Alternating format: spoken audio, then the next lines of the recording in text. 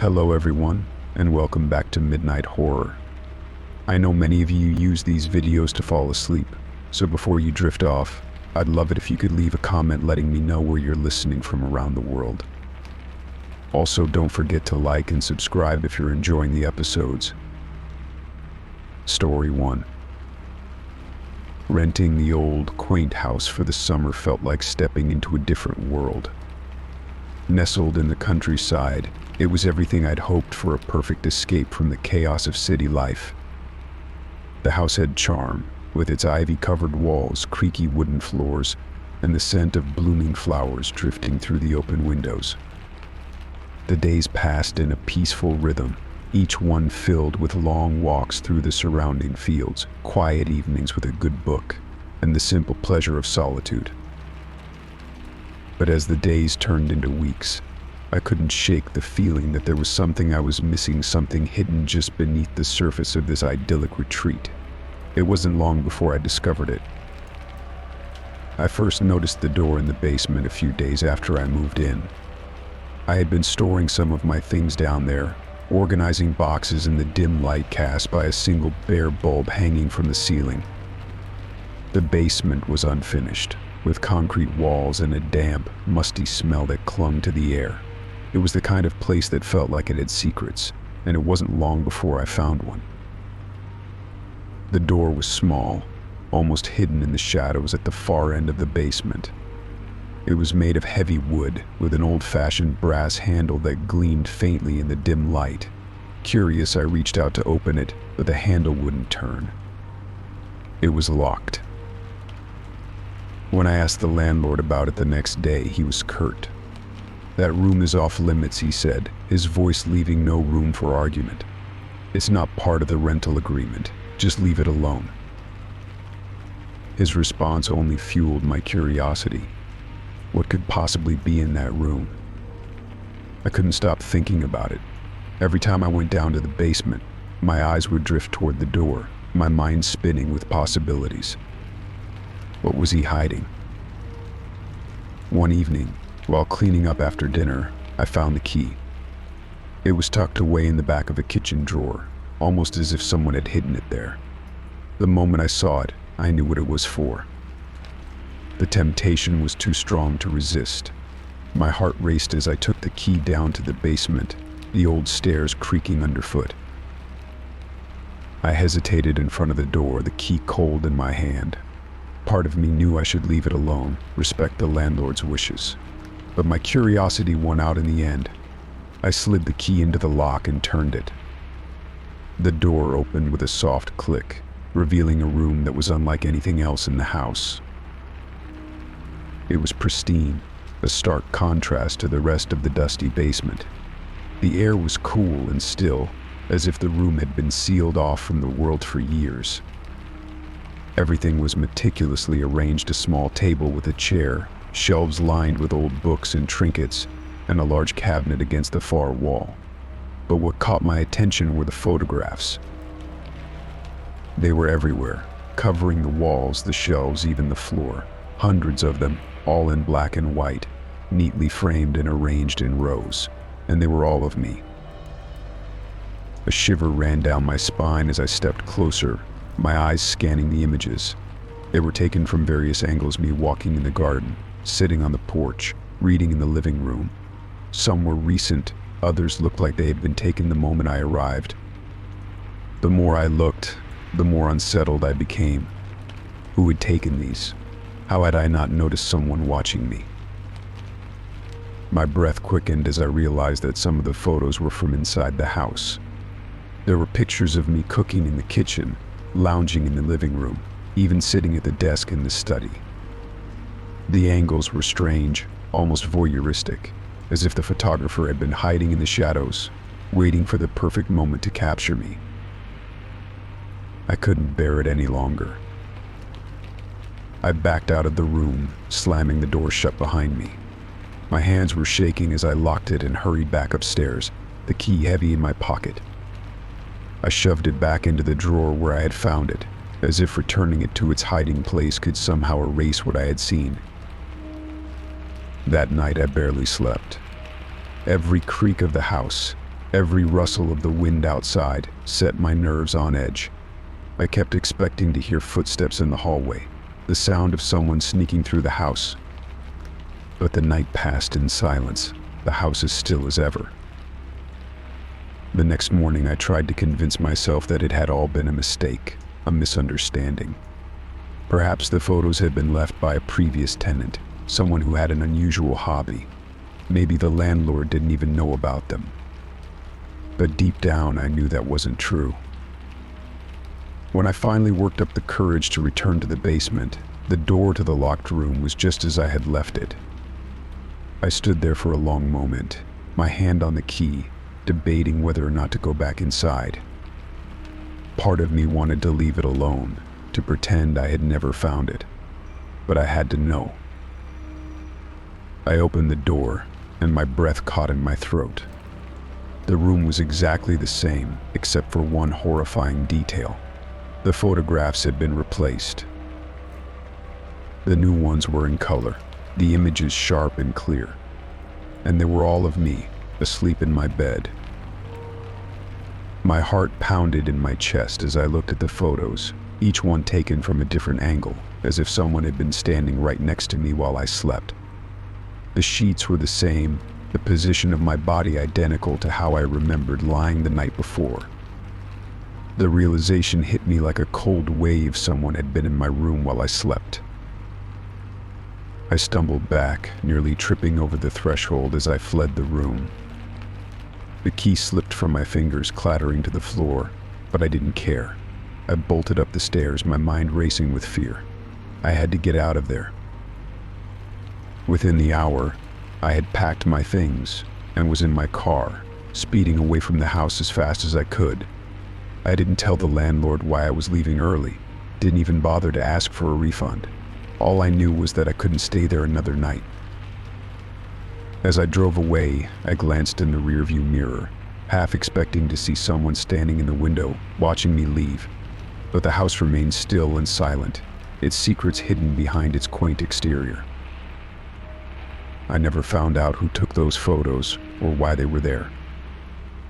But the memory of that room and the feeling of being watched stayed with me long after I left. I learned a valuable lesson that summersome doors are better left locked. Story 2. At work, everything was routine. I'd been with the company for a few years, settling into the predictable rhythm of my daily tasks. My desk, nestled in a quiet corner of the office, had become a second home, with photos of family and a few plants to liven up the space. I'd never had any reason to feel uneasy there until the notes started appearing. It was a Monday morning when I found the first one. I arrived at my desk, set my coffee down, and opened my drawer to grab a pen. Inside was a small folded piece of paper. My name was scrawled on the front in neat handwriting. At first, I thought it was a harmless joke, maybe a leftover from a team-building exercise I'd forgotten about. But as I unfolded the note, a chill ran down my spine. The message inside was brief but unsettling. "I know what you did last summer." My mind raced. What could this mean? I hadn't done anything out of the ordinary the previous summer, no secrets, no scandals. Just a normal vacation with friends. I laughed it off, chalking it up to a prank by a coworker with a strange sense of humor. I crumpled up the note and tossed it in the trash, determined to forget about it. But the notes kept coming. Every few days I'd find a new one waiting for me. They appeared in my desk drawer, slipped between papers, or even tucked under my keyboard. Each note was more personal, containing details that no one else should know. My childhood fears, my anxieties, even things I had never spoken aloud to anyone. The handwriting was always the same, perfectly neat, with a slight slant that was unfamiliar to me. The messages, however, were anything but neat. They hinted at my insecurities, my deepest fears, and always ended with a vague but unsettling statement, like "I'm closer than you think" or "you can't hide from me." By the third note, I started to grow paranoid. I began looking around the office, trying to catch a glimpse of someone watching me or sneaking away from my desk. but nothing seemed out of the ordinary. Everyone went about their business as usual, oblivious to the turmoil churning inside me. I confided in a close friend at work, Sarah, hoping she might have some insight. She listened intently, her brow furrowed in concern. "Are you sure it's not just someone playing a prank on you?" she asked, trying to reassure me. But the look in her eyes told me she was just as unnerved as I was. "Maybe you should talk to HR," she suggested. So I did. I went to HR feeling a bit foolish but needing to do something to regain control over the situation. The HR manager, a stern woman named Mrs. Dempsey, listened to my concerns with a stony expression. She assured me that they would look into it and asked if I had any idea who might be responsible. But I didn't. I had no enemies at work, no one who would go to such lengths to unnerve me. Days passed after my meeting with HR, and I heard nothing. No updates, no explanations. I began to feel like I was losing my grip on reality. Every time I opened my desk drawer, my heart would race, expecting another note. But for a while, there were none. Just as I started to convince myself that it was over, that maybe HR had quietly dealt with the issue, the notes returned. This time they were worse.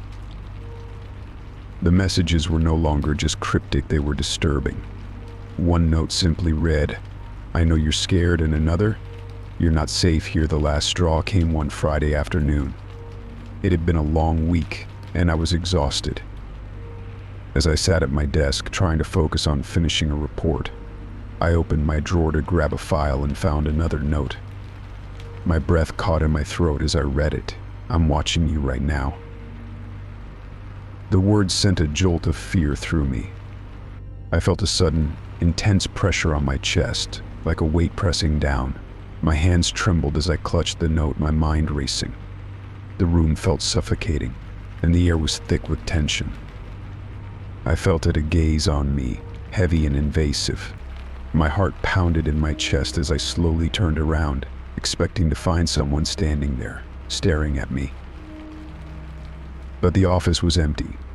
The cubicles were deserted, the usual hum of conversations and ringing phones replaced by an eerie silence. It was late in the afternoon, and most of my colleagues had already left for the weekend. The lights overhead flickered slightly, casting long shadows across the room. I stood up, my legs shaky, and walked around my desk, scanning every corner of the office. I checked behind partitions, peered into empty conference rooms, even looked out the windows, but there was no one. The feeling of being watched lingered, gnawing at me, but I couldn't find a single soul. My rational mind told me it was just my imagination, fueled by the paranoia the notes had stirred up. But a deeper, more primal part of me knew better. Unable to shake the fear, I gathered my things and left the office in a hurry.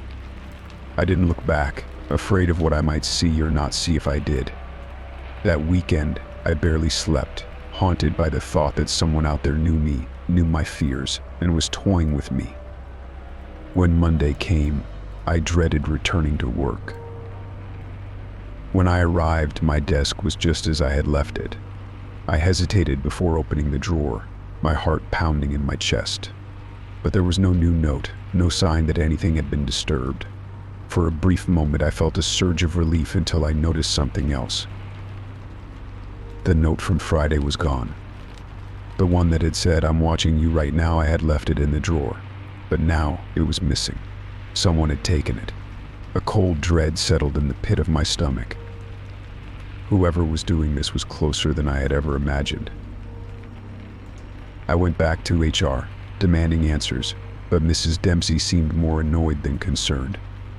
"We've checked the security footage," she said curtly. "No one has been tampering with your desk. Are you sure you didn't misplace the notes yourself?" Her words stung, and I left the office feeling more alone than ever. The notes had stopped, but the fear remained. I could no longer concentrate at work, always feeling on edge, always looking over my shoulder. I never found out who was behind the notes or how they knew such intimate details about my life, but the experience left a scar, a lingering sense of unease that I could never quite shake. Even now, I sometimes catch myself glancing over my shoulder, half expecting to see someone standing there, watching me from the shadows. Story 3. The first time the house alarm went off in the middle of the night, I dismissed it as a glitch. I had just moved into the old house a few weeks ago, and though the previous owner assured me that everything was in working order, I figured the alarm system was just showing its age. Groggy and half asleep, I shuffled downstairs to disarm the alarm, my heart pounding in my chest from the sudden jolt. I checked every window and door, making sure they were all locked and secure. Everything seemed fine, so I chalked it up to a technical error and went back to bed. But it didn't stop there. The alarm continued to go off night after night, always at the same time, 2:47 a.m. Every time it happened, I would get up, go through the house, and find nothing out of place. I even called the alarm company, and they sent a technician to inspect the system. He found no issues, no signs of tampering or malfunction. Yet the alarm persisted, as if it had a mind of its own.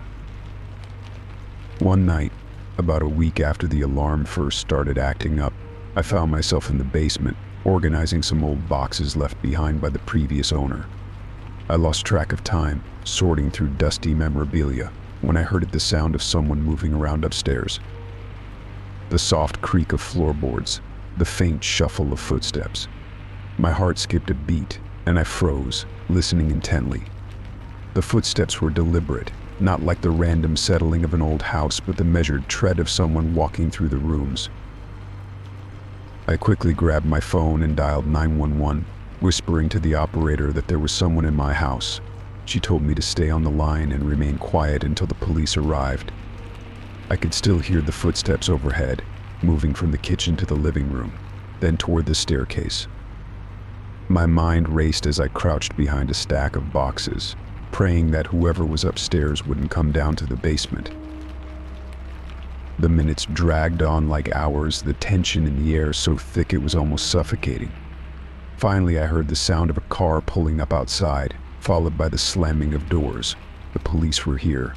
Relief washed over me, but the footsteps continued, undisturbed by the arrival of the authorities. I stayed hidden until I heard the officers calling out, announcing their presence. Only then did I emerge from the basement, my hands trembling as I climbed the stairs to meet them. The officers searched the entire house, room by room, but they found nothing. No signs of forced entry, no evidence that anyone had been inside. They checked the windows and doors just as I had, and everything was secure. They even reviewed the security footage from the cameras I had installed around the house. But the footage showed nothing, no one entering or leaving, no shadowy figures creeping through the halls. It was as if the sounds I had heard were all in my head. But I knew they weren't. I had heard those footsteps, felt the presence of someone or something moving through my home. The officers tried to reassure me, suggesting that perhaps it was just the house settling, or maybe an animal outside that I had mistaken for an intruder. But I could see the doubt in their eyes. They thought I was overreacting, that maybe I was just spooked from living alone in an unfamiliar place. After the police left, I tried to shake off the unease, telling myself that maybe they were right. Maybe I was just hearing things. But deep down, I knew better. There was something wrong with the house, something I couldn't explain. The alarm kept going off, always at 2:47 a.m., and every time it did, I felt that same cold dread wash over me. A few nights later, I decided to stay up and watch the security footage in real time, determined to catch whatever was triggering the alarm. I sat in front of the monitor, the house dark and silent around me, the only light coming from the screen. 2:47 a.m. came and went, and for a moment I thought maybe the disturbances had stopped. But then, the alarm blared, shattering the silence. I quickly rewound the footage, my eyes scanning the screen for any sign of movement. There was nothing, no intruder, no animal, nothing that could have set off the alarm. But as I listened closely, I heard something that sent a chill down my spine. Faint, almost imperceptible, there were footsteps, muffled, distant, but unmistakably human. They were there, on the recording, Yet when I played it back for anyone else, they heard nothing. It was as if the sounds were meant for me alone. The days that followed were a blur of anxiety and sleepless nights. I became obsessed with the alarm and the footsteps, spending hours watching the footage, trying to catch even the smallest anomaly. But no matter how many times I watched, the result was always the same: nothing visible. Only those faint, ghostly footsteps echoing through the house.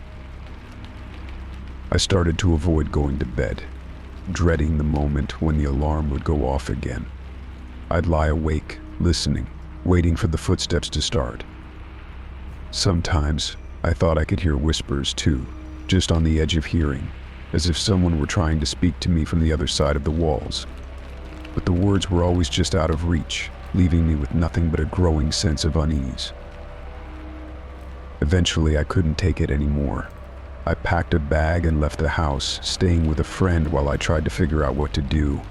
I couldn't live like that, constantly on edge, feeling like I was being watched, haunted by something I couldn't see. I called in another technician, another round of police, but nothing helped. The alarm continued to malfunction, the footsteps continued to echo in the recordings, and I knew that whatever was in the house, it wasn't going to leave me alone. The final night I spent in that house, the alarm went off at 2:47 a.m. As usual, but this time, when I listened to the recording, the footsteps were louder, clearer, as if they were right beside me. And this time I heard something else, too, a low, guttural whisper, just one word, but it was enough to send me fleeing into the night. Leave. Story 4. It had been an ordinary night out with friends, dinner at our favorite restaurant followed by drinks at a local bar. The laughter, the stories, the easy camaraderie, all of it had made the evening one of those perfect nights that left you smiling long after it was over. But that happiness shattered the moment I reached for my wallet the next morning and found it missing. At first, I thought I had simply misplaced it. I retraced my steps, searching through my apartment, checking every pocket, every corner, every possible place it could have fallen. I even called the restaurant and the bar, hoping that someone had found it and turned it in. But it was nowhere to be found. As the day wore on, the sinking realization that my wallet was gone for good settled in. I had no choice but to report it stolen. I canceled my credit cards, filed a police report, and began the tedious process of replacing my ID and other important documents. The inconvenience was bad enough, but what truly bothered me was the thought of someone out there having access to my personal information, someone who could be using it for who knows what purpose. A few days later, as I was heading out for work, I noticed an envelope slipped under my front door. It was unmarked, no return address, just a plain white envelope with my name scrawled across the front in messy handwriting. Puzzled, I picked it up and opened it. Inside was my wallet.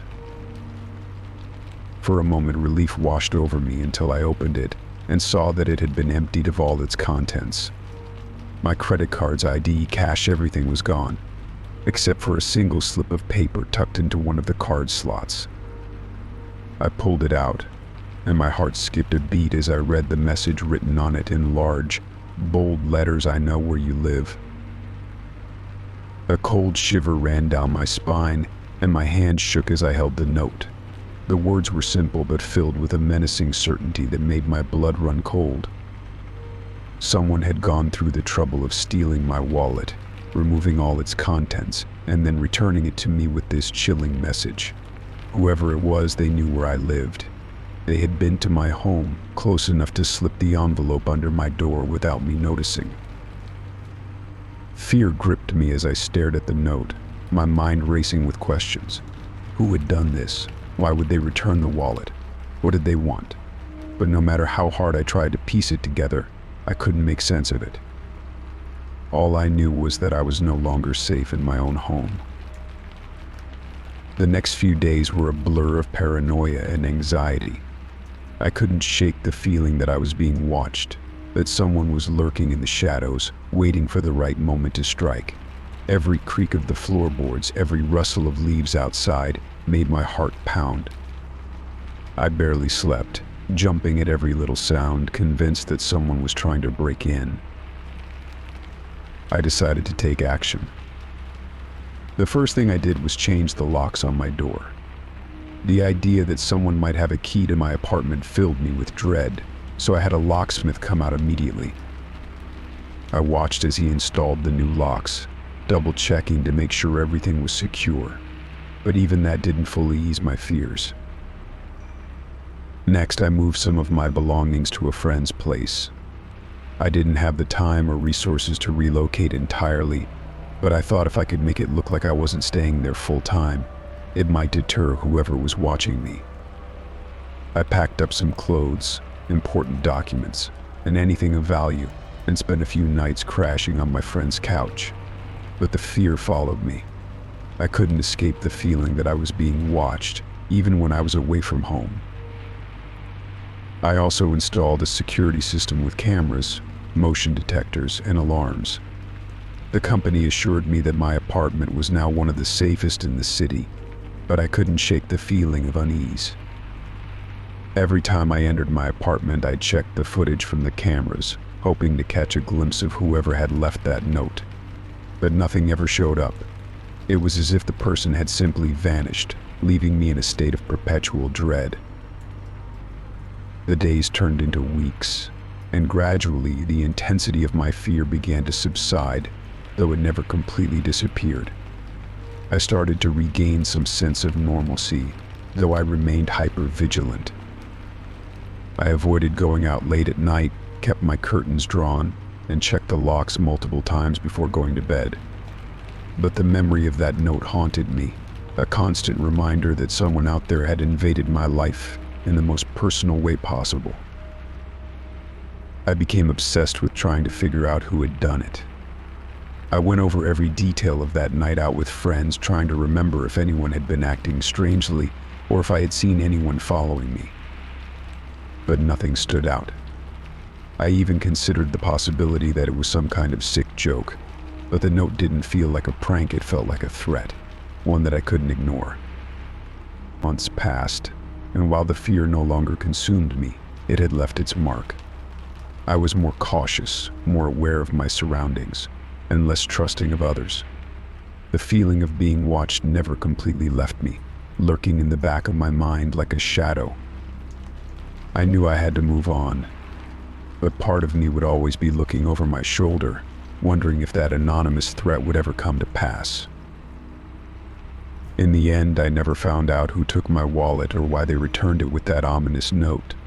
The mystery remained unsolved, a lingering question with no answer. But the experience changed me. It made me realize how vulnerable we can be, how easily our sense of security can be shattered by a single, anonymous act.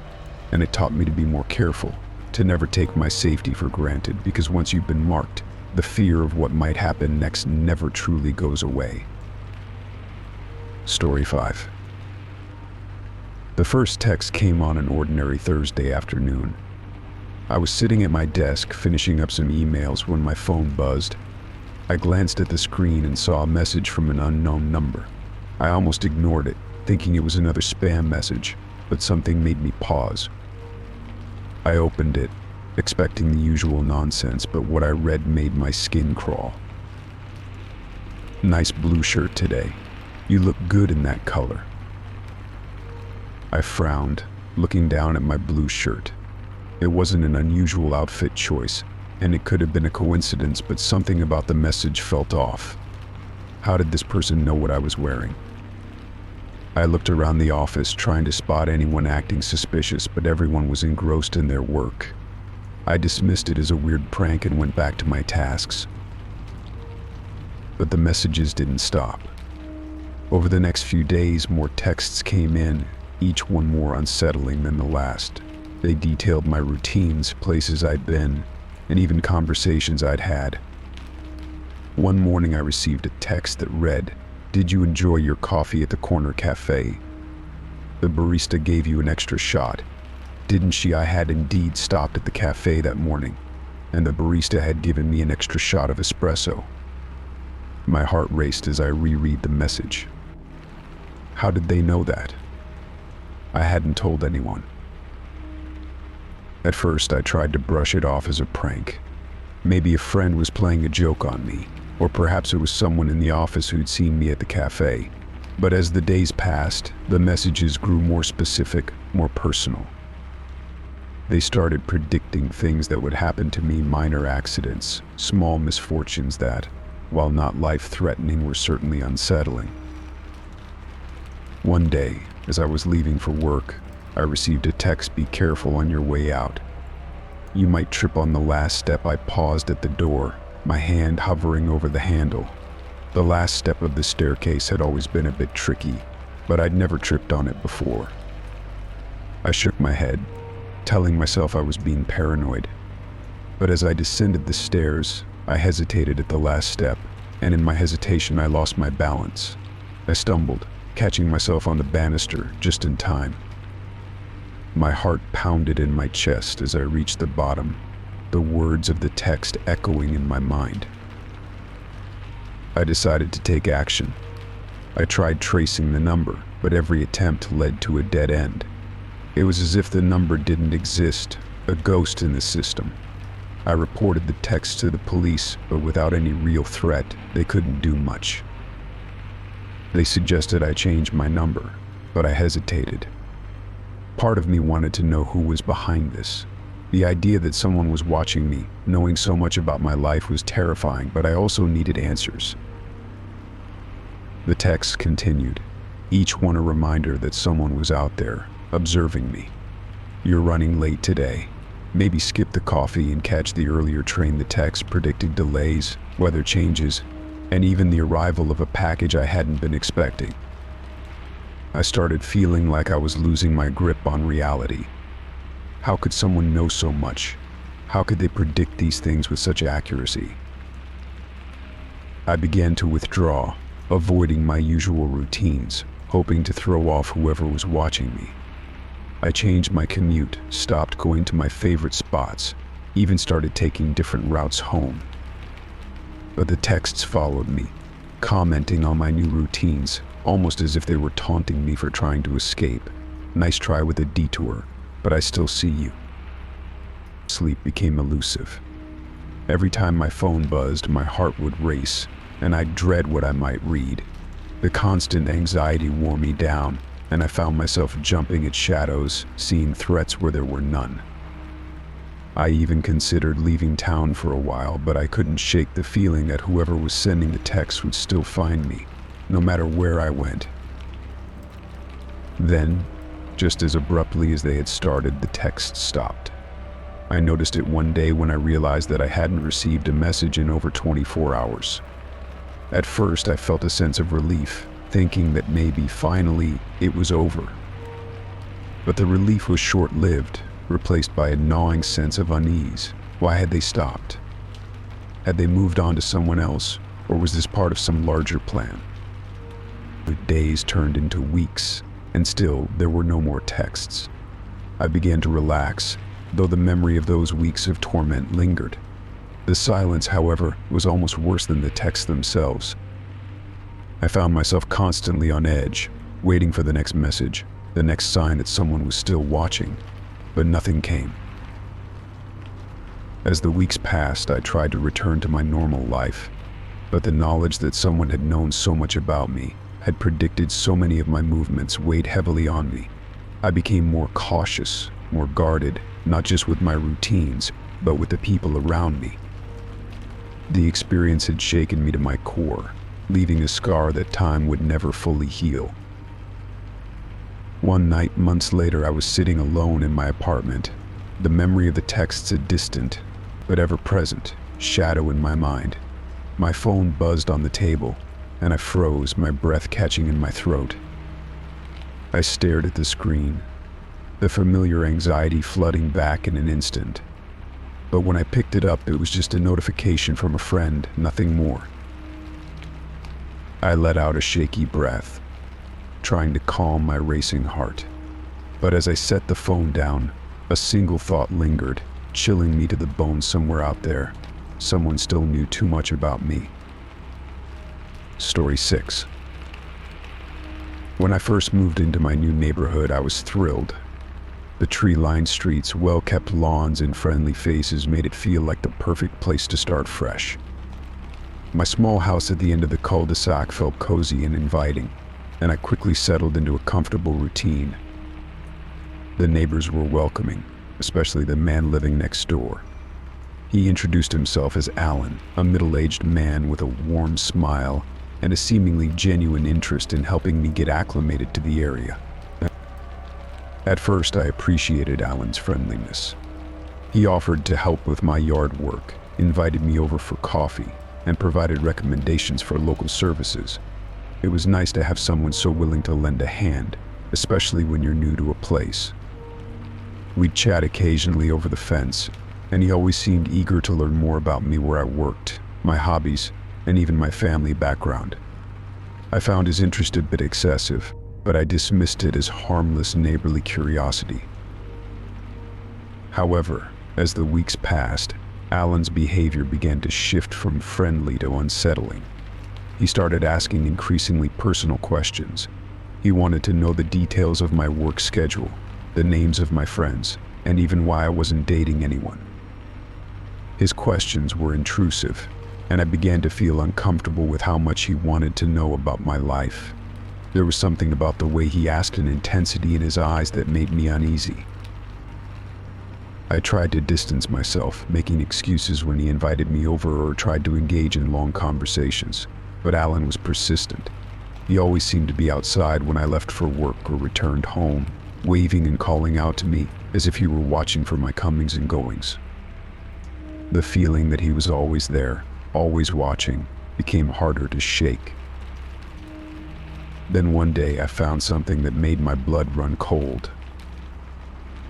It was a Sunday morning, and I was tidying up my front porch, arranging the flower pots that lined the steps. As I bent down to move one of the pots, something metallic caught my eye. Hidden behind the leaves was a small black object. I picked it up, and my heart skipped a beat when I realized what it was: a camera. A tiny, discreet camera, positioned perfectly to capture everything happening at my front door. My hands trembled as I held the camera, a sickening feeling of violation washing over me. Someone had been watching me, recording my every move as I entered and left my home. The sense of safety I had once felt in my own space was shattered in an instant. I didn't want to believe it, but the more I thought about it, the more it made sense. Alan's odd behavior, his obsession with my routine, it all pointed to him. But why?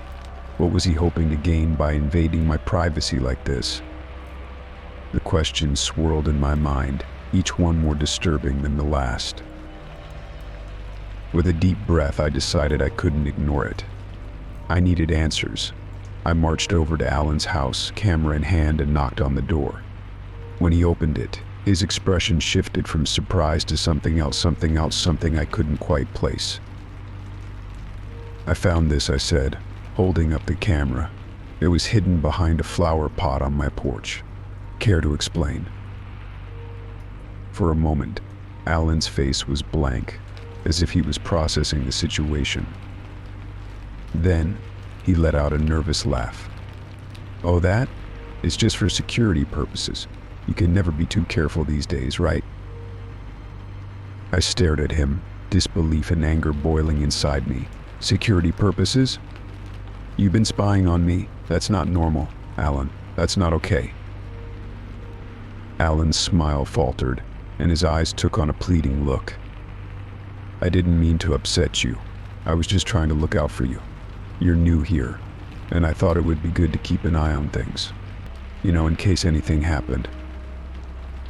His words did little to ease my anger. If anything, they only made me feel more uneasy. This wasn't about security, this was about control. He wanted to know everything about me, to monitor my every move, and that was something I couldn't tolerate. "I'm not comfortable with this," I said firmly. "You had no right to put a camera on my property without my consent." I want you to remove any other cameras you might have placed and leave me alone. Do you understand?" Alan's face darkened, and for a split second, I saw a flicker of something cold in his eyes. But then he nodded, his expression softening back into that friendly, almost apologetic demeanor. "Of course I'm sorry. I'll remove the camera. It won't happen again." I didn't trust him. There was something about his quick change in demeanor that felt disingenuous, like he was just telling me what I wanted to hear. But I had made my point, and I hoped that would be the end of it. Over the next few days, I kept a close eye on my surroundings, wary of any further invasions of my privacy. Alan stayed out of sight, and I didn't see him lurking around as he used to. But the sense of unease didn't fade. I couldn't shake the feeling that I was being watched, even when there was no one around. That's when I decided it was time to move. The thought of staying in a place where someone had violated my privacy so blatantly was too much to bear. I found a new apartment across town and packed my things as quickly as I could. As I drove away from that house for the last time, I felt a mixture of relief and lingering fear. Moving was the right choice, but the experience had left a lasting mark. The idea that someone had been watching me so closely, so obsessively, was haunting. Even in my new home, far from Alan's prying eyes, I found myself constantly checking the windows, scanning for hidden cameras, and feeling a chill whenever I thought I saw a shadow move outside. Alan was just a neighbor, a man who had seemed friendly and harmless at first. But beneath that facade was something darker, something that made me question everyone around me, wondering what secrets they might be hiding behind their smiles. Story 7. It started innocently enough, just a small annoyance that I shrugged off without much thought. My phone would ring late at night, always from an unknown number. At first I assumed it was some telemarketer who had managed to slip through my call filters, or perhaps someone dialing the wrong number. When I answered, there was nothing but silence on the other end. I would wait a few seconds, say hello a couple of times, and then hang up when no one responded. It was strange, but I didn't think much of it. The calls persisted, always at odd hours. They came just as I was settling into bed, my eyes heavy with sleep. It wasn't every night, but often enough that I began to dread the sound of my phone ringing. Each time, the same routine played out. My phone would light up, I would answer, and there would be nothing but silence on the other end. After a week of this, I decided to trace the number. I figured it couldn't hurt to know who or what was behind these calls. I used one of those online services that claimed to trace unknown numbers, but when the results came back, they showed nothing. No name, no address, not even a location. It was as if the number didn't exist. That should have been my first clue that something was wrong, but I dismissed it as just another glitch in the system. The next night, the calls continued, but something had changed. Instead of the usual silence, I started hearing strange noises like breathing or faint whispers just before the line went dead. The first time it happened, I felt a chill run down my spine. The breathing was slow, deliberate, like someone was listening closely, waiting for something. I pulled the phone away from my ear, staring at the screen as if it would somehow reveal the identity of the caller. But it was just the same unknown number. I couldn't shake the feeling that someone was watching me, even though I was alone in my apartment. I began to check the locks on my doors and windows every night, making sure they were secure. I even started keeping a small lamp on beside my bed, the soft glow comforting me in the darkness. But the calls continued, relentless and unsettling. A few days later, I told my friend Kate about what was happening. We were sitting in a coffee shop, the bustle of the city around us providing a stark contrast to the eerie silence of those late-night calls. "That's creepy," she said, her eyes wide. "Have you thought about changing your number?" "I have, but something's stopping me," I admitted. stirring my coffee absent-mindedly. It's like, I need to know who's behind these calls. It's getting under my skin. Kate gave me a concerned look. You should be careful. It might be some kind of prank, but it could also be something more serious. I nodded, but I wasn't sure what to do. I couldn't just ignore the calls, not when they were beginning to feel so personal. There was a growing unease in the pit of my stomach, a sense that something was very wrong. That night, I sat on the edge of my bed, my phone in hand, waiting. The clock ticked past midnight, and just as I was about to give up and go to sleep, it rang. My heart jumped in my chest as I saw the familiar unknown number flash on the screen. I hesitated for a moment before answering. "Hello," I said, my voice trembling slightly. For a few seconds, there was nothing, just the familiar silence. Then I heard it. The breathing. Slow, steady, and unnervingly close. It sent shivers down my spine, my body tensing as I strained to hear anything else. "Who is this?" I demanded, trying to keep my voice steady. "Why are you calling me?" The breathing continued, unchanging, as if my questions had no effect. I was about to hang up when I heard something else, a faint whisper, too quiet to make out. I pressed the phone closer to my ear, my heart pounding. "What did you say?" I whispered, fear and frustration mixing in my voice. There was a pause, and then the whisper came again, louder this time, clear enough for me to understand. It was my name. Mika. The voice was low, almost a hiss, and it sounded so familiar, but I couldn't place it. My blood ran cold, and I dropped the phone as if it had burned me. The call ended abruptly, the screen going dark as the phone landed on the bed. I sat there, frozen in place, trying to process what had just happened. How did they know my name? I felt exposed, vulnerable, like someone had reached into my life and pulled out something deeply personal. I didn't sleep that night. Every creak of the floorboards, every rustle of the wind outside set my nerves on edge. I kept the lamp on, the light doing little to chase away the fear that had taken root in my mind. I tried to tell myself it was just a cruel prank, that someone was messing with me. But deep down, I knew there was more to it than that. The next day, I went to the police. I told them about the calls, the strange noises, and the voice that whispered my name. The officer I spoke to was polite but dismissive. He suggested that it was probably a prank or a glitch, and that I should block the number and change my phone number if it continued. But I couldn't shake the feeling that this was something more than a simple prank. I'd blocked the number as the officer suggested, but a part of me dreaded the silence that might follow. As unsettling as the calls were, the idea of not knowing who was behind them or why they were calling was somehow worse. That night, my phone didn't ring.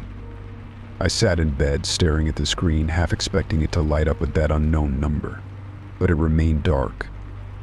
I should have felt relieved, but instead I was on edge, as if waiting for something to happen. Just as I was starting to drift off to sleep, my phone buzzed with a text message. My heart skipped a beat as I reached for it, my fingers trembling. The message was from an unknown number, but this time, it wasn't the same one as before. The message was short, just 2 words: "Miss me." My breath caught in my throat as I stared at the screen. The message felt like a taunt, a reminder that whoever was behind the calls wasn't finished with me yet. I quickly blocked the number, but it did little to ease my fear. I spent the next few nights on high alert, jumping at every little sound, unable to relax. The calls had stopped, but the unease lingered, a constant presence in the back of my mind. I began to wonder if I would ever feel safe again. A week passed with no further contact. I started to think that maybe it was over, that whoever had been tormenting me had moved on, but the sense of dread never fully left. I kept my phone close, waiting for the next call or message, knowing that it could come at any time. And then, just as I was beginning to let my guard down, my phone rang again. I looked at the screen, my stomach twisting in knots. The number was unknown, but different from the previous ones. With a deep breath, I answered the call. There was silence on the other end, and for a moment I thought it was just another dead line. But then, I heard my name, whispered in that same familiar voice. Mika. I hung up immediately, my heart racing. Whoever it was, they weren't done with me yet. I knew then that this wasn't just a random prank. Someone was watching me, someone who knew my name, my habits, my life. And they weren't going to stop. The calls continued, each one more terrifying than the last. I stopped answering, but they kept coming, relentless and unnerving. The whispers became more frequent, the breathing more labored, as if whoever was on the other end was getting closer and closer. I changed my number, but it didn't help. The calls still found me, no matter what I did. I couldn't escape the feeling that I was being hunted, that someone was out there, watching and waiting. I don't know who they are or what they want, but I know one thing for sure: they're not going to stop. Not until they get what they're after. And that's the most terrifying part of all. Story 8. It started on a rainy Tuesday afternoon. I had just gotten home from work, soaked from the downpour, when I noticed a package sitting on my doorstep. There was no return address, no tracking information, just my name scrawled in a hurried, almost illegible script. Puzzled, I brought it inside and placed it on the kitchen table. The cardboard was damp from the rain, and I hesitated for a moment before deciding to open it. Inside, nestled among crumpled newspaper, was a doll. It was unlike any doll I had seen before. Its eyes were wide and unblinking, with a fixed, eerie smile that sent a shiver down my spine. The clothes it wore were old-fashioned, a frilly dress that seemed out of place in time. The entire thing gave off an unsettling vibe, but what caught my attention most was the note that accompanied it. "I've been waiting for you." Those 5 words, written in the same hurried script as my name on the box, made my stomach churn. The message was simple but deeply unnerving. I hadn't ordered any doll, and I had no idea who would send such a thing to me, let alone with such a cryptic note. The whole situation felt wrong. I tried to shake off the unease and convince myself it was some kind of prank, but the doll's glassy eyes seemed to follow me as I moved around the apartment. Unable to bear its presence any longer, I decided to throw it away. I wrapped it in the box it came in and walked it down to the dumpster behind my building. The rain had stopped, but the clouds still hung low, making the alley feel dark and foreboding. I returned to my apartment, relieved to be rid of the doll. But that night, as I was getting ready for bed, I noticed something out of place. There, sitting on my dresser, was the doll. My heart skipped a beat. I was certain I had thrown it away. Panic gripped me as I approached it cautiously, as if it might suddenly move. The doll's expression hadn't changed, but it felt different now, more menacing, almost alive. I grabbed it, this time driving it to a dumpster several blocks away. I needed to make sure it was gone for good. The next day, I felt a little more at ease, convincing myself that it was just a weird coincidence. But when I returned home from work, my blood ran cold. The doll was back, sitting in the middle of my living room. I couldn't understand how it kept returning. I lived alone, and no one else had a key to my apartment. Was someone breaking in, playing a sick joke on me? My thoughts spiraled as fear and paranoia took hold. That night I couldn't sleep. Every creak, every shadow seemed like a threat. The doll sat in the corner of the room, its unblinking eyes fixed on me. The following morning I received an email from an address I didn't recognize. The subject line read, "Keep the doll or face the consequences." My hands trembled as I opened it, and the message inside was no less unsettling. You've been chosen. Keep the doll, and you'll be safe. Get rid of it again, and you'll regret it. The email was untraceable, no sender information, no IP address, nothing. I felt trapped. Whoever was behind this knew where I lived, how to contact me, and possibly even my daily routine. The thought of someone watching me, knowing every move I made, sent me into a full-blown panic. I tried to ignore the email, but the warning lingered in the back of my mind, making it impossible to think clearly. Over the next few days, more emails followed, each one more threatening than the last. You can't escape one read. Another said, the doll belongs to you now. Don't defy its will. The messages were relentless, eroding my sense of safety and sanity. I tried blocking the address, but the emails kept coming, always from a different untraceable source. Desperate, I contacted the authorities. I showed them the doll, the emails, and explained everything that had been happening. The officers listened, but I could see the skepticism in their eyes. They filed a report, but without any concrete evidence or a suspect, there was little they could do. They assured me they would patrol the area more frequently, but it did little to ease my growing paranoia. The feeling of being stalked, of someone or something watching me, became overwhelming. I started noticing odd things around my apartment, objects slightly out of place, doors that I swore I had locked left ajar, and the doll, always the doll, never where I had last left it. It seemed to appear in different rooms as if it moved on its own. Sleep became a distant memory. I was constantly on edge, jumping at every sound, every unexpected movement. The doll's presence was oppressive, its eyes following me no matter where I went. The emails had stopped, but their message was clear: the doll was mine, and there was nothing I could do about it. One night, after another fruitless attempt to sleep, I awoke to the sound of soft whispering. The room was dark, but the whispers were unmistakable, growing louder and more insistent. I sat up in bed, heart pounding, and there it was, the doll, sitting on my bedside table, closer than it had ever been before. The whispers stopped the moment I looked at it. In the silence that followed, I realized that I couldn't live like this anymore. Whether it was a curse, a prank, or my own mind playing tricks on me, I had to get rid of the doll for good. I couldn't let it control my life any longer.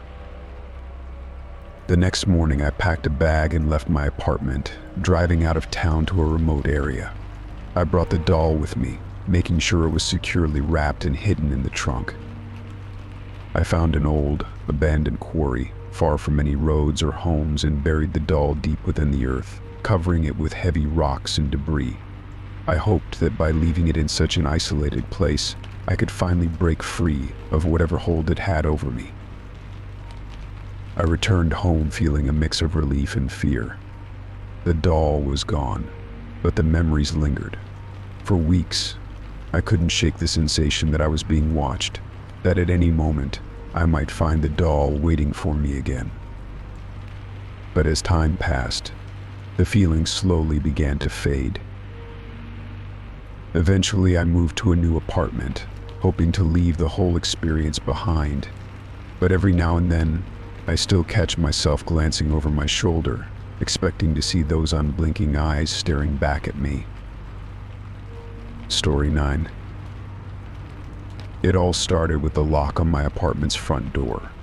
For months it had been working fine, a simple twist of the key securing my home. But then, almost imperceptibly at first, it began to malfunction. I'd come home to find the door ajar, despite my clear memory of locking it before I left. At first I thought it might just be a fluke, perhaps a misalignment or a minor glitch. However, as days passed, the problem became more pronounced. The door would randomly unlock itself, leaving me with an unsettling feeling each time I walked into my apartment. Determined to solve the issue, I decided to replace the lock. I purchased a new, high-quality deadbolt from a reputable store, convinced that this would put an end to my troubles. Installing the new lock was straightforward, and I felt a sense of accomplishment once it was in place. The lock clicked smoothly and securely, and I was confident that my apartment was once again safe. But as the days went by, the problem persisted. The new lock seemed to work fine at first, but soon enough, I began noticing the same issue. The door would be open when I returned home, despite my best efforts to ensure it was properly secured. I tried to reassure myself that it was just a coincidence or perhaps my own paranoia, but the nagging feeling that something was wrong grew stronger. One night, as I slept soundly, I was jolted awake by a strange noise. My mind raced, trying to place the sound that had disturbed my sleep. It was a low, repetitive creaking like a door moving on its hinges. My heart began to pound as I sat up in bed, listening intently. The sound was faint but unmistakable. I got up cautiously and walked toward the living room. When I reached the hallway, my breath caught in my throat. The front door was wide open, the darkness of the corridor outside starkly contrasting with the dim light of my apartment. I could hardly believe what I was seeing. I rushed over to close the door, my hands shaking as I locked it securely. Panic surged through me as I took in the scene before me. The living room was a mess. Cushions were thrown off the couch, books were scattered across the floor, and drawers had been pulled open, their contents strewn about. It was as if someone had been rifling through my belongings, searching for something. My pulse raced as I scanned the apartment for any sign of an intruder. Everything else seemed to be in place, but the disarray was unsettling. I spent the rest of the night on edge, jumping at every creak and groan of the building. In the morning, I decided to talk to my neighbors, hoping someone might have seen something unusual. I went door to door, describing the situation and asking if they had noticed anything out of the ordinary. Most of them looked at me with concern but shook their heads, indicating that they hadn't seen or heard anything unusual. One neighbor, an elderly woman who lived 2 floors above me, mentioned hearing strange noises during the night but had thought nothing of it, assuming it was just the building settling. With no answers from my neighbors, I was left with a growing sense of unease. The problem with the door continued. Despite my best efforts to secure it, it would still unlock itself. I began to question my own sanity. Was I missing something? Had I overlooked a detail? I scrutinized the lock mechanism, checked the door frame, and even called a locksmith to ensure everything was functioning correctly. Each time they assured me that everything was in order, but the issue persisted.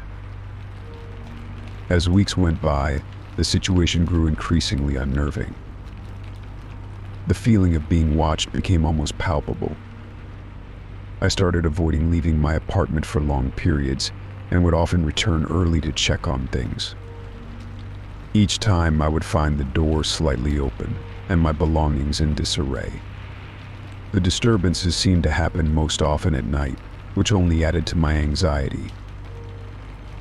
One particularly unsettling night, I awoke to the sound of someone moving around in my apartment. I could hear footsteps, muffled and hesitant, echoing through the living room. My heart raced as I lay frozen in bed, listening to the noises. I mustered the courage to get up and check, but when I emerged, the apartment was eerily quiet.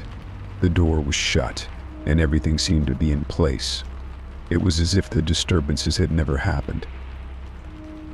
I began to feel a growing sense of paranoia.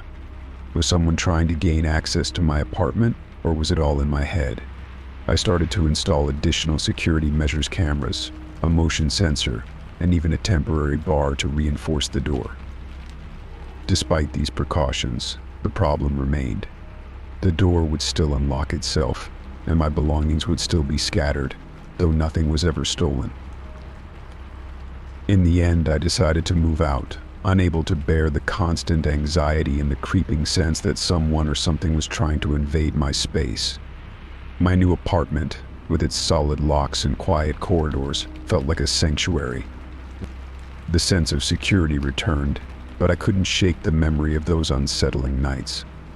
The door, which had once been a simple barrier, had become a symbol of something far more sinister. And though I tried to put it behind me, the echoes of those disturbed nights lingered in the back of my mind, a haunting reminder of the fear that had taken root in my old apartment. Story 10. It started with the little things. I didn't think much of it at first. Who does? It's easy to misplace a set of keys or the remote control.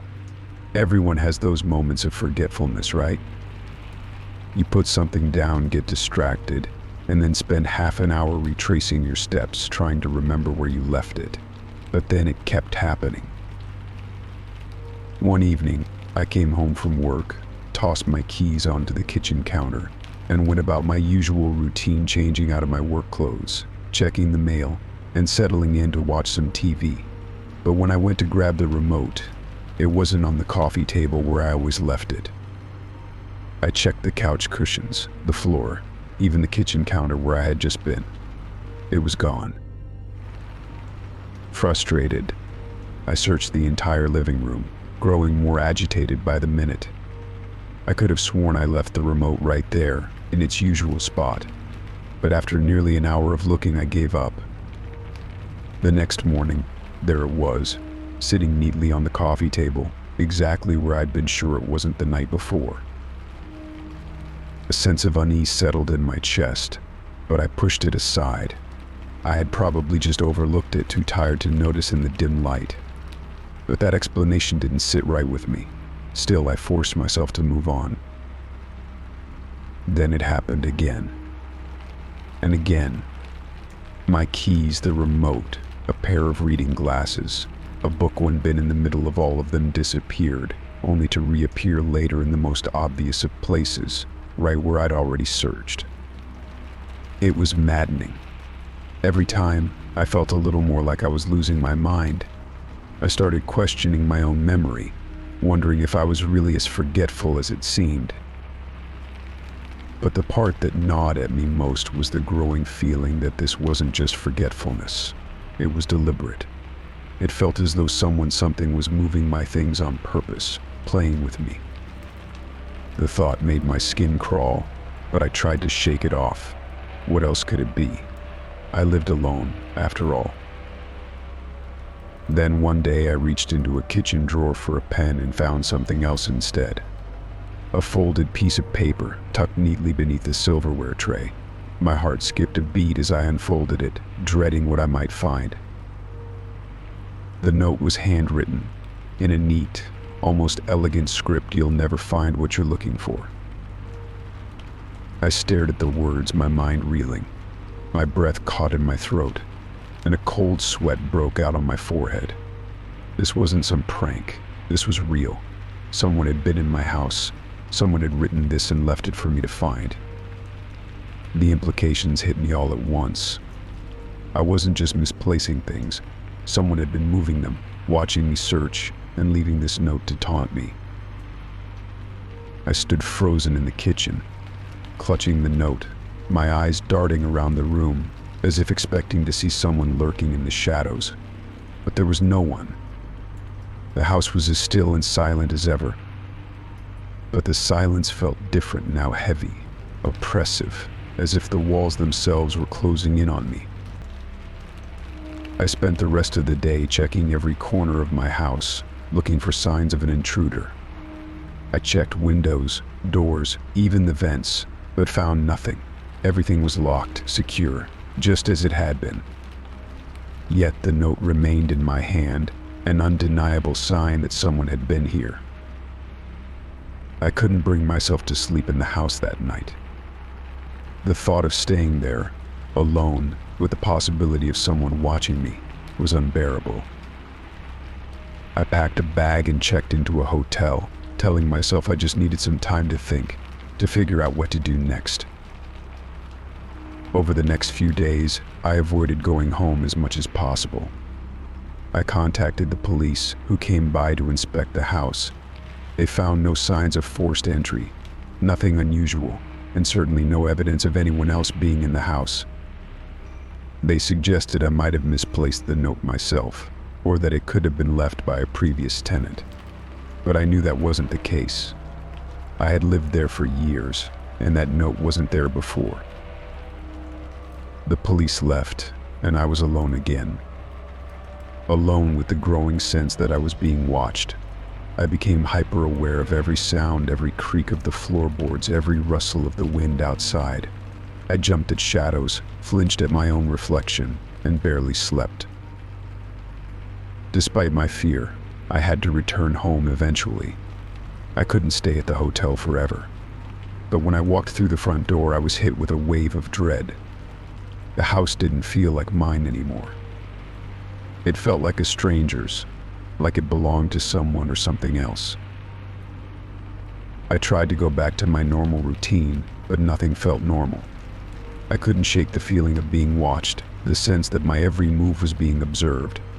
The missing items continued to vanish and reappear, always in places I was sure I hadn't left them. It was driving me to the brink of madness. Then one evening, after yet another fruitless search for my missing keys, I found another note. This one was in the same drawer, folded neatly like the first. My hands trembled as I opened it, my heart pounding in my chest. "Stop looking." I dropped the note as if it had burned me, my pulse racing. The message was clear. Whoever or whatever was doing this didn't want me to figure it out. I didn't know what would happen if I did, but I was certain I didn't want to find out. I packed my bags that night. I left the house, unable to live in this suffocating atmosphere any longer. As I drove away, I glanced in the rearview mirror and thought I saw a shadow moving in one of the upstairs windows. But I didn't stop. I didn't look back. I don't know what was in that house, and I don't want to know. I've moved far away, started fresh, and I've done my best to forget what happened. But sometimes late at night, when the house is quiet, I still feel like I'm being watched. And I can't help but wonder if whatever was in that house followed me, waiting for the right moment to strike again. Story 11. The crisp morning air invigorated me as I set out on my usual jogging route, the rhythmic pounding of my feet on the pavement a comforting routine. It was a beautiful morning, the kind that promised a day full of possibility. The neighborhood was just beginning to stir, with a few early risers tending to their gardens or walking their dogs. I was lost in the simplicity of the moment when I first noticed him. He was a man in a hooded jacket, standing at the edge of the park. At first, I dismissed him as just another passerby, but there was something unsettling about the way he stood there, unmoving and silent. His hood was pulled low over his face, casting his features in shadow. I couldn't shake the feeling that he was watching me, but when I glanced back, he simply remained still, his gaze hidden. The next day, the same man appeared again, this time standing near the corner of my usual route. His presence was more pronounced this time, his form stark against the early morning light. He was in the same hooded jacket, and though I couldn't see his face, I could feel his eyes on me. I quickened my pace, trying to push the uneasy feeling away. Maybe it was just my imagination, or perhaps a coincidence. But the pattern was unmistakable each day. He appeared in a different spot along my route, always at the periphery of my vision, always watching. I began to feel a creeping sense of paranoia. Was he following me? Or was I simply becoming overly sensitive to his presence? The fact that he never approached or said anything only added to the eerie feeling. He was like a shadow, always there but never quite engaging. The more I tried to ignore him, the more his presence seemed to loom over my runs. One morning, as I pushed through my routine, I saw him again, but this time he was in my neighborhood. I had ventured miles from my usual jogging route, taking a different path through unfamiliar streets, hoping to shake off the feeling of being followed. And yet there he was, standing on the sidewalk just ahead of me, his hood pulled low and his posture as unnerving as ever. Panic surged through me. My heart raced as I considered the implications. How had he found me here? Did he follow me? Or was it all just an unsettling coincidence? My mind raced through possibilities, but none of them offered any comfort. I reached for my phone, dialing the police as I continued jogging, trying to maintain a steady pace despite the growing anxiety. When I reported the man, I described him as best as I could: a man in a hooded jacket, standing still and watching from a distance. The dispatcher assured me that they would send someone to check the area. I finished my run with a sense of dread, my thoughts consumed by the encounter. When the police arrived, they questioned me further and took down my description, but their search turned up nothing. They couldn't find anyone fitting the description, and the feeling of being followed seemed to dissolve into the morning mist. Relieved but unsettled, I decided to change my jogging route, hoping to escape the shadow that had begun to haunt my mornings. I found a new path through a different park, surrounded by trees and less frequented by others. For a while, I felt a sense of reprieve. The man didn't appear, and I began to relax, thinking that perhaps the change had been effective. But the feeling of unease never left me. The constant awareness that someone might be watching me, the paranoia that had seeped into my routines, persisted. Every rustle of the trees, every distant figure that moved just out of my sight, made me jump. My mind replayed the encounters, each day adding to the growing sense of dread. It was as if the man had imprinted himself on my psyche, his presence lingering even in his absence. Days turned into weeks, and though I rarely saw him again, the shadow of his presence remained. I became hyper-aware of my surroundings, constantly scanning the periphery of my vision for any sign of him.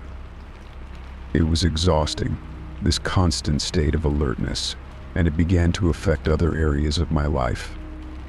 I found myself avoiding places where I might be alone, always on the lookout for the hooded figure that had come to symbolize my fear. One evening, I decided to take a walk around my new route, hoping the change of scenery might help me relax. As I rounded a corner, I saw a familiar figure in the distance. My heart sank as I recognized the hooded jacket.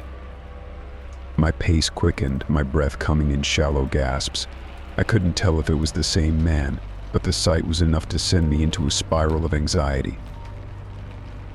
I went home and debated whether or not to report it again. Part of me felt it was pointless after all. The police had already told me they couldn't find anyone fitting the description. But the fear that had taken root in my mind was too strong to ignore. I decided to call them once more, hoping that this time they might take my concerns more seriously. The police came again, but the man was gone by the time they arrived. They reassured me that they would keep an eye out, but offered no concrete answers or solutions. As I watched them drive away, I felt a deep sense of frustration and helplessness. The hooded man had become more than just an unsettling figure. He had become a symbol of my own vulnerability, a reminder of how powerless I felt in the face of my fears. I continued my new jogging route, but the feeling of being followed remained an unwelcome companion. I tried to push through the anxiety, to reclaim my mornings and my sense of safety, but the shadow of that man lingered in the back of my mind. Despite the changes, the unease never completely faded. Each step I took was a reminder of the silent observer who had once haunted my runs and the lingering impact he had left on my life. Story 12. I woke up to an unsettling sight. My front door was slightly ajar. The morning light filtered through the gap, casting long shadows across the hallway. The sight of the door immediately jolted me awake, my heart racing with a sense of dread. I stumbled out of bed, my mind scrambling to piece together the disconcerting scene before me. The first thing I did was check the door itself. The lock was intact, and the bolt was engaged, but somehow the door had been left open just enough for someone to slip through. I scanned the hallway, looking for any signs of forced entry or anything out of place. That's when I noticed the muddy footprints leading from the door into my living room. I followed the trail, each step of the muddy prints seeming to get larger and more chaotic. They led me into the living room, where the footprints seemed to scatter as if the person had been pacing around. My breath quickened as I looked around, trying to make sense of the disturbance. Everything seemed normal, though furniture was undisturbed. Nothing was missing. I checked every room, peeking into closets and under beds, but there was no sign of an intruder. It was as if whoever had come in had vanished into thin air. I was about to call the police when my phone buzzed with a voicemail notification. My heart sank when I saw that the voicemail was from my own number. I hesitated for a moment, trying to fathom how this could be possible. With trembling fingers, I tapped the play button. The message began with static, but then it was clear the recording was of me sleeping. I could hear the rhythmic sound of my breathing, the occasional rustle of the bedsheets, and even the faint, almost imperceptible sounds of my muffled snores. The realization hit me like a physical blow. Someone had been in my home recording me while I slept. I felt a wave of nausea wash over me as the full implications of the voicemail settled in. How had they managed to get my number? How had they made the recording? I tried calling my voicemail again, but the message had disappeared. Panic set in. I called the police and reported the break-in, trying to convey my growing sense of fear and confusion. They sent an officer to take a report and dusted for fingerprints, but they found nothing useful. No clues, no leads. The officer assured me that the best thing to do was to upgrade my home security and keep an eye out for anything suspicious. It was a helpful suggestion, but it did little to ease the turmoil inside me. That day, I couldn't shake the feeling of being watched. Every creak of the house, every gust of wind seemed amplified. I was on edge, unable to focus on anything. My normally comforting home had become a place of paranoia. I installed extra locks and a security camera, hoping that these measures would restore some sense of safety.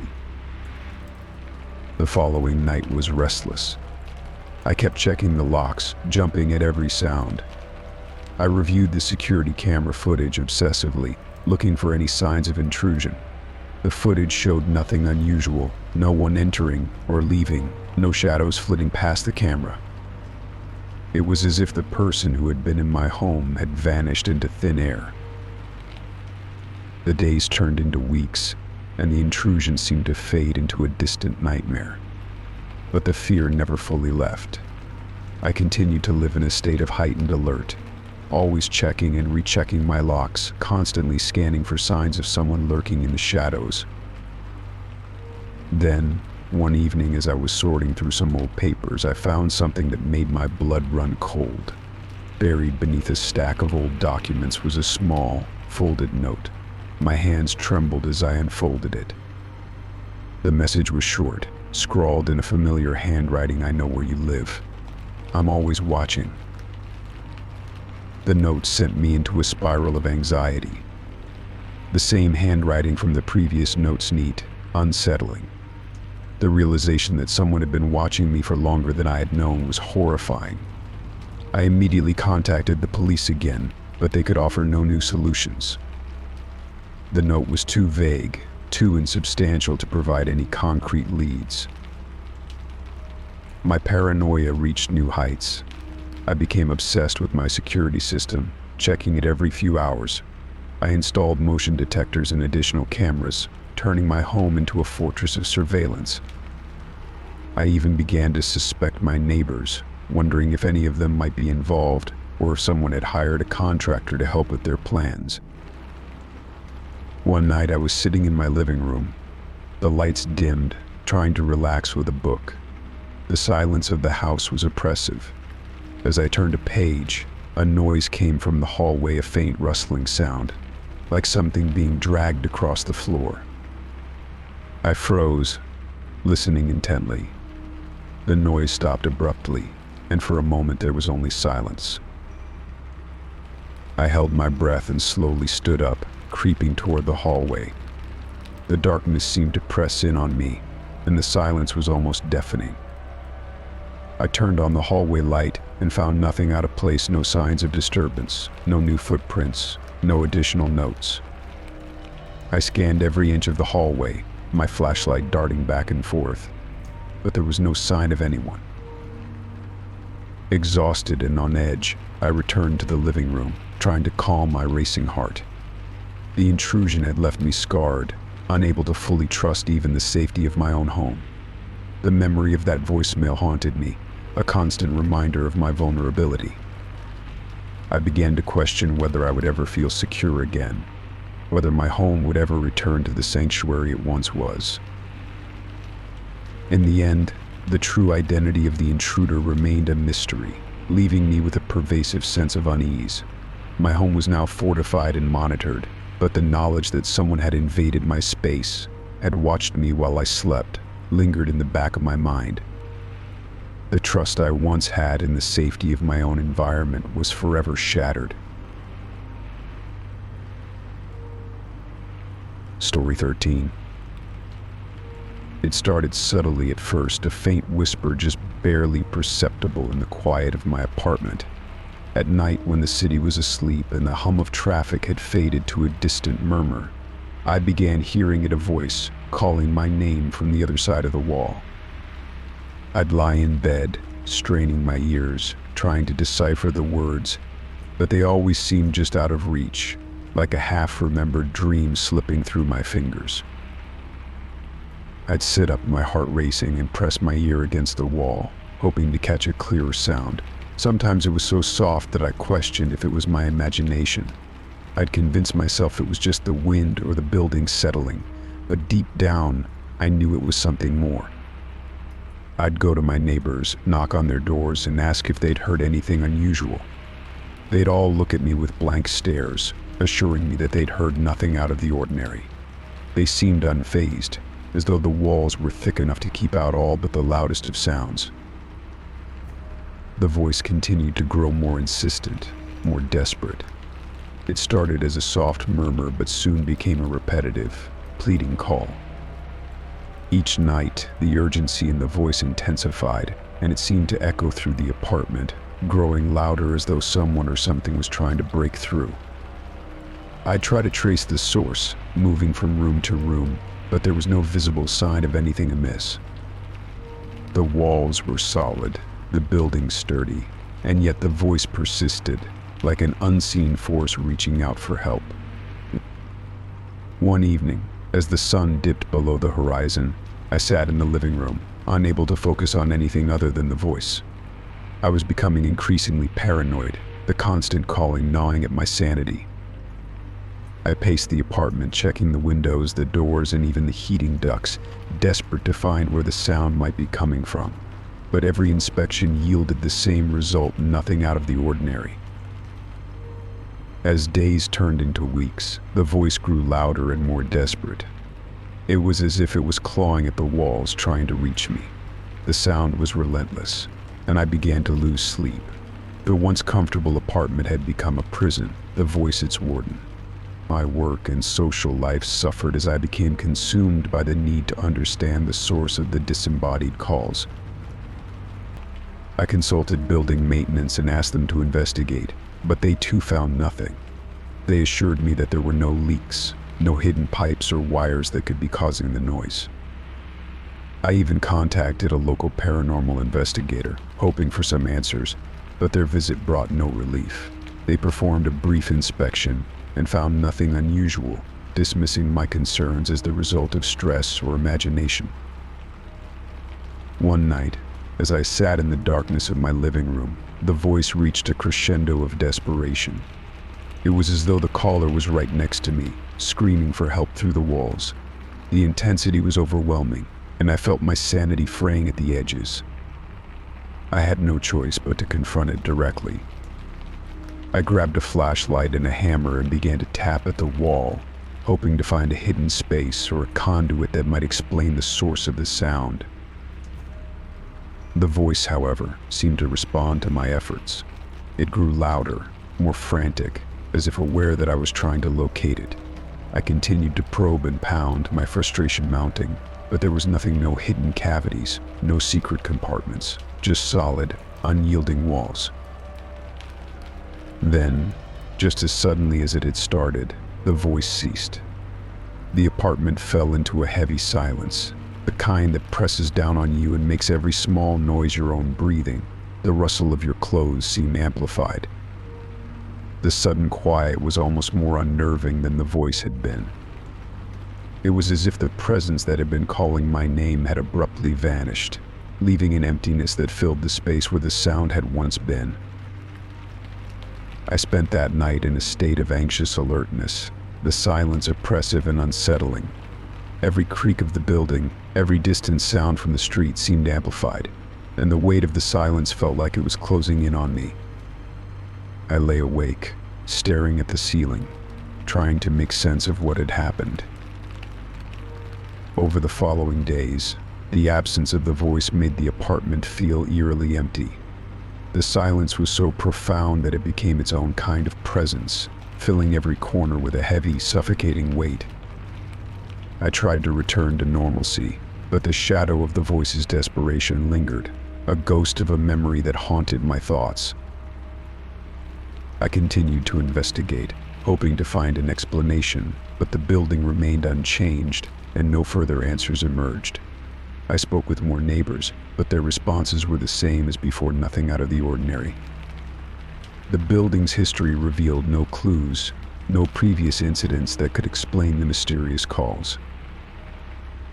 To this day, I never discovered who or what was behind the voice. The apartment returned to its former state of quiet, but I never felt the same comfort within its walls. The memory of that desperate, haunting call remained with me, a chilling reminder of the unknown. And as I moved on, I could never quite shake the feeling that something had been reaching out from beyond the wall, calling my name in the darkness, and I was left with the unsettling knowledge that some questions are never answered. Story 14.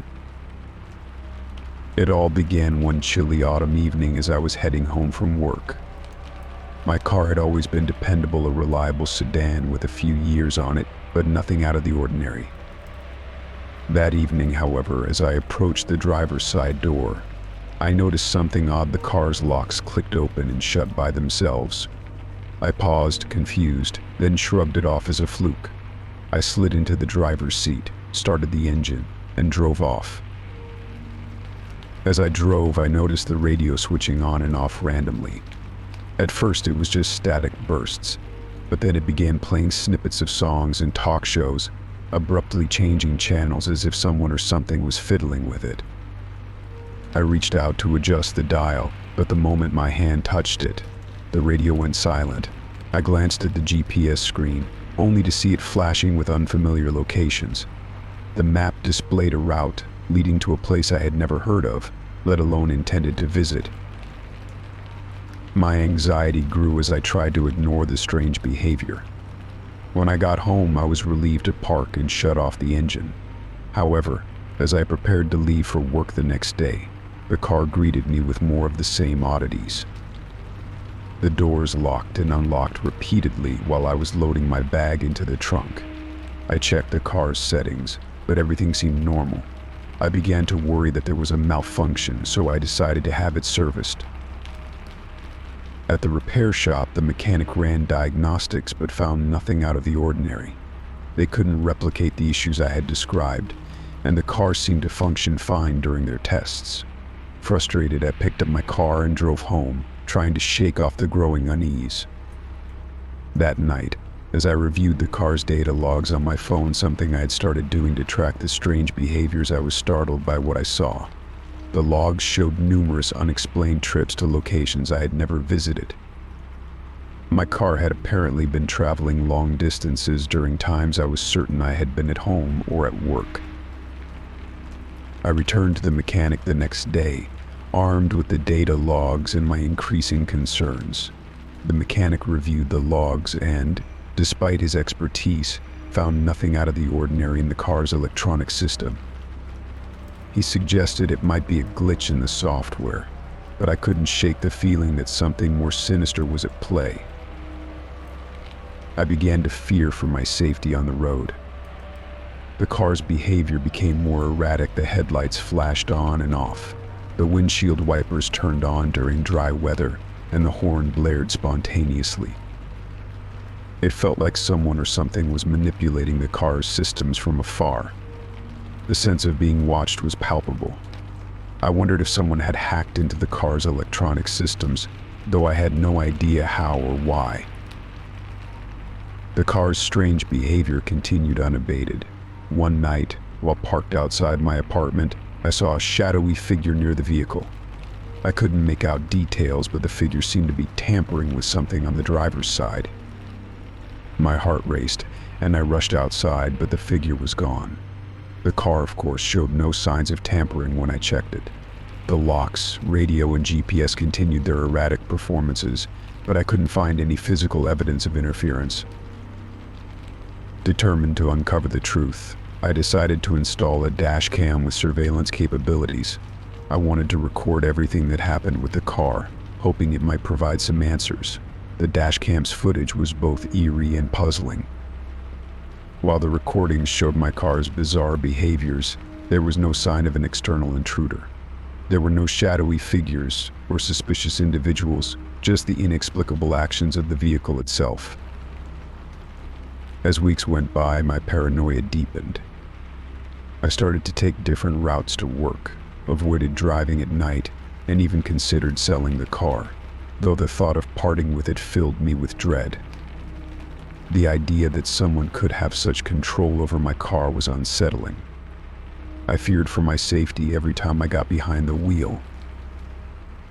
One evening, I was driving home after a long day at work, my nerves frayed and my mind exhausted. The car's GPS suddenly recalibrated itself and began guiding me to an unfamiliar, remote location. My heart pounded as I followed the instructions, unable to shake the feeling that I was being led somewhere dangerous. When I finally arrived at the location, a deserted warehouse on the outskirts of town, I hesitated before getting out.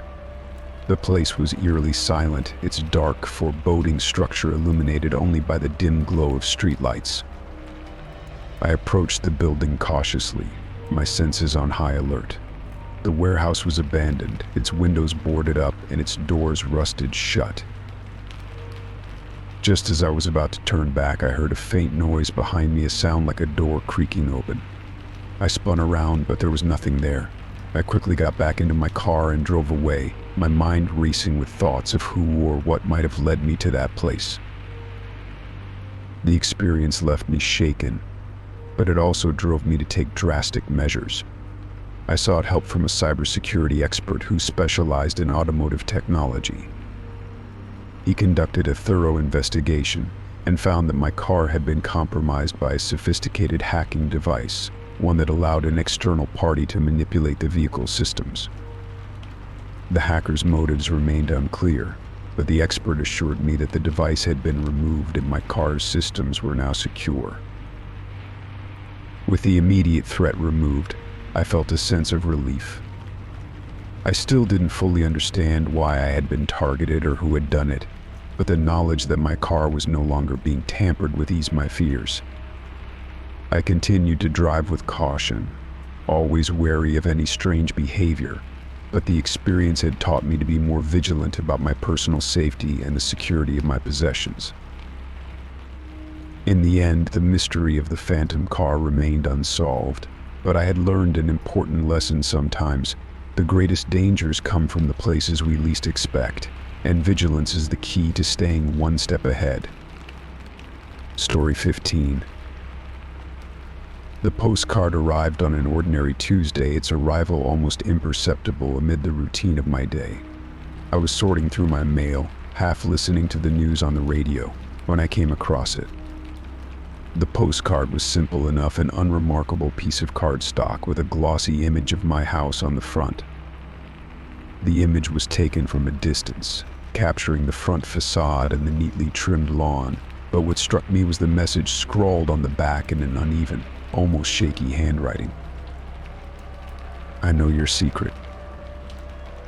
There was no return address, only a generic postmark from a location I couldn't place. The address written on the postcard was fictitious, a jumble of numbers and letters that led nowhere. I turned the postcard over in my hand, my heart pounding.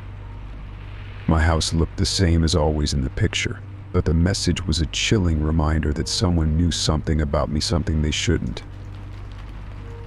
My initial reaction was disbelief. It had to be a prank, a misguided attempt at intimidation, or a misguided joke. I tossed the postcard aside, trying to push it from my mind, but as the hours passed, an uneasy feeling settled over me, growing with each tick of the clock. That evening, I decided to take action. The message was vague, but the implication was clear. Someone had been watching me, or at least my house, and they knew something about me that made me uneasy. I had to make sure my home was secure. I went through every room, checking windows and doors and scrutinizing every corner for any sign of tampering. Nothing seemed out of place. Everything was as it should be. Despite my thorough check, the feeling of vulnerability lingered. The postcard had been a disturbing reminder of how exposed I felt. The fact that someone knew my address, had access to a photo of my house, and was able to send such a menacing message filled me with dread. I considered contacting the police, but without more concrete evidence or a clear threat, there wasn't much they could do. I had already reported the texts I'd received earlier, and with little to show for it, I doubted they would offer much help this time. The days that followed were marked by a heightened sense of paranoia. I avoided leaving the house alone, often asking friends to accompany me if I had to run errands or go out. I found myself constantly glancing over my shoulder, jumpy at every sound. Even the slightest rustle outside made me freeze, my mind racing with all sorts of unsettling possibilities. I began to pay more attention to my surroundings, watching for anyone who seemed out of place. My neighbors, who had always been friendly and familiar, now seemed like potential suspects. I couldn't shake the feeling that someone was lurking, watching my every move. I even started to wonder if the postcard was just the beginning, a warning of something more sinister to come. One night, unable to sleep, I sat by the window, staring out into the darkness. The house was silent, the only sounds coming from the occasional car passing by on the street. My thoughts kept drifting back to the postcard, to the eerie message and the unsettling knowledge that someone had been watching me. As the weeks went by, the fear became a part of my daily life. I began to obsess over every detail, trying to find something, anything, that might explain who could have sent the postcard. I went through old photographs, searched through every document related to my house, and even contacted previous owners to see if they had experienced anything unusual. But there were no leads, no answers. The postcard remained on my desk, a constant reminder of the unknown threat. It was as if the message was engraved into my mind, a haunting mantra that kept me on edge. I tried to go about my life as normal, but the fear was always there, lurking in the back of my mind. One evening, as I was preparing dinner, I heard a knock at the door. My heart raced as I approached it, peeking through the peephole. I saw a stranger standing on the other side, holding a large envelope. I hesitated, my mind racing with thoughts of what might be inside. When I opened the door cautiously, the stranger handed me the envelope without a word and quickly left. I closed the door behind me and turned the envelope over. It was unmarked, with no return address, just like the postcard. I tore it open with trembling hands, hoping for some clue, some explanation. Inside, I found another postcard, this time with a different image, a close-up of the front door of my house.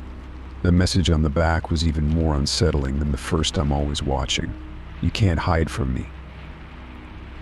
The words sent a chill down my spine. It was clear now that the sender was not only aware of my location but was also actively monitoring my every move. The postcard had become a sinister game, and I was the unwilling participant.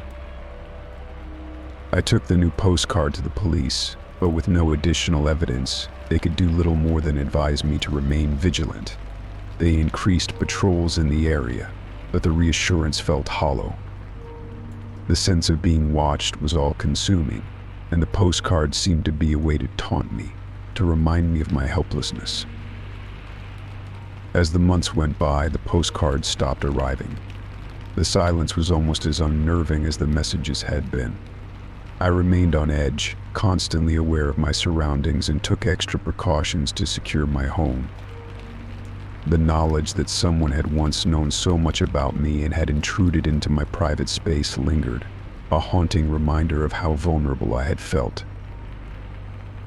In the end, the postcards had not only disturbed me but had changed the way I lived my life. I had become more cautious, more aware, and less trusting. The haunting messages were a stark reminder of the fear and anxiety that can accompany the unknown, leaving an indelible mark on my sense of security. Story 16. The excitement of moving into a new apartment quickly gave way to an unsettling sense of dread. My new place was supposed to be a fresh start, a place where I could leave behind the stresses of my old life and find some semblance of peace. The building was old but well maintained, with spacious rooms and charming features that I had fallen in love with at first sight. Little did I know, the peace I saw would be quickly overshadowed by a mounting sense of fear. It began with the first note. I came home one evening to find a small, folded piece of paper slipped under my door. The note was neatly written in black ink, but the message was anything but friendly. "I know what you didn't read, and I'm watching you." There was no signature, no indication of who might have sent it. I brushed it off as a prank or a misunderstanding, though the ominous tone left me feeling uneasy. Over the next few days, more notes appeared. Each one was different, but carried a similar theme of accusation and intimidation. "You think you can hide one note, read, but I see everything another threatened. You're not safe here. I know all about your past." The details were chilling specifics about my job, my daily routines, even my family members. It was as if the writer knew me intimately, yet I had no idea who they could be. The mounting paranoia began to affect every aspect of my life. I couldn't shake the feeling that someone was watching me, following me, even when I was out in public. My nerves were on edge, and every small sound in the apartment seemed amplified. I would check the locks on my doors multiple times each night, and I began avoiding leaving the apartment alone, fearful of what might happen if I did. Desperate for answers, I contacted the landlord. Mr. Collins was a gruff but well-meaning man in his late 60s. When I explained the situation, he seemed genuinely concerned and promised to look into it. However, after a few days of investigation, he returned with little progress. "We've checked the security footage and spoken with the staff," he said, "but no one has seen anything unusual. The building's surveillance doesn't show anyone coming and going who shouldn't be." I was frustrated and disheartened. It felt as though I was fighting an invisible enemy, one who knew every detail of my life, but left no trace of their presence. With no leads and no way to identify the source of the notes, I decided I needed to take matters into my own hands. That weekend, I installed a comprehensive security system in the apartment. I invested in high-quality cameras for the exterior, motion detectors for the hallways, and a sophisticated alarm system that would alert me to any movement inside the apartment. The installation process was intrusive and expensive, but the peace of mind it promised was worth it. Once everything was set up, I felt a slight reprieve. The cameras provided a sense of security, and the knowledge that my movements were being recorded gave me some comfort. I hoped that the visibility of the cameras would deter whoever was responsible for the notes and bring an end to the harassment. But the notes didn't stop. If anything, they became more frequent and more personal. The new messages included details that only someone very close to me would know: my preferences for certain foods, my work schedule, and even the names of friends I had mentioned in passing. "You think a few cameras will keep me away?" one note taunted. I'm always closer than you think. The constant fear of an unseen threat began to erode my sense of normalcy. I would review the security footage obsessively, hoping for some clue or sign of who might be behind the harassment.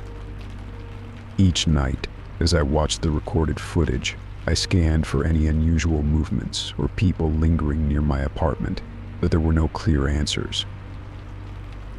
The situation reached a boiling point when I received a note that detailed a specific event from my past, a painful experience that I had rarely spoken about. "You haven't forgotten, have you?" it said. "Your past is catching up with you." I was horrified.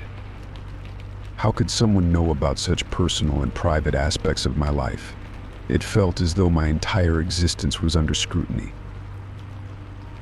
Feeling trapped and exhausted, I reached out to the police for assistance. They conducted a thorough investigation, but despite their efforts, they couldn't find any evidence or trace of the stalker. "We'll keep an eye out for anything unusual," Officer Martinez said, "but without more information, it's challenging to pinpoint who might be behind this." I felt helpless and isolated, trapped in a cycle of fear and anxiety. The security system, while providing some peace of mind, did little to quell the growing sense of paranoia. I became hyper-aware of my surroundings, always on edge and constantly looking over my shoulder. The once charming apartment had turned into a prison, with each day feeling like a battle to maintain a semblance of normalcy. Despite the ongoing harassment, I eventually found some solace in the routine of the security measures. I continued to document every note and detail of the incidents, hoping that one day it would lead to a breakthrough. The police remained involved, though the case seemed to stall. It was only when I decided to move out of the apartment that the harassment abruptly stopped. As I packed my belongings, I couldn't help but feel a sense of relief mingled with lingering fear. The apartment that had once been my sanctuary had become a place of constant dread, and leaving it behind was both a victory and a concession. The new place, though not without its own challenges, offered a fresh start. I had learned to be more cautious and aware, and I vowed to never let my guard down again. The notes and the fear that had consumed me were behind me, but the experience had left a mark. Even now, as I settle into my new home, I remain vigilant, aware that the shadows of the past can sometimes follow you, even when you think you've escaped them. Story 17. I was alone in my apartment, relishing the solitude after a long week of work. The place was modest but comfortable, a sanctuary where I could unwind without interruption.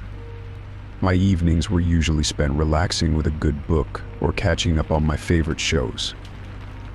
But lately something had been disturbing my peace. It started subtly. I began to feel a sense of unease whenever I was alone at night, an inexplicable feeling that I was being watched. At first I chalked it up to stress or maybe just my imagination playing tricks on me. But then, one evening I noticed a figure outside my window. I was in the living room, absorbed in a book, when I happened to glance up. There, just beyond the glass, was a dark silhouette. It was featureless, an indistinct shape that seemed to blend into the darkness outside. My heart skipped a beat as I squinted, trying to make out any details, but the figure remained a shadowy outline, unmoving. I stood up and moved closer to the window, my curiosity piqued despite the growing sense of dread. The figure didn't move, but I felt an intense gaze upon me. It was as if the person or whatever it was observing me with a chilling intensity. I tried to shake off the fear and considered calling the police, but when I looked back, the figure was gone. I checked the street outside, but there was no sign of anyone lingering. I assumed it was probably just someone passing by, a trick of the light or my own overactive imagination. Still, the incident left me unsettled. The next night, the same thing happened. I was sitting in the same spot, reading when I saw the silhouette again, watching me through the window. This time I felt a deep, unsettling chill. The figure was always in the same place, just beyond the reach of the streetlight, cloaked in darkness. I decided to confront whatever or whoever it was. I approached the window cautiously, pulling back the curtain just enough to get a better look. But as soon as I got close, the figure vanished into the night, leaving me staring at an empty street. Determined to get to the bottom of this, I started to take more precautions. I installed heavy curtains and blinds on all my windows, hoping they would provide some privacy and keep the figure at bay. I also started locking my windows and checking the locks obsessively before going to bed. But even with these measures in place, the feeling of being watched didn't go away. I began to keep a small flashlight on my nightstand, just in case I needed to check outside in the middle of the night. I also started keeping my phone close, ready to call for help if necessary. But the figure never reappeared while I was actively looking for it. It was as if it knew exactly when to disappear. The anxiety began to take its toll on me. I found myself jumping at every sound, and I couldn't shake the feeling that someone was always lurking just out of sight. My sleep became fitful, plagued by dreams of dark silhouettes and shadowy figures. I started avoiding the living room at night, preferring to stay in the safety of my bedroom with the door locked. One evening, after a particularly long day, I was determined to relax. I prepared a nice dinner, set up a cozy spot on the couch, and tried to unwind. I was almost successful in forgetting the eerie feeling that had plagued me, until I happened to glance towards the window. There was again the silhouette, watching me from the darkness. This time, I felt a surge of frustration. I grabbed my flashlight and headed for the window. I yanked the curtains open and shone the light outside, but the figure was gone. My hands were trembling and I felt a mix of anger and fear. I stood there for a few minutes, hoping to catch a glimpse of whatever had been tormenting me, but there was nothing. I decided it was time to take more drastic measures. The next morning I contacted a local security company and had cameras installed around my apartment. I also requested a consultation with a security expert to ensure that my home was as secure as possible. They were very professional, offering advice on improving my security and ensuring that I felt safe in my own home. That night, I sat in the living room, the new security cameras blinking softly in the dim light. I tried to ignore the nervous anticipation building inside me. I had hoped that the presence of the cameras would dissuade whatever had been watching me, but I couldn't shake the sense of dread that still lingered. As the night wore on, I watched the live feed from the cameras on my laptop. The footage was clear and showed every angle of the perimeter around my apartment. I reviewed the footage periodically, looking for any sign of movement or disturbance. The cameras showed no unusual activity, and the streets outside remained empty. Despite the added security, I found it hard to relax. I kept the lights on, and the constant hum of the camera system provided a false sense of comfort. I eventually managed to fall asleep, though my dreams were filled with dark shapes and lurking shadows. The next morning I reviewed the footage again, looking for any sign of the figure. The cameras had captured everything from the previous night, but there was no trace of the silhouette I had seen. It was as if the figure had vanished completely, leaving no evidence of its presence. I felt a mix of relief and frustration. On one hand, I was grateful that the cameras hadn't captured anything alarming. On the other hand, I was troubled by the fact that I still felt watched, despite all the measures I had taken. The calls from my security company confirmed that the cameras were functioning correctly and no unusual activity had been reported. They assured me that my apartment was secure and that the feeling of being watched might be a result of heightened anxiety rather than an actual threat. I tried to take their advice to heart, but the sense of unease persisted. The figure had stopped appearing, but I remained on edge, constantly checking the cameras and peering out the windows. It was as if the sense of being watched had become a part of my everyday life, an invisible presence that I couldn't shake. Despite the absence of the figure, the experience had left a lasting impact on me. I became hyper-aware of my surroundings, always on the lookout for any sign of intrusion or threat. I continued to keep the cameras active and maintained a heightened sense of vigilance, even as the nights grew quieter. In the end, I learned to live with the lingering anxiety, adapting to a new normal, where the sense of being watched was a constant, if unwelcome, companion. The figure never returned, and I hoped it never would. But the feeling of being observed had changed me, leaving me more cautious and aware of the shadows that lurked just beyond the edges of my vision. Story 18. It was a crisp autumn morning when I first noticed the box on my doorstep. The day had started like any other, with the usual routine of grabbing coffee and heading to work. I almost overlooked the package, a small, unremarkable cardboard box with no return address or markings. It was only when I saw the label with my name that I hesitated and decided to investigate further. Inside the box was something that made my blood run cold, a pair of my own used shoes. They were scuffed and worn, the laces slightly frayed. I recognized them immediately, a pair of old sneakers I had discarded weeks ago. Alongside the shoes was a note, written in an unfamiliar, slightly uneven handwriting. "I'm following your every step." My heart raced as I stared at the shoes. How had someone gotten their hands on them? More importantly, who was behind this unnerving message?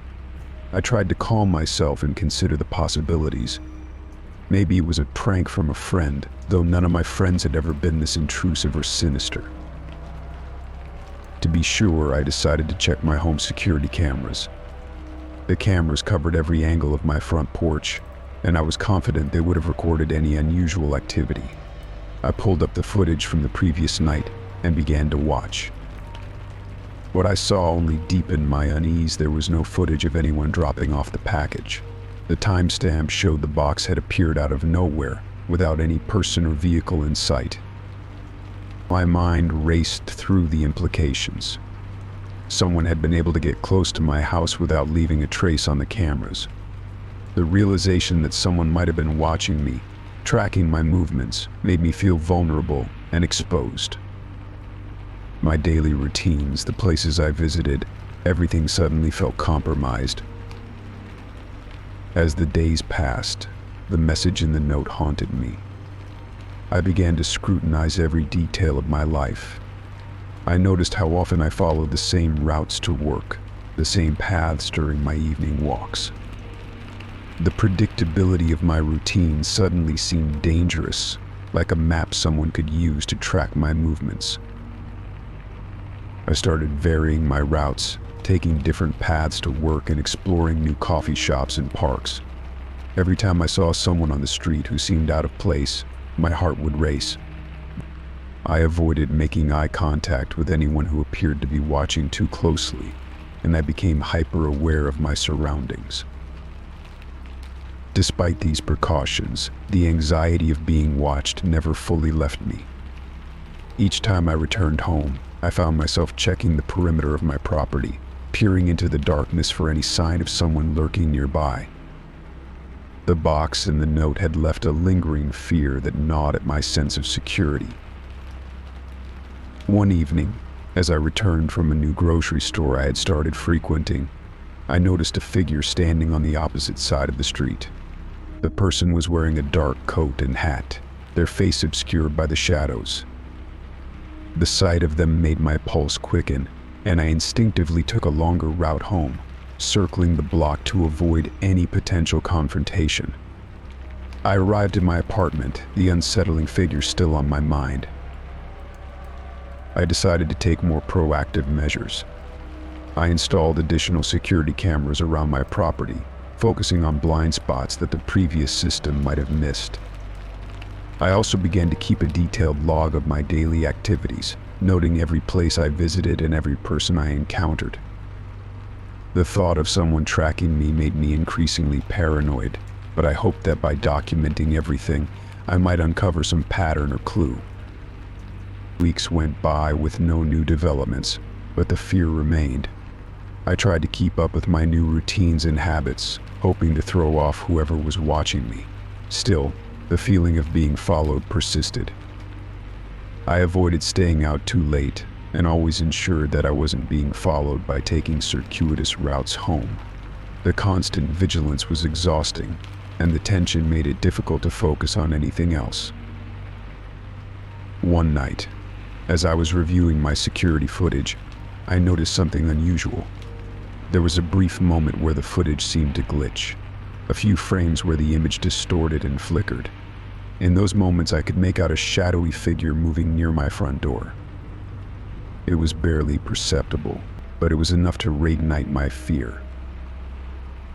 I decided to show the footage to the police, hoping they could provide some assistance. They were concerned but found the evidence inconclusive. They advised me to continue monitoring the situation and assured me they would increase patrols in the area. The lack of concrete evidence and the inability to identify the shadowy figure left me feeling frustrated and helpless. As the months passed, the intensity of the fear gradually diminished, but it never fully disappeared. I continued to live cautiously, maintaining my vigilance and alternating my routines. The thought of the shoes and the cryptic note became a haunting memory, a reminder of the unsettling reality that someone had been close enough to invade my privacy and unsettle my life. Despite the absence of further contact, I couldn't shake the feeling that the person behind the note was still out there, watching from the shadows. The fear of being followed had become a part of my life, a constant, unnerving presence that had forever altered my sense of safety. Every now and then, when I notice something unusual or catch a glimpse of someone watching from afar, the anxiety flares up again. The memory of the shoes and the note serves as a chilling reminder that, even in the most familiar of places, danger can be closer than we think.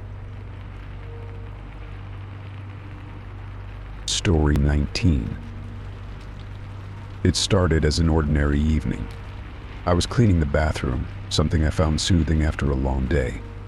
The bathroom mirror was my focus, its surface fogged up with steam from a hot shower. As I wiped away the condensation with a soft cloth, I noticed something odd. My reflection didn't quite match my movements. At first, I thought it was a trick of the light. Maybe the steam had created some sort of optical illusion. I shrugged it off and continued scrubbing the mirror, but the feeling of unease persisted. My reflection seemed to lag slightly behind my actual movements, as if there was a brief delay in synchronization. I paused and stared at the mirror, trying to see if I was imagining things. My reflection remained frozen in a smile while my real self frowned in confusion. I shook my head, trying to clear my thoughts. Perhaps fatigue was playing tricks on me. I wiped the mirror again, hoping to dispel whatever strange effect was occurring. But the distortions only grew more unsettling.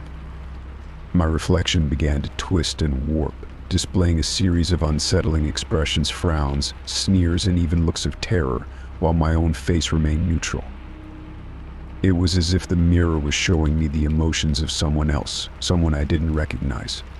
I felt a shiver run down my spine as I watched my reflection contort into shapes that were almost grotesque.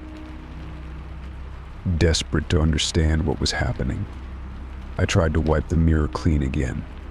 I even used a different cloth, scrubbing with more force. But no matter how much I cleaned, the distortions remained. Each time I looked away and then back, the reflection would change, as if it were mimicking someone or something else. I felt a growing sense of dread as the expressions became increasingly distorted and unsettling. My reflection's eyes would widen in fear, or it would make a face as if screaming silently.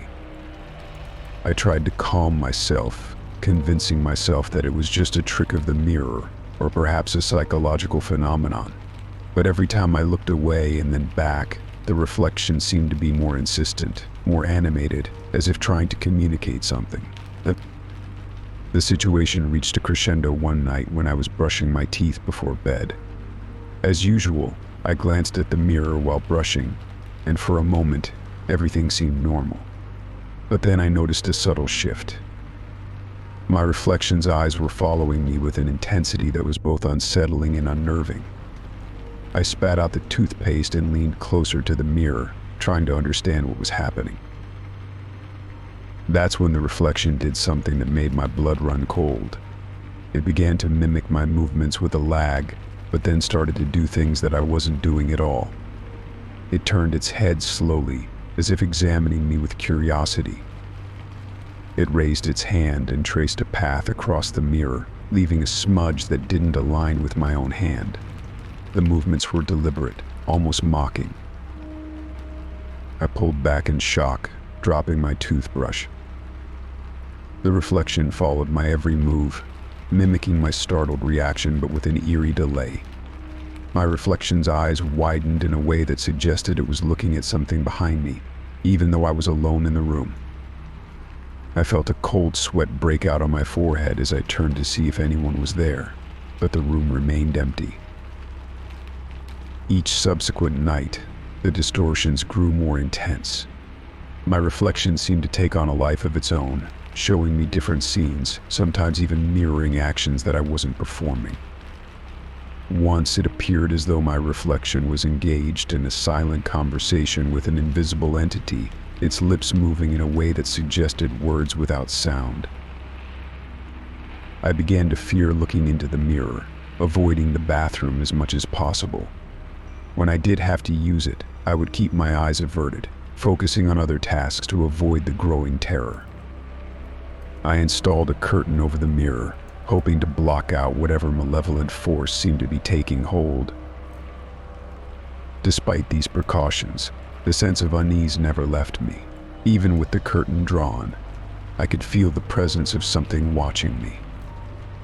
The distortions in the mirror had left me feeling like a prisoner in my own home, trapped by an unknown force that was trying to communicate or perhaps torment me. In a final attempt to understand the phenomenon, I reached out to a local historian who specialized in the supernatural. After explaining my experiences, he suggested that old mirrors sometimes hold on to residual energies or entities. He recommended having the mirror blessed and then disposed of, claiming that it might rid the space of any lingering presence. With no other options left, I followed his advice. I arranged for a local priest to bless the mirror, and then carefully wrapped it in cloth before disposing of it. I replaced it with a new mirror, hoping that the issue had been resolved. The new mirror did not exhibit any strange behavior. My reflection was now normal, and the distortions had ceased. However, the experience left a lasting impression on me. I could no longer look at a mirror without feeling a twinge of apprehension, and the echoes of that unsettling night haunted me.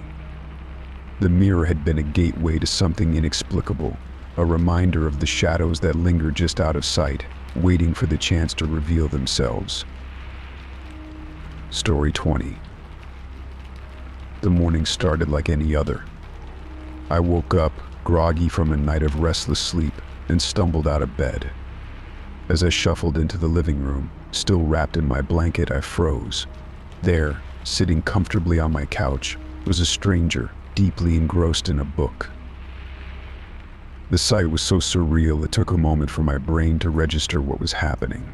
The man was in his mid-30s, wearing a light blue shirt and jeans. His posture was relaxed, and he appeared completely at ease, flipping through the pages of the book with a calm, deliberate pace. The sun streaming in through the windows cast a warm glow on the scene, but it did nothing to dispel the cold fear that gripped me. For a few seconds I stood there, frozen in place, my mind racing. How had he gotten in? My doors were locked, and I had no idea who this person was or what his intentions might be. I finally managed to muster enough courage to speak. "Who are you?" I asked, trying to keep my voice steady.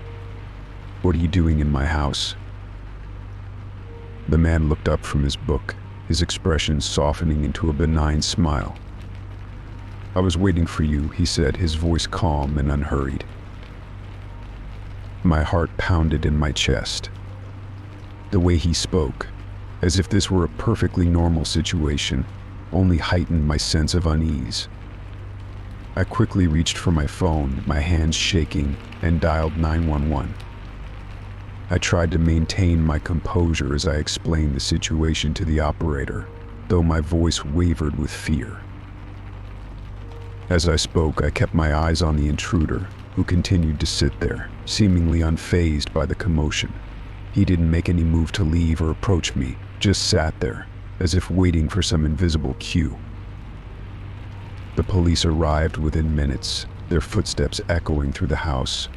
I led them to the living room, but to my shock and growing anxiety, the man was gone. The room was empty, save for the book lying on the couch. My stomach churned as I noticed the book's cover. It was a classic novel, one I had never seen before, and it was now resting on my furniture, an eerie reminder of the stranger's presence.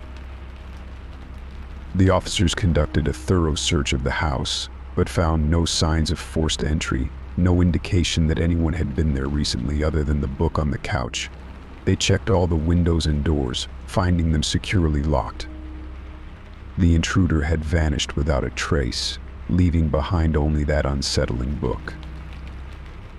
As the officers questioned me, I felt a rising sense of dread.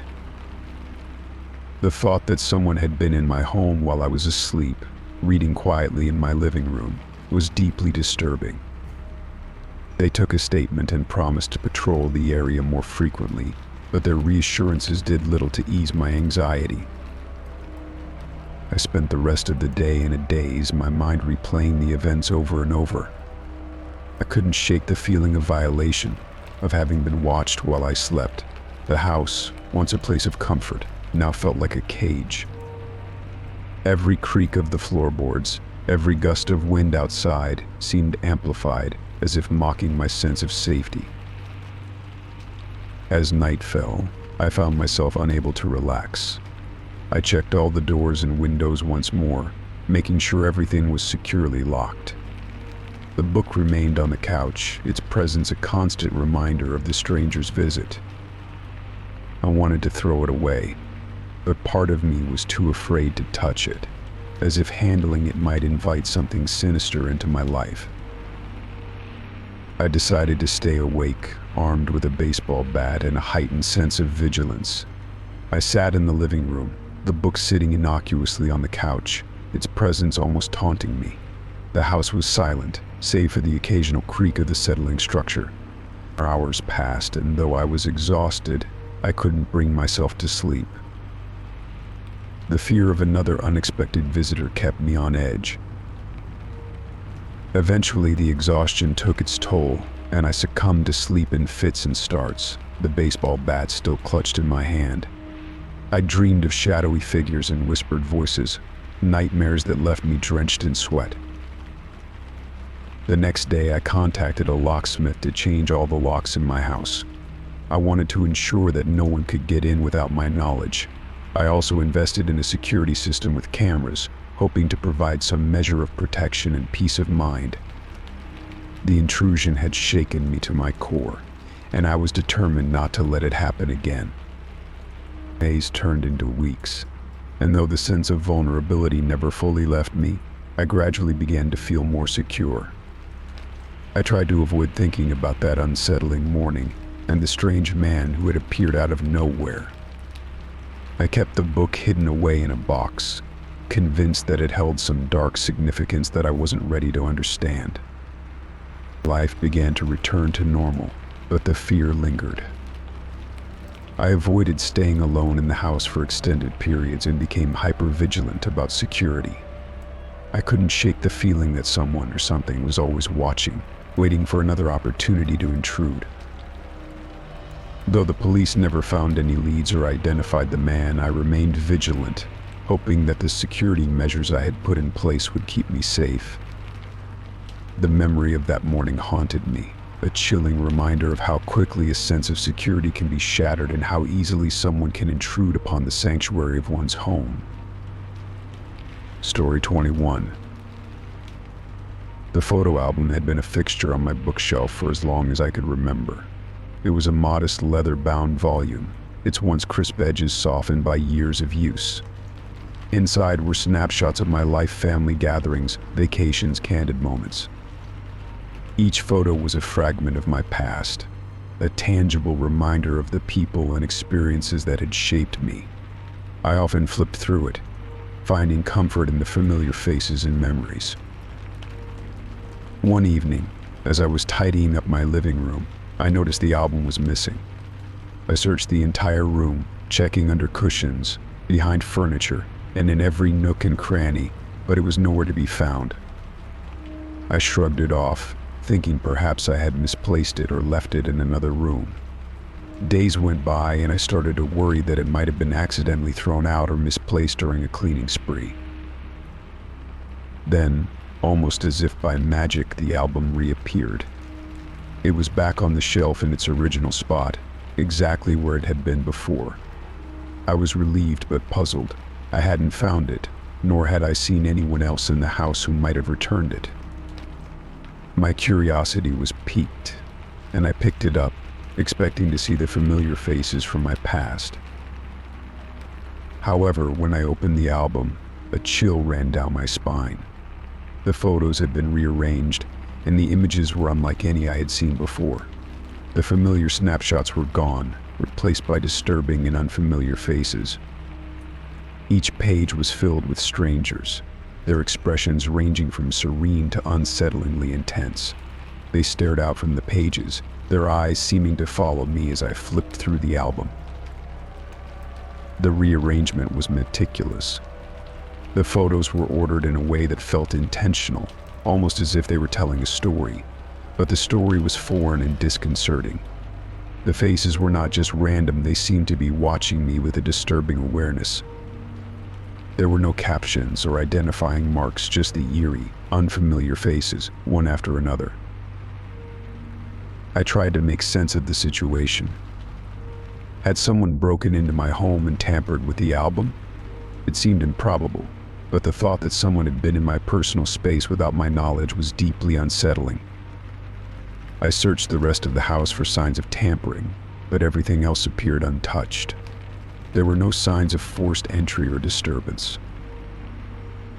The more I examined the album, the more the images seemed to affect me. Some of the faces had an almost spectral quality, their features blurred or distorted in a way that made them appear unnatural. I felt as though they were not just photographs but something more sinister. The way the eyes seemed to follow me made it hard to look away. Every time I turned the page, I half expected to see one of the figures reaching out, or worse, emerging from the photo. I reached out to friends and family, hoping to get some perspective. I showed them the album and described the situation, but they were equally puzzled. None of them recognized the faces in the photos, and no one could offer an explanation for their appearance. They suggested that I might have dreamt about the album, or that it was a result of some obscure prank. But the more I thought about it, the more the sense of intrusion grew. The photos were not just disturbing, they were a violation of my privacy. It felt as if someone had deliberately invaded my personal space and rearranged my memories to unsettle me. The album, once a cherished collection of moments from my life, had become a source of anxiety and fear. I decided to take the album to a local photo expert, hoping they could provide some insight. The expert examined the photos and confirmed that they were genuine prints, not digitally altered. However, they couldn't identify the subjects or explain how they had ended up in my album. Their inability to provide answers only added to my unease. As days turned into weeks, the album remained a constant source of dread. I tried to avoid looking at it, but it was hard to ignore the presence of those unsettling faces. I considered disposing of it, but the thought of throwing away something that had been in my possession for so long felt wrong. I couldn't shake the feeling that getting rid of it might be admitting defeat, or worse, acknowledging that the intrusion had won. I began to notice other subtle changes around the house. Small objects would be out of place. or I would find things in locations I was sure I hadn't left them. It was as if the house itself was conspiring to reinforce the feeling of unease that the album had introduced. Every creak of the floorboards or rustle of the curtains made me jump, and I became increasingly paranoid about my surroundings. I even began to wonder if the album was somehow connected to these occurrences. Had it somehow opened a door to something sinister, or was it merely a catalyst for my own growing anxiety? The constant presence of those unsettling faces made it hard to think clearly. Eventually, I decided to lock the album away in a box and store it in the attic, hoping that removing it from my immediate environment might help me regain a sense of normalcy. The attic was a dark, dusty space, rarely visited, and I hoped that by keeping it there I could distance myself from the feeling of intrusion it had brought. Despite my efforts, the unease remained. The faces from the album lingered in my mind, and the feeling of being watched persisted. The album had transformed from a simple collection of memories into a symbol of violation and fear. It was a constant reminder that even the most familiar and comforting things could be turned into sources of dread. Story 22. It was a quiet evening when my phone rang with an anonymous number. I was in the middle of cooking dinner, the aroma of garlic and herbs filling the kitchen. I glanced at the screen, puzzled by the unknown caller. The phone rang again, and despite my better judgment, I answered. "Hello," I said, trying to keep my voice steady. There was no response at first, just a disconcerting silence on the other end. Then, I heard it heavy breathing, labored and uneven, like someone struggling to catch their breath. The sound was unnervingly close, and it sent a shiver down my spine. I waited, expecting the caller to speak, but instead there was a series of strange noises, muffled thumps, indistinct murmurs, and a low, unsettling hum. "Hello," I repeated, more urgently this time. But there was no reply. The call ended abruptly, leaving me with a lingering sense of dread. I tried to shake it off, convincing myself it was a wrong number or a prank. Over the next few days, the calls didn't stop. They came at all hours, early in the morning, late at night, and even during work hours. Each call was the same heavy breathing and strange noises. I tried to block the number, hoping it would stop the harassment. But instead of decreasing, the calls began to come from different numbers, each one more disturbing than the last. The anonymity of the calls only added to my growing sense of fear. One night, the phone rang just as I was about to go to bed. I hesitated but answered, hoping to confront the caller directly. The same heavy breathing greeted me, accompanied by an eerie, rhythmic scratching sound that seemed to echo through the phone line. I could barely make out a faint, almost imperceptible whisper in the background, but the message was too garbled to understand. By now, the calls were affecting my sleep and work. I found myself constantly checking my phone, anxious about the next call and unable to focus on anything else.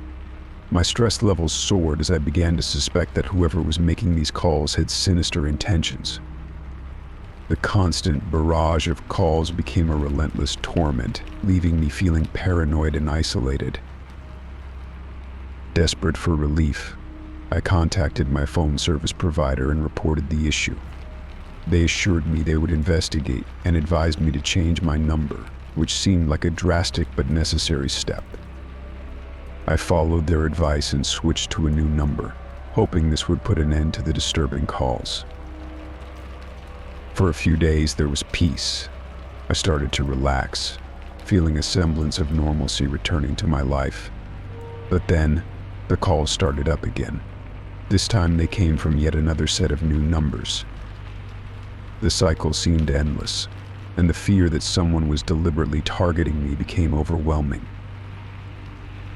Realizing that my attempts to handle the situation on my own were futile, I decided to seek help from the authorities. I contacted the local police and explained the situation, including the heavy breathing and strange noises I'd heard. as well as the persistent nature of the calls.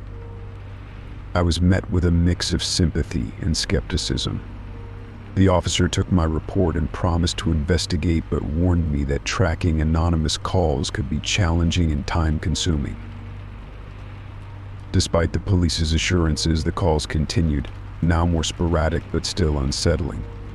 I began to feel as if I was trapped in a nightmare, unable to escape the eerie presence that seemed to be lurking just out of sight. The authorities' investigation did not yield any results, leaving me feeling helpless and frustrated. I felt like a pawn in a cruel game, with no idea of who was orchestrating it or why. The relentless calls began to take a toll on my mental health. I avoided answering the phone whenever possible, fearing the unsettling sounds and whispers that had come to define my experiences. I started isolating myself, avoiding social events and even keeping the lights on at all times, hoping that visibility might somehow offer protection. The constant anxiety made it difficult for me to concentrate on everyday tasks, and I became increasingly withdrawn and irritable. In an attempt to regain control, I started documenting each call meticulously. I noted the time, date, and any distinguishing features of the noises I heard. I hoped that this detailed record might provide the authorities with something useful. I also began exploring personal security measures, installing additional locks and a security camera at my home. I hoped that increased vigilance might help me feel safer, even if it didn't stop the calls. Despite my efforts, the calls continued intermittently, and the mystery of their origin remained unsolved. The weight of the unknown was the most disturbing part, as I could not figure out why I was being targeted or who was behind the harassment. The sense of violation and intrusion into my private space left me feeling perpetually on edge. Eventually, the calls began to taper off, though they never entirely ceased. I continued to receive the occasional call from unknown numbers, but the frequency diminished. I remained vigilant, always wary of the next call, but I also tried to reclaim some sense of normalcy in my life. The experience left a lasting impact on me. I became hyper-aware of my surroundings and more cautious about my privacy. The fear of being watched or followed became a constant undercurrent in my daily life. Despite the passage of time, the unsettling memory of those calls remained with me, a chilling reminder of the vulnerability we all face in an increasingly connected world. Story 23. It was a typical Wednesday evening, and I had just returned home from a long day at work. I was looking forward to a quiet night, so I tossed my keys on the kitchen counter and headed to my bedroom to change into something more comfortable. As I was undressing, I noticed something odd, an unfamiliar glint of metal catching the light from the corner of my eye. At first, I thought it was just a misplaced object or a trick of the light. But as I investigated further, I discovered a small, inconspicuous camera hidden behind a loose panel in the bedroom wall. It was tiny, barely noticeable, but it was there, positioned in a way that suggested it had been deliberately placed to monitor my movements. My blood ran cold as I realized what I had found. My heart raced as I pulled the camera out and examined it closely. It was a modern device with a lens so small that it could easily be overlooked. The realization that someone had been watching me, possibly for weeks or even months, sent shivers down my spine. I felt a surge of panic and anger. How had this gone unnoticed? And more importantly, who had done this? Without wasting any time, I picked up my phone and dialed 911. I explained the situation to the operator, trying to keep my voice steady despite the rising tide of fear. Within minutes, the police arrived, and I showed them the camera I had found. They took it into evidence and began an investigation. The officers were professional and courteous, but I could tell from their expressions that they were as disturbed by the discovery as I was. They conducted a thorough search of my home, checking for other hidden devices or signs of tampering. They interviewed me about any recent strange occurrences or suspicious individuals I might have noticed. I told them about the occasional strange noises and the feeling of being watched, but I hadn't suspected anything as sinister as this. The police took the camera for forensic analysis, hoping to find any clues about its origin or the person who had placed it. They promised to keep me updated on their progress, but as days turned into weeks, their updates were few and far between. The forensic results were inconclusive. There were no fingerprints, no identifying marks, and the camera's data didn't lead to any concrete leads. It seemed to be a dead end. The violation of my privacy had a profound effect on me. I found myself constantly on edge, unable to shake the feeling that I was being watched even when I was alone. The safety and comfort of my home were shattered, and every small noise or movement seemed magnified, a reminder of the intrusion I had experienced. I took it upon myself to conduct a more exhaustive search of my home, looking for any other hidden cameras or recording devices. I checked every nook and cranny, examining electrical outlets, vents, and any potential hiding spots. I even hired a professional to conduct a sweep of the property, but they found nothing.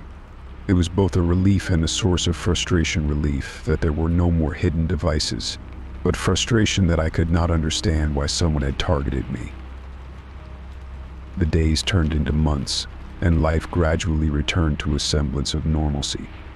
I tried to rebuild my sense of security, but the experience had left a lasting impact. I installed additional security measures, including surveillance cameras around the exterior of my home and motion detectors, hoping to regain some control over my environment. Despite these precautions, the psychological impact lingered.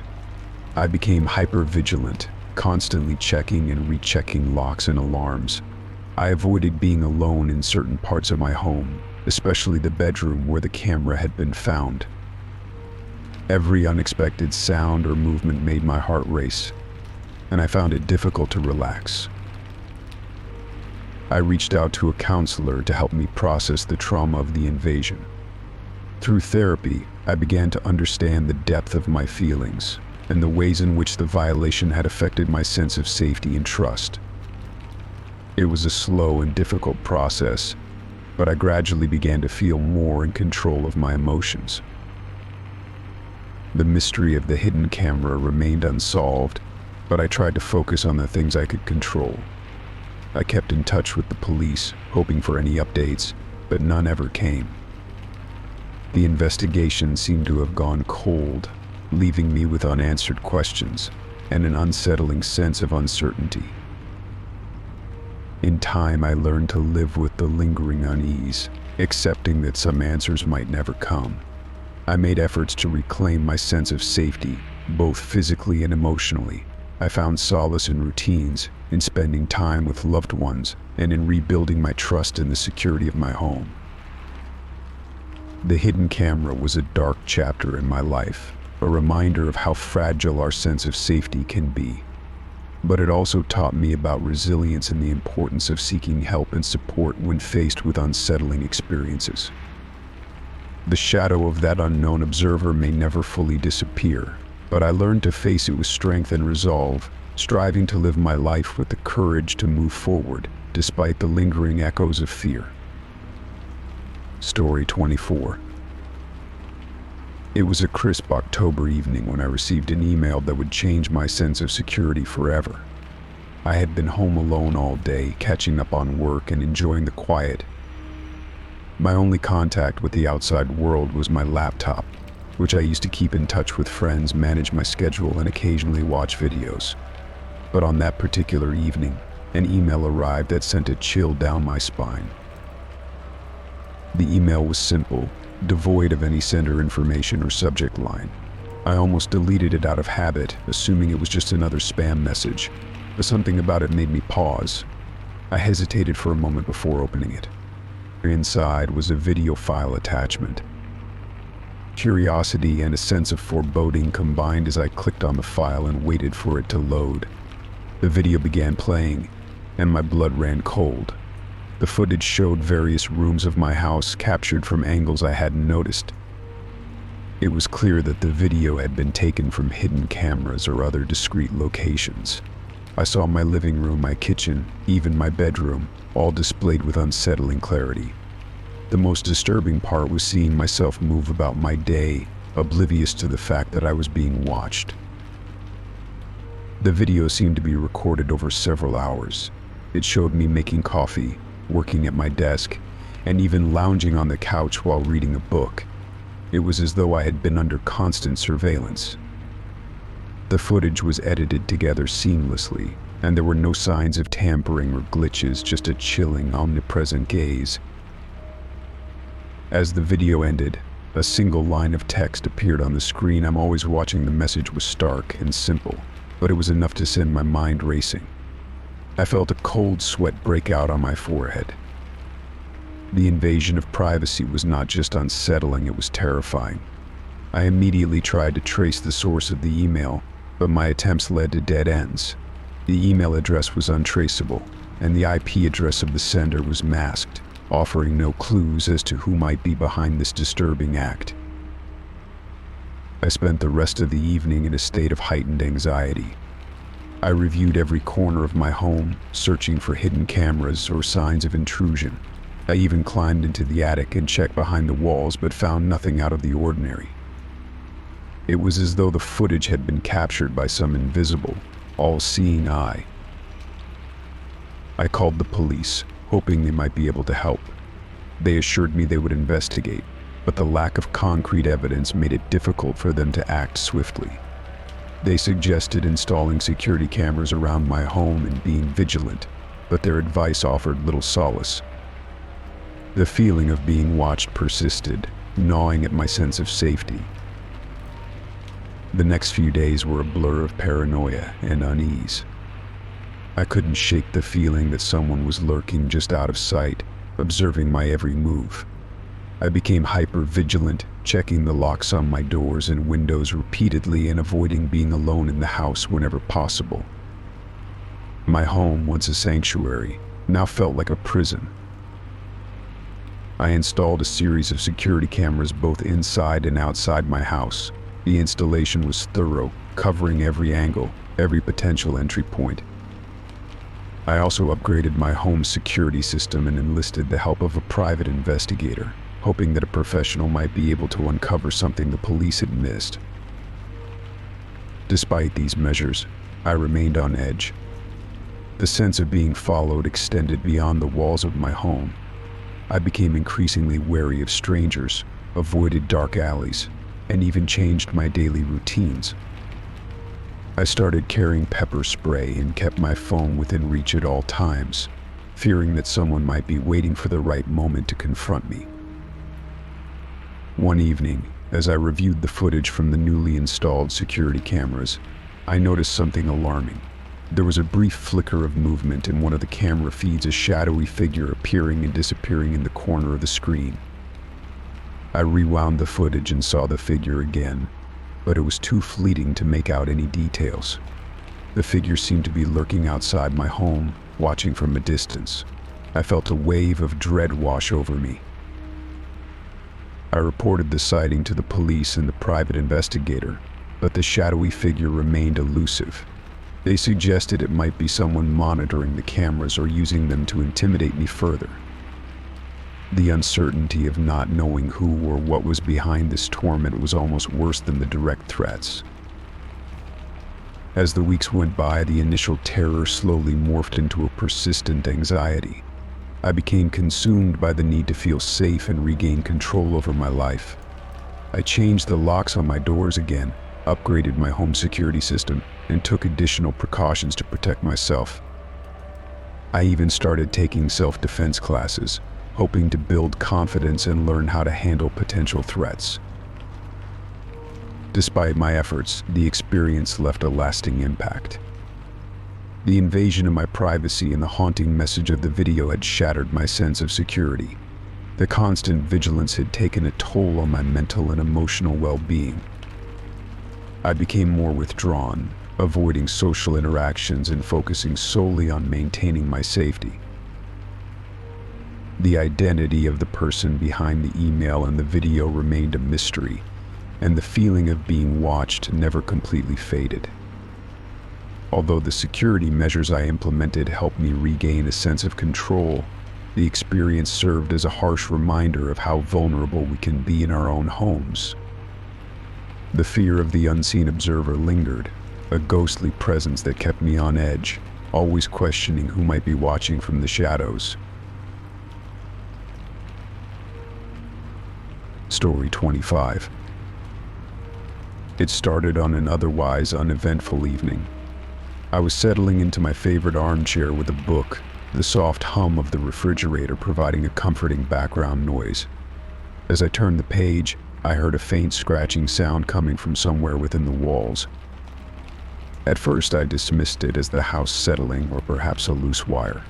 It wasn't uncommon for old homes to make peculiar noises. But as the days went by, the scratching grew more frequent and persistent. It wasn't a random sound, it was rhythmic and deliberate, as if someone or something was trying to communicate. The scratching seemed to follow me around the house. When I was in the living room, it would come from the walls behind me. When I moved to the kitchen, the sound would shift to the walls there. It was as if whatever was making the noise was shadowing my every move. The sound was unsettling, a constant reminder of an invisible presence. I began to feel like I was being watched, the scratching serving as a haunting, ever-present soundtrack to my daily life. My initial thoughts were that it might be pests, mice, or rats perhaps, but when the noises didn't subside, I decided to call an exterminator to get a professional opinion. The exterminator arrived on a cool autumn morning, carrying his toolkit and a confident air. He started by inspecting the usual places where pests might be found under the sink, behind the refrigerator, and in the attic. He set up traps and placed bait stations in strategic locations, confident that he would find the source of the scratching. I tried to explain how the scratching seemed to follow me and how it intensified when I attempted to locate it. He nodded, though I could see he was skeptical. Old houses can have all sorts of quirks, he said. We'll get it sorted out. Hours passed as he worked, checking every nook and cranny. When he finished, he looked at me with a puzzled expression. I didn't find anything unusual, he said. No droppings, no nests, not even any signs of gnawing. It's all clean. I felt a pang of frustration. If it wasn't pests, then what was causing the scratching? I thanked him for his time and paid him for his services, but as he left, I couldn't shake the feeling that something more sinister was at play. The scratching continued, and if anything, it seemed to grow louder. It was no longer a faint noise, but a persistent, almost frantic sound. It seemed to echo through the walls, a maddening rhythm that I could never quite pinpoint. Whenever I would go to investigate, it was as if the scratching would relocate, always just out of reach. I began to document the occurrences, noting the times and places where the scratching was most intense. It was a desperate attempt to find a pattern or a clue that might explain the phenomenon. I tried to listen closely, hoping to catch any other sounds that might provide a hint. But the scratching remained the dominant noise, its presence inescapable. One night, after weeks of enduring the relentless scratching, I decided to confront it head-on. Armed with a flashlight and a hammer, I carefully removed a section of the drywall in the area where the scratching seemed to be the loudest. My heart pounded as I peeled back the wall, revealing a hollow space behind it. I shone the flashlight into the cavity, but there was nothing, just empty space and insulation. Disappointed but not deterred, I continued to investigate, convinced that there had to be an explanation. I looked for signs of a hidden room or an old conduit that might explain the noises, but the walls remained empty and silent once I finished my work. The scratching persisted, now more insistent and invasive. It seemed to come from the very heart of the house, a relentless reminder that something was wrong. I began to feel a creeping sense of dread, the scratching serving as a constant, oppressive presence. I tried to ignore it, but the noise became a part of my daily life, an inescapable soundtrack to my existence. I considered calling a contractor to investigate further, but every time I thought about it, the idea seemed more and more absurd. What if there was no explanation, no logical reason for the scratching? What if it was just my imagination running wild? The thought of being labeled as irrational or paranoid kept me from taking that step. As the scratching continued, I found myself growing increasingly isolated. I avoided inviting friends over, not wanting to explain the strange noises that plagued my home. I spent more time outside, seeking solace in the fresh air and the quiet of the outside world. But even then, the scratching seemed to follow me, a lingering reminder that my home was no longer a place of comfort. One particularly stormy night, as the wind howled outside and rain battered against the windows, the scratching reached a fever pitch. It was as if the walls themselves were alive, writhing with a desperate, frantic energy. I could no longer ignore it. The sound was too intense, too pervasive. I sat in the darkened living room, the only light coming from the occasional flash of lightning. The scratching was louder than ever, a maddening cacophony that seemed to envelop the house. I felt a deep, primal fear, a sense that whatever was causing the scratching was not merely an annoyance, but a true threat. In a moment of sheer desperation, I reached out to a friend who was a paranormal investigator, hoping for a different kind of insight. She agreed to come over, intrigued by the peculiar nature of the noises.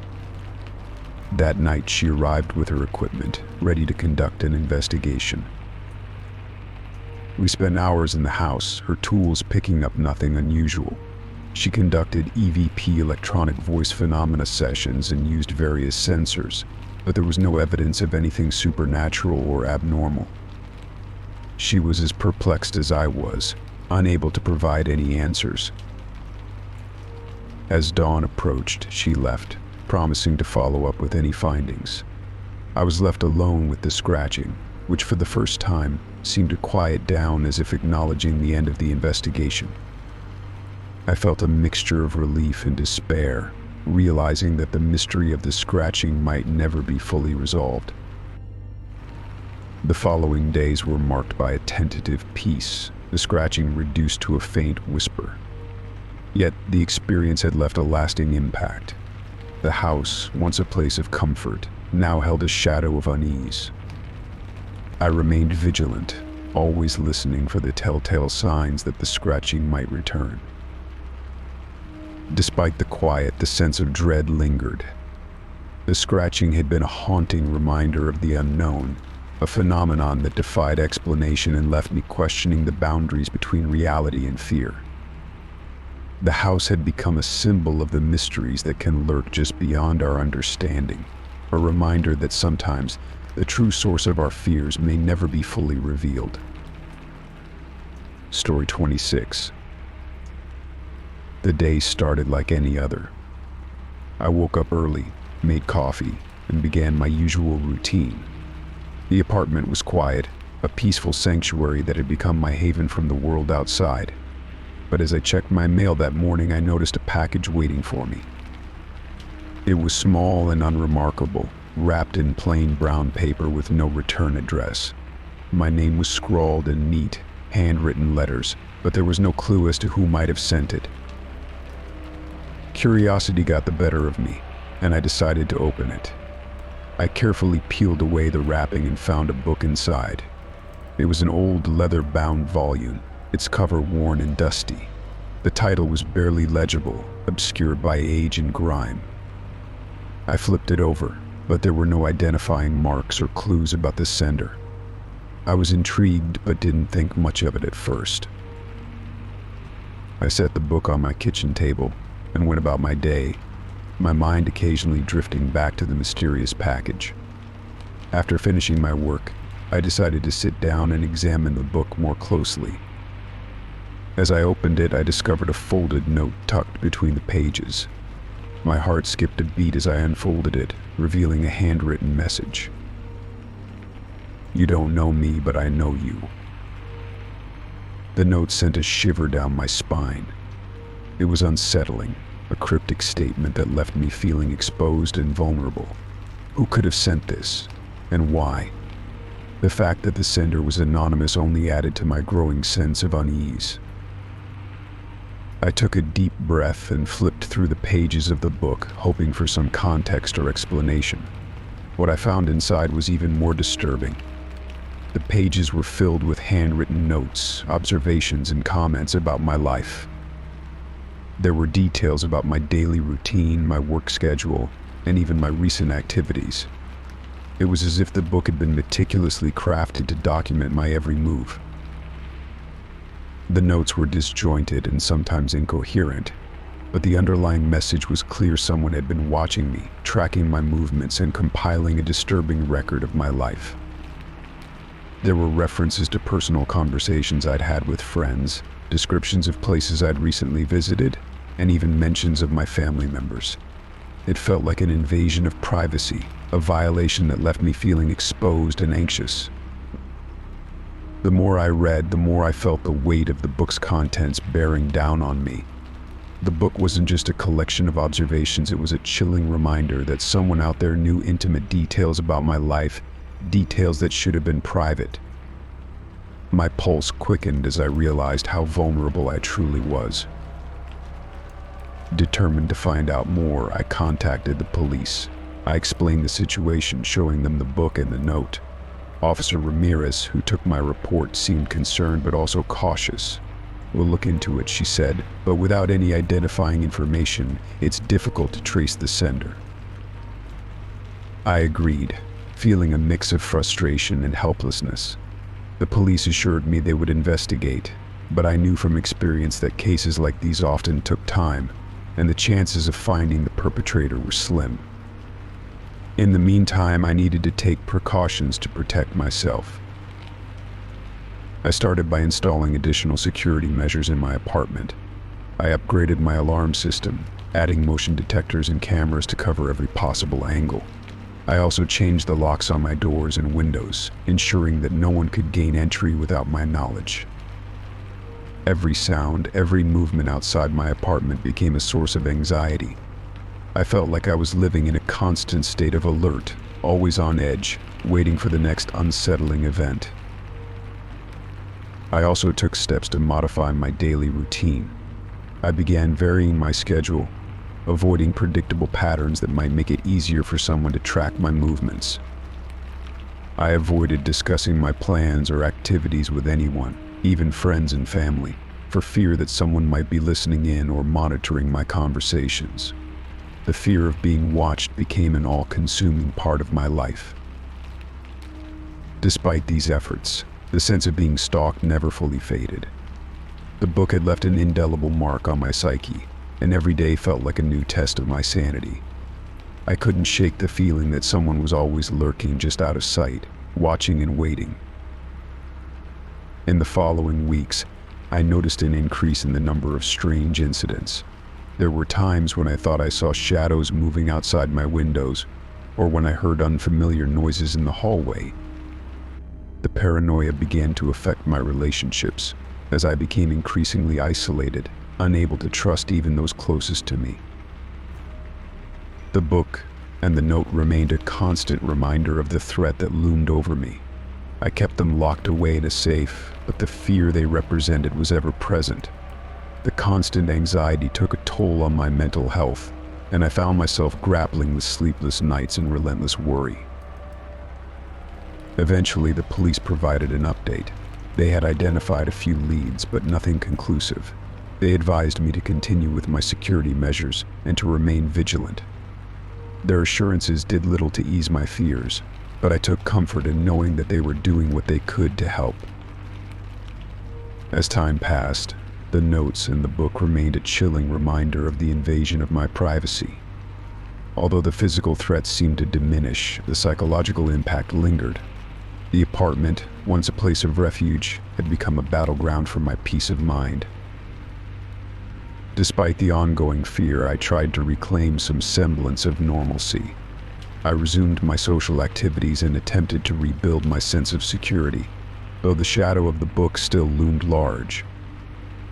The experience had left me more cautious and aware, forever changed by the unsettling reminder that there are people in the world who will go to great lengths to invade your privacy and control your life. The book and the notes served as a constant reminder of the fragility of security and the power of fear. Even as I moved forward and tried to put the experience behind me, the knowledge that someone had been watching, documenting, and intruding into my life would always remain a haunting memory. Story 27. It started with something small, a necklace I'd had since high school. I remembered taking it off and placing it on my dresser, but when I went to retrieve it the next day, it was gone. I searched the entire room, checking under furniture, behind dressers, and even inside drawers, but it was as if the necklace had vanished into thin air. At first, I thought I might have misplaced it, so I let it go, assuming it would turn up eventually. But then it happened again. This time, it was a pair of expensive earrings I'd recently bought. I had placed them in a jewelry box on my nightstand. A week later, they were nowhere to be found. I retraced my steps, checked every possible hiding place, and even asked friends if they had seen them, but no one had any idea where they might be. I couldn't shake the feeling that something was off, but I pushed the worry aside and decided it was just bad luck. When I replaced the missing items, I hoped that it was just a string of coincidences. I bought a new necklace and another pair of earrings, thinking that maybe I'd lost them during a hectic week or misplaced them while cleaning. But to my dismay, the new items disappeared just like the old ones. It was becoming a pattern, and the frequency of these losses started to worry me. The first few times I tried to convince myself that I was just being careless. Maybe I was forgetting where I'd put things or misplacing them in my cluttered apartment. But as the losses continued, the sense of unease grew.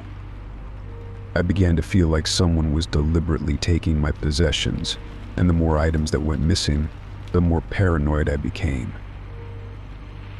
The situation escalated one evening when my laptop went missing.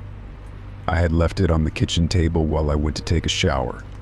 When I came back, it was gone. I searched the apartment thoroughly, checking every nook and cranny, but the laptop was nowhere to be found. I felt a pang of panic.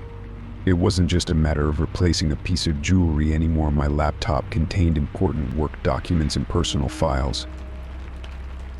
I considered the possibility of a break-in, but found no signs of forced entry. The locks on the doors were intact, and nothing else in the apartment seemed disturbed. It was as if someone had taken only the items they wanted and left everything else untouched. I felt a growing sense of vulnerability, as if my home had become a target for someone who knew exactly what to take. I decided to install a few security cameras to keep an eye on things. I set them up around the apartment, hoping they would catch any suspicious activity. The cameras were discreet, hidden among everyday objects like picture frames and decorative items, so they wouldn't draw attention.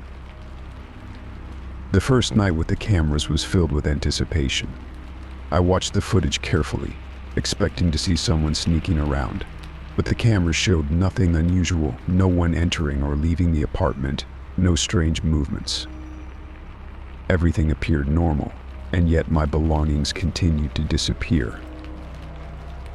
One morning, after a particularly restless night, I was making coffee when I noticed that my favorite watch had vanished. I had left it on the kitchen counter the previous evening, but now it was gone. I felt a surge of frustration. I reviewed the security footage again, hoping that I had missed something. The video showed me making coffee and then leaving the kitchen, but there was no sign of anyone else entering the room. I began to think I was losing my mind. The constant disappearance of my possessions was taking a toll on me. I started double-checking every corner of my apartment, convinced that there was some hidden compartment or secret passage where my belongings were being stashed.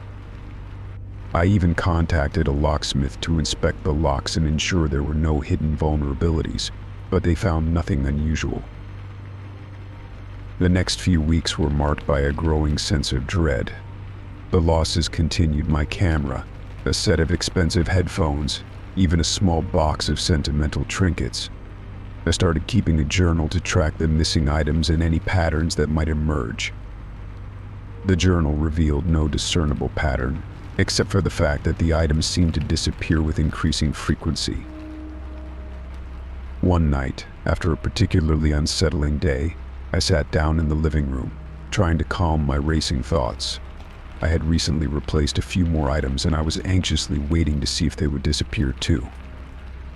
As I sat there, a strange noise caught my attention, a soft rustling sound coming from the hallway. My heart raced as I approached the source of the sound. I turned on the hallway light and saw nothing unusual. I checked the security footage, but the camera showed no movement or signs of intrusion. I felt a growing sense of paranoia, convinced that someone was still watching me, waiting for the right moment to strike.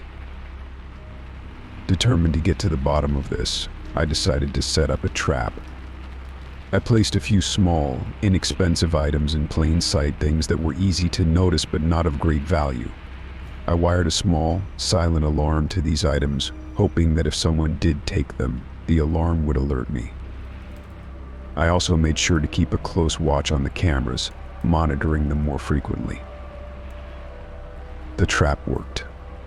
One night, while I was awake, I heard the alarm go off. I rushed to the source of the sound and found a small, hidden compartment behind a loose panel in the wall. Inside, there were several of my missing items, jewelry, electronics, and other belongings that had disappeared over the past few weeks. It was as if someone had been hiding them there all along. I felt a mixture of relief and anger. The discovery confirmed that someone had been taking my possessions and stashing them away in this hidden space. But the question remained, who was behind this? I called the police, who investigated the compartment and took the recovered items for fingerprints and further analysis.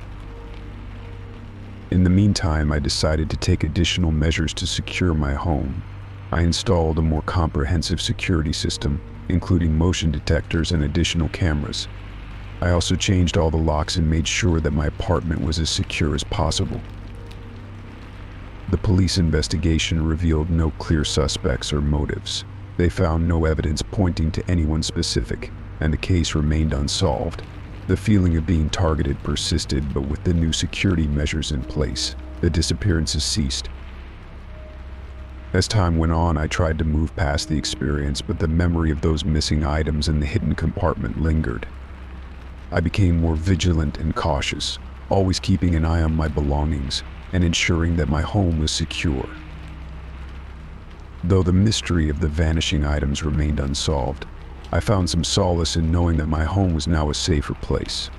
The experience had left me more aware of my surroundings and more determined to protect what was mine. Story 28. It started on an overcast Tuesday, the kind of day where the sky seems permanently shrouded in gray and the world feels damp and cold. I had just returned home from work, eager to escape the dreary weather, when I noticed an unusual, rancid smell wafting through my apartment. It was a sickening, putrid odor that seemed to cling to the air and make my stomach churn. Initially, I thought it might be a temporary issue, perhaps related to the weather or something that had gone unnoticed. I began a thorough inspection, checking every corner of my small apartment. I looked for signs of mold, dead animals, or anything else that might cause such a foul stench. I examined the pipes under the sink, the space behind the refrigerator, and even the vents and air conditioning units. I moved furniture, poked around in the closets, and scrutinized every possible source of the odor. Despite my exhaustive search, I found nothing. The apartment was clean, with no signs of decay or damage. The smell was persistent, though, and seemed to grow stronger each time I was alone. My attempts to pinpoint its source proved fruitless, leaving me increasingly frustrated and unsettled. As the days went by, the odor continued to plague me. It would appear suddenly, filling the room with its revolting stench, only to fade away when I had company or when I was busy with other tasks. It was as if the smell had a will of its own, surfacing only when I was alone and vulnerable. The foul odor wasn't the only thing that disturbed me. Each time it became unbearable. An eerie feeling would accompany it, an unsettling sensation that something was lurking just out of sight, watching me from the shadows. It was a feeling of being observed, of having my every move scrutinized by an unseen presence. One evening, as I sat in the living room trying to relax, the smell returned with a vengeance. It was so overpowering that it made my eyes water and my throat tighten. I decided to take action and try to mask the odor, hoping that strong scented candles or air fresheners might help. I lit several candles and placed them strategically around the apartment, but the smell persisted, cutting through the fragrance of vanilla and lavender. That night, as I lay in bed trying to ignore the smell, the feeling of being watched intensified. I heard faint rustlings and whispers that seemed to come from nowhere. My heart raced as I turned on the lights, searching the apartment for any sign of intrusion. The whispers ceased as soon as the lights were on, and I found nothing out of place. Yet the sensation of being watched lingered, making it impossible for me to relax or sleep. The next morning, I decided to call a professional to investigate. An exterminator came by and inspected the apartment, searching for any signs of pests or hidden problems. He checked the insulation, the walls, and the floors, but found nothing unusual. He suggested that it might be a problem with the plumbing or the building's ventilation system, but he assured me there was no immediate cause for concern. Despite his reassurances, the smell persisted. It continued to make appearances, always when I was alone, and always accompanied by the eerie sensation of being watched. I began to feel like a prisoner in my own home, unable to escape the oppressive stench and the unsettling feeling of being observed. One day, as I sat at my desk working from home, the smell grew particularly intense. I was on the verge of tears, my patience wearing thin. I decided to take a break and stepped out onto the balcony for some fresh air. As I stood there trying to calm myself, I noticed something strange, a series of small, dark stains on the wall of the building directly adjacent to mine. They appeared to be smeared, as if something had been dragged or pressed against the wall. I felt a shiver run down my spine. The stains seemed to have no logical explanation, and I couldn't shake the feeling that they were somehow connected to the strange occurrences in my apartment. I took a photo of the stains and went back inside, hoping that they might provide a clue. When I examined the photo closely, I noticed that the stains formed a pattern almost like a message, though it was difficult to decipher. I couldn't make sense of it, but the pattern looked deliberate, as if someone had been trying to communicate something. Determined to find answers, I decided to investigate further. I reached out to my neighbors, asking if they had noticed anything unusual. Most of them hadn't, but one elderly woman who lived a few floors down mentioned that she had seen someone moving in and out of the building late at night. She hadn't paid much attention at the time, but her comments made me wonder if someone had been secretly entering the building. The following night, I set up a camera on the balcony to monitor any unusual activity. I hoped that by capturing footage, I might be able to identify the source of the smell and the unsettling feeling of being watched. I reviewed the footage the next morning, but it revealed nothing out of the ordinary. No one had entered or exited the building in a suspicious manner. Days turned into weeks, and the smell remained a constant, disturbing presence in my life. The scent would appear and disappear without warning, and the feeling of being watched never quite went away. I became increasingly anxious and exhausted, my daily routines disrupted by the constant fear and discomfort. In a final attempt to rid myself of the smell, I decided to have the apartment thoroughly cleaned by a professional service. They deep cleaned every surface, sanitized the vents, and even used ozone generators to remove odors. The smell seemed to diminish, but the eerie feeling of being watched persisted. Months later, I still can't fully explain the source of the odor or the sense of being observed. The smell is mostly gone, but every so often I catch a faint whiff of it, and the unsettling feeling returns. The experience left me with a lingering sense of unease, a reminder that sometimes the inexplicable can intrude into our lives in ways we can't always understand or control. Story 29. It started subtly, almost imperceptibly. I first noticed the fingerprints on my living room windows one morning as I was preparing my coffee. The sun was streaming in, casting a warm glow over the room, and it was then that I saw them faint, smudgy fingerprints on the glass, not my own. They were not large or intrusive, just a few smudges scattered across the lower panes. I assumed they must have come from an earlier visitor, or perhaps a bird had perched on the ledge and left a mark. I wiped them off, dismissing the incident as an anomaly. However, the next day, the fingerprints were back, but in different places. I rubbed them off again, thinking it was a coincidence, but the pattern persisted. Each time I cleaned the windows, the fingerprints would reappear, always in new spots, as if mocking my efforts. The fingerprints were unsettling. They were not particularly distinct, just general shapes and sizes, but they carried an unnerving presence. Each time I saw them, a chill would run down my spine. The thought of someone tampering with my windows, or worse, watching me through them, made me feel deeply uncomfortable and unsafe. I decided to pay closer attention. I began to document the patterns of the fingerprints, noting their locations and how they changed from day to day. It became a routine: clean the windows, watch for new fingerprints, and try to determine if there was a pattern to their appearance. But no matter how vigilant I was, the prints continued to reappear randomly, with no discernible logic. One night, after a particularly long day, I was exhausted. I fell asleep early, hoping that the fingerprints would be a distant memory by morning. But in the dead of night, I was jolted awake by a noise. It sounded like a faint scratching or tapping against the glass. My heart pounded as I sat up, straining to hear. The noise stopped and the apartment fell silent again. I lay back down, trying to shake off the unease, but the noise returned, more persistent this time. I got out of bed and walked cautiously to the living room. The room was dark, illuminated only by the faint light of the street lamps outside. I approached the windows, my breath fogging up the cold glass as I peered out into the night. There was no one in sight. The street was quiet, with no sign of activity. I checked the windows for any signs of tampering, but found nothing. The fingerprints had vanished, leaving only the clean glass behind.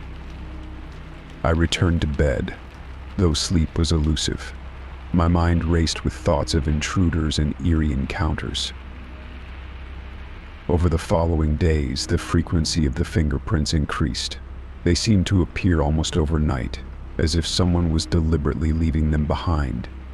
I became more paranoid, double-checking the locks on my windows and doors. I even installed motion sensor lights around the perimeter of my apartment, hoping that they would deter any potential intruders.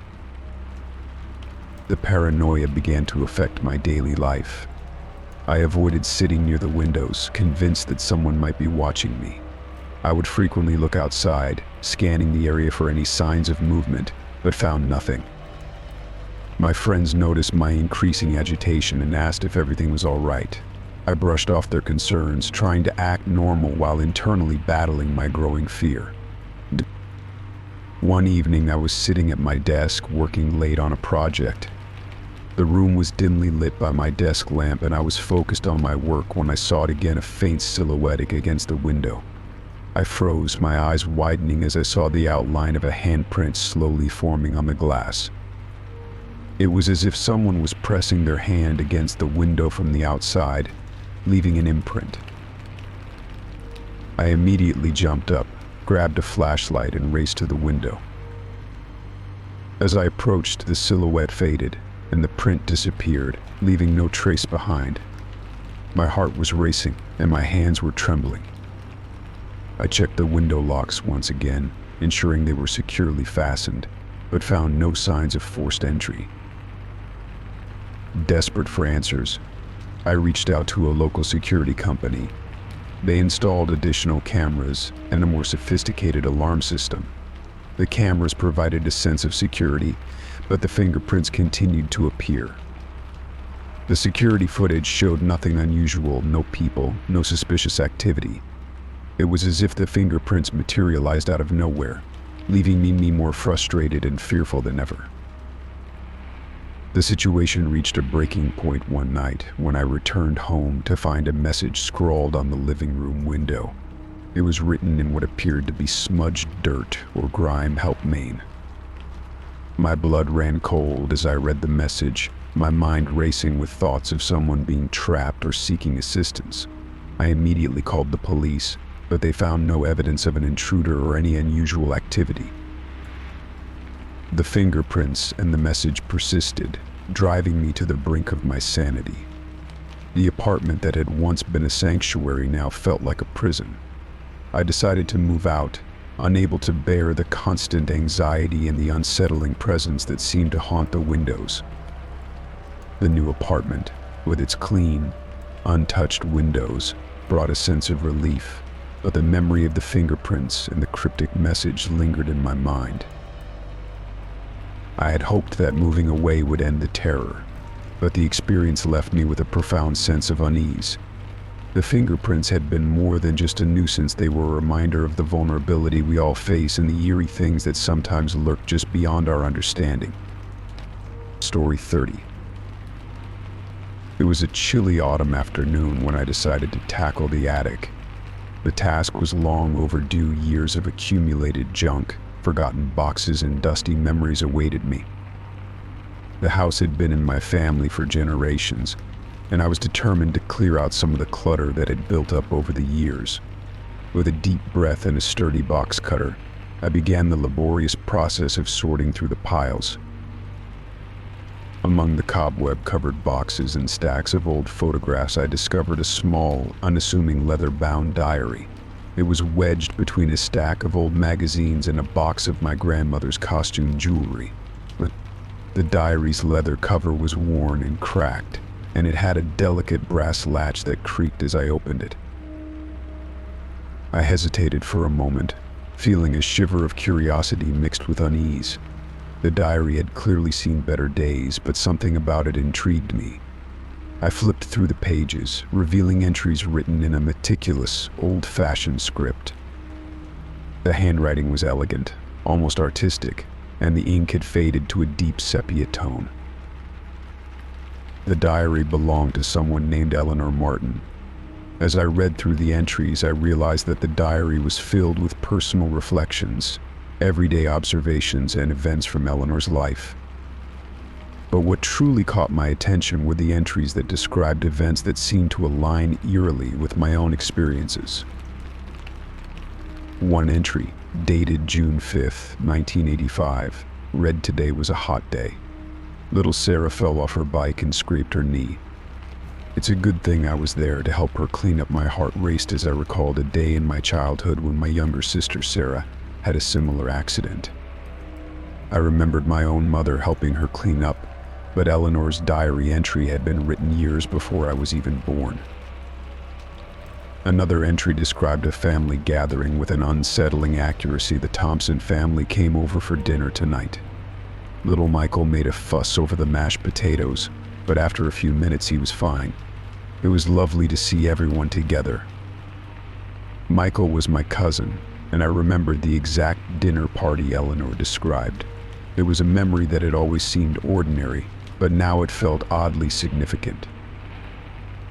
The diary's entries became increasingly detailed about events that had happened in my life and my family's lives. It mentioned birthdays, anniversaries, and even mundane details like the new curtains we had put up in the living room. There was no way that Eleanor could have known these things unless she had somehow been part of our lives. With each new entry, my sense of disbelief grew. How could this woman, from decades before my birth, know so much about me and my family? It was impossible to ignore the creeping suspicion that someone had been tracking us, observing our lives in ways that defied explanation. Desperate for answers, I continued to read, hoping to find some clue or explanation within the pages of the diary. The final entries, however, took a darker turn. Eleanor wrote about a sense of foreboding and unease, mentioning strange occurrences around her home and unsettling feelings that she couldn't quite explain. One entry was particularly chilling. "I fear that someone is watching me. Every night I hear footsteps outside my window, but when I look, no one is there. I started to feel like I'm not alone in my own home." I couldn't shake the connection between her experiences and my own recent sense of being watched. It was as if Eleanor's fears had somehow seeped into my own life, creating a thread that connected our experiences across time. The entries grew more erratic, with Eleanor expressing paranoia and anxiety about being followed, her handwriting becoming jagged and uneven. I decided to investigate further. I started by researching Eleanor Martin. It was difficult to find much information, but I managed to uncover that she had been a resident of the area in the 1980s and had lived in a house not far from my own. She had been known in the community as a reclusive woman who kept to herself, but there were no records of any incidents or strange occurrences connected to her. My investigation led me to Eleanor's old home, which had since become an abandoned property. The house was a dilapidated structure, with broken windows and overgrown weeds. It felt eerie, and as I walked through the creaking front door, I couldn't shake the feeling that I was stepping into a place that held secrets. In the dust-covered rooms, I found remnants of Eleanor's life, old furniture, faded photographs, and even a few scraps of paper with more of her handwriting. But there was no indication of anything that could explain her connection to my family or the diary's contents. Returning home, I felt a deep sense of unease. The diary had left me with more questions than answers. Who was Eleanor Martin, and how did she know so much about my life? Had she been involved in some way with my family's history? And what did her final entries mean? Had she truly been watched, or was it a manifestation of her own fears? Despite my efforts to understand the mystery, the diary's presence had left a lingering chill in my home. I couldn't shake the feeling that Eleanor's sense of being watched had somehow transferred to me, that her experiences had bled into my own life. The diary now rests in a box in my attic, where I found it, and I've avoided opening it again. I've taken extra precautions to secure my home, and while I try to go about my daily life, the sense of unease lingers. I can't escape the thought that there might be a connection between Eleanor's experiences and my own, and the mystery of her diary remains an unsettling enigma in my life. Story 31. The photo albums had always been a cherished part of my life, a way to relive the memories of time spent with friends and family. Each album was a carefully curated collection of moments that marked the passage of time: birthdays, holidays, family vacations.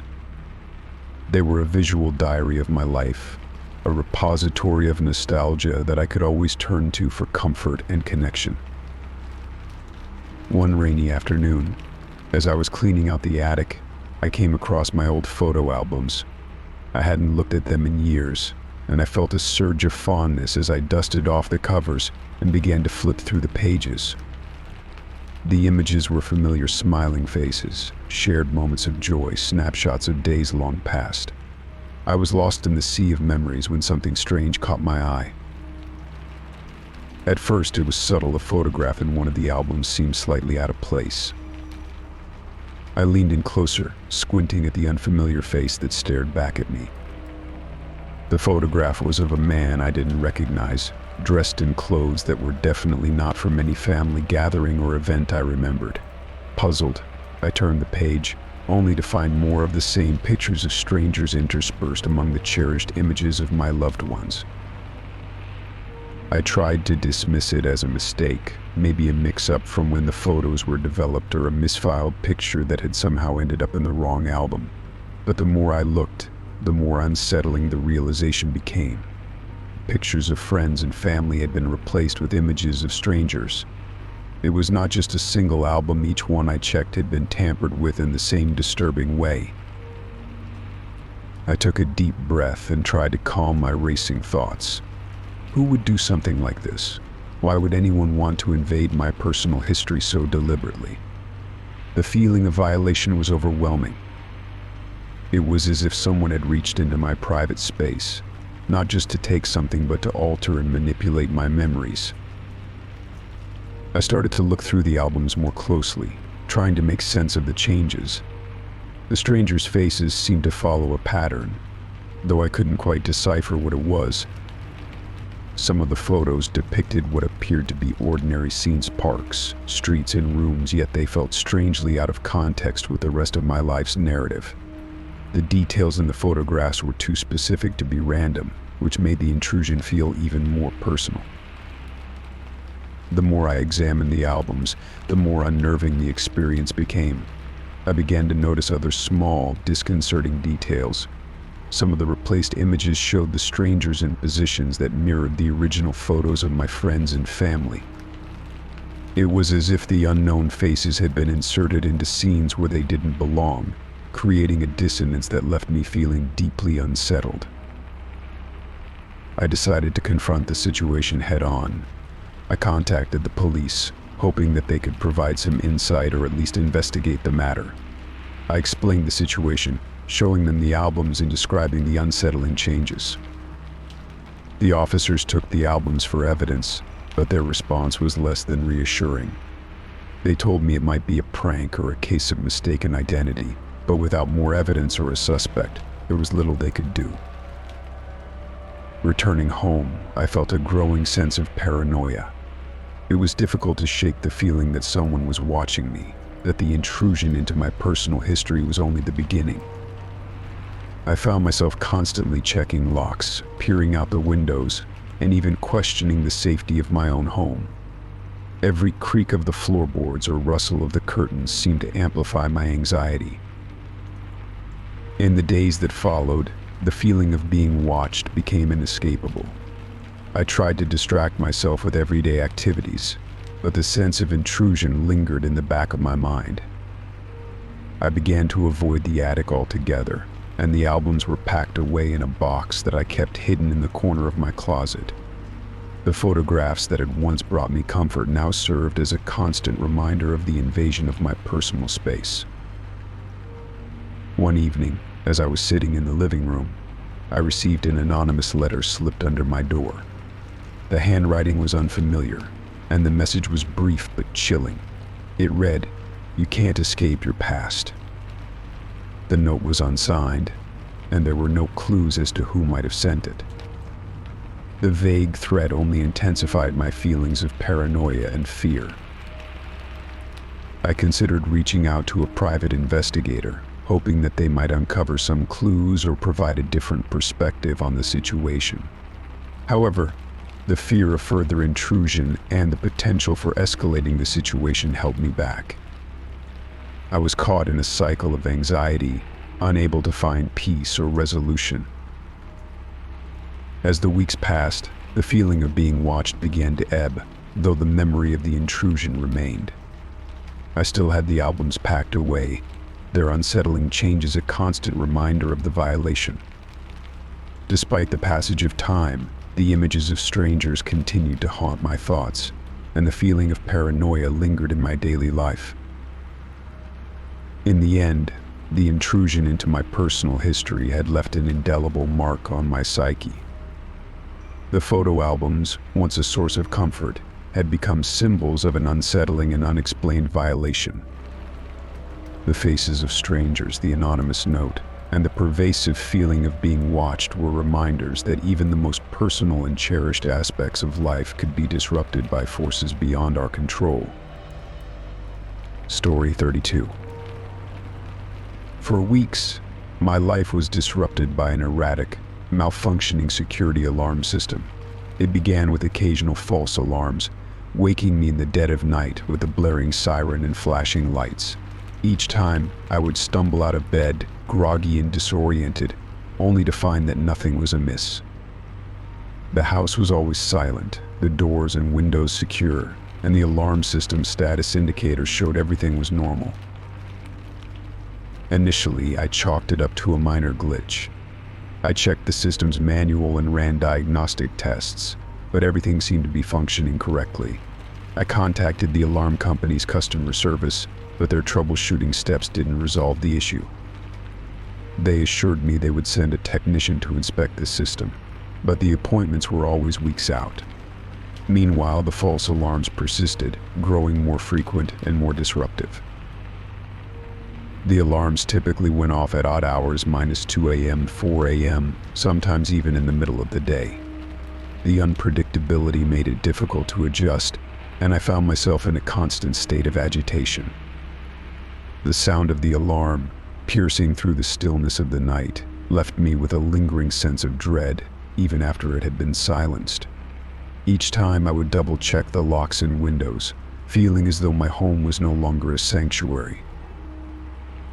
One particularly unsettling night, the alarm blared at 3 a.m., its shrill sound tearing me from a restless sleep. I fumbled for my phone to turn off the alarm, cursing the system under my breath. As I reached the control panel, the noise abruptly stopped, and I felt an eerie silence settle over the house. My heart raced as I grabbed a flashlight and cautiously made my way through the darkened rooms. The beam of the flashlight swept across the empty room's living room, kitchen, bedrooms, finding nothing out of place. I checked every door and window, running my hands along the locks to ensure they were secure. The house was silent, except for the faint hum of the refrigerator.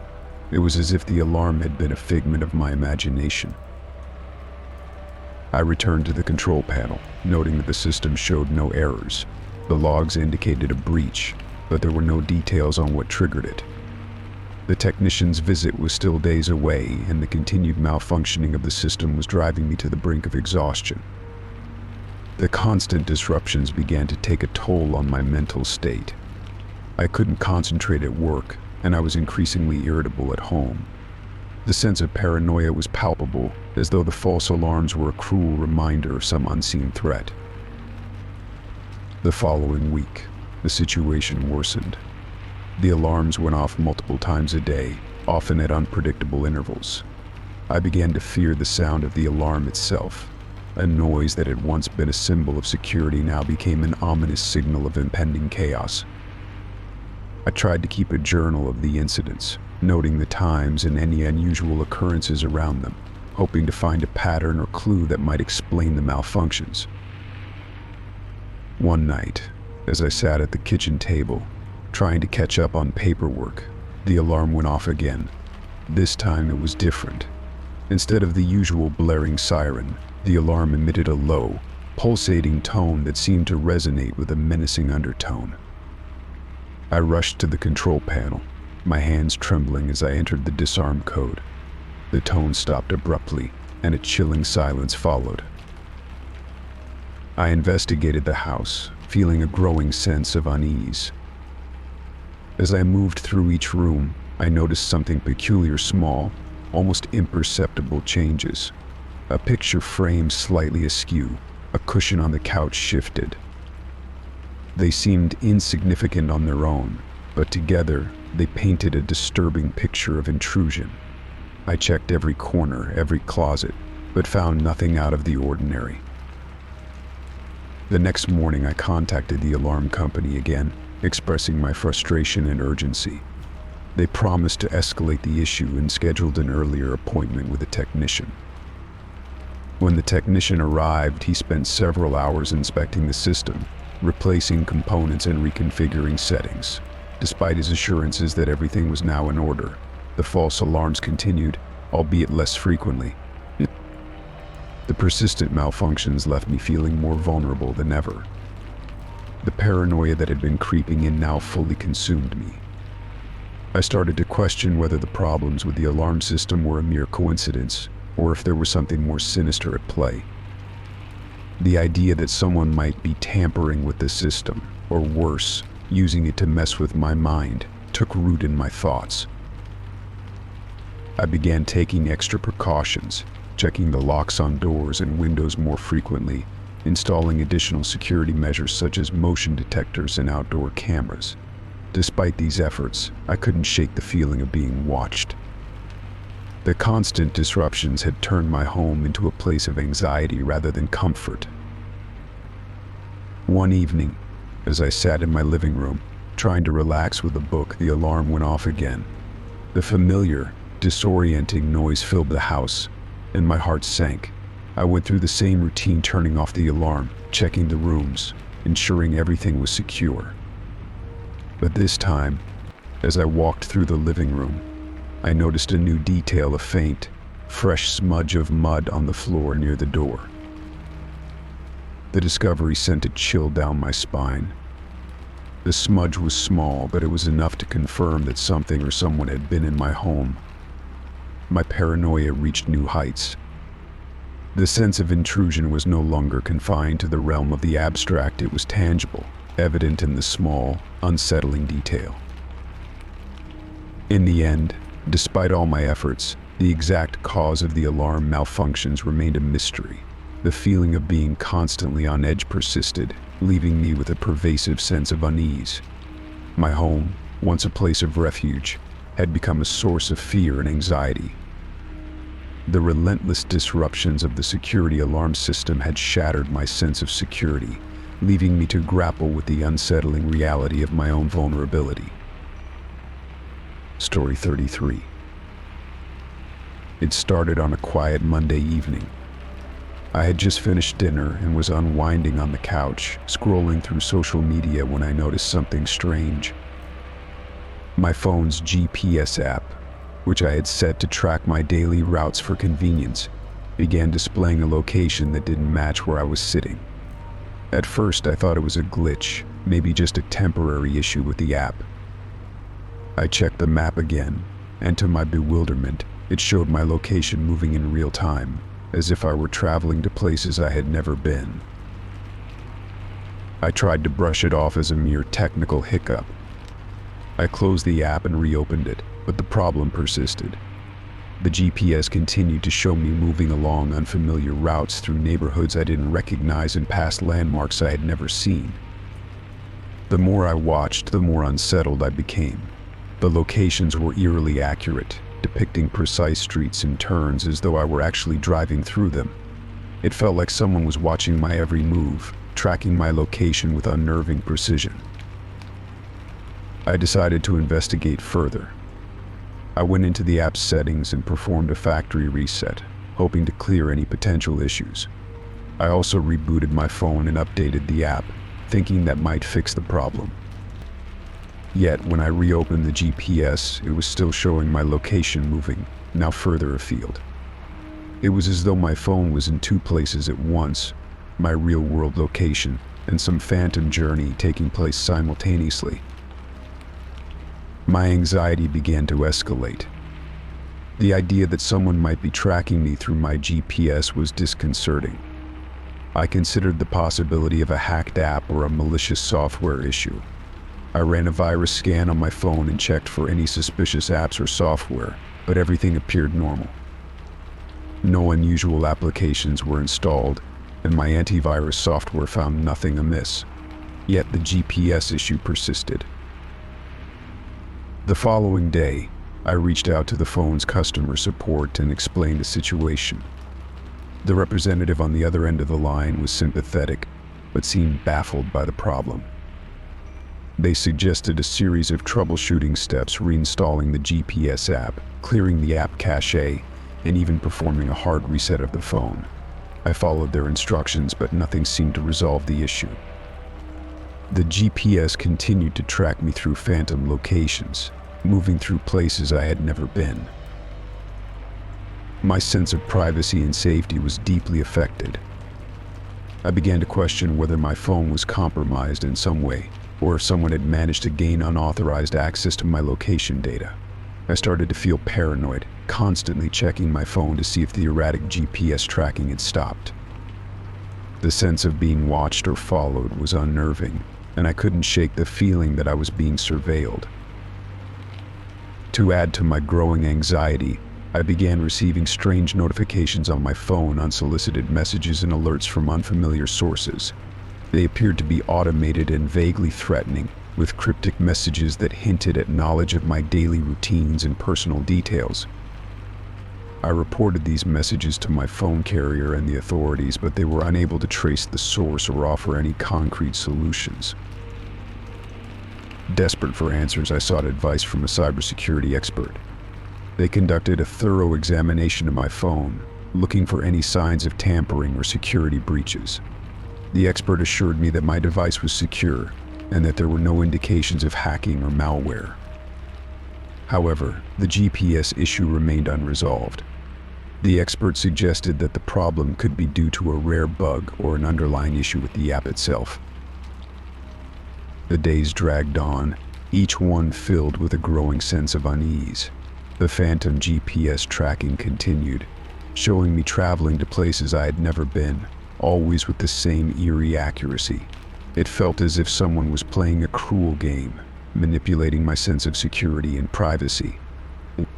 I began to avoid using my phone's GPS entirely, relying on traditional maps and landmarks to navigate. As weeks passed, the GPS issue began to wane, gradually returning to normal. The phantom tracking stopped and the app once again displayed accurate information about my real-world location. It was as though the problem had simply vanished, leaving me with more questions than answers. Even though the GPS issue was resolved, the experience left a lasting impact. I remained wary of potential privacy breaches and remained cautious about my phone's security. I became more vigilant about monitoring my digital footprint and took additional steps to safeguard my personal information. The phantom GPS had been a reminder of how vulnerable our digital lives can be and how crucial it is to stay vigilant in the face of technological uncertainties. Despite the resolution of the issue, I never fully recovered from the anxiety it caused. The sense of being watched and tracked lingered, casting a shadow over my sense of security. It was a chilling reminder of the fine line between the convenience of modern technology and the potential threats it can pose to our privacy. Story 34. It was a typical Thursday evening when I returned home from work, expecting nothing out of the ordinary. I had spent the day immersed in meetings and paperwork, and the thought of relaxing in my own space was a welcome relief. My home office, a cozy nook with warm lighting and a comfortable chair, was my sanctuary, a place where I could retreat and focus on my tasks without interruption.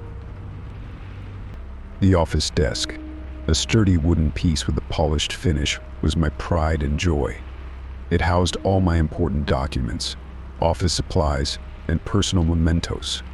For added security, I had installed a small lock on one of the desk drawers, where I kept sensitive documents and private notes. I trusted that this measure would safeguard my belongings from prying eyes, though in reality the risk seemed minimal. As I entered the office that evening, something felt off. The drawer that I had meticulously locked was slightly ajar. My heart skipped a beat. I approached the desk with trepidation, my mind racing with thoughts of possible intrusions. I pulled open the drawer fully, my anxiety growing as I took in the scene before me. Everything inside the drawer had been moved. My neatly organized folders were scattered haphazardly, and my personal notes, which I had carefully stacked, were now strewn about. Despite the disarray, nothing appeared to be missing. My sensitive documents were still there, untouched.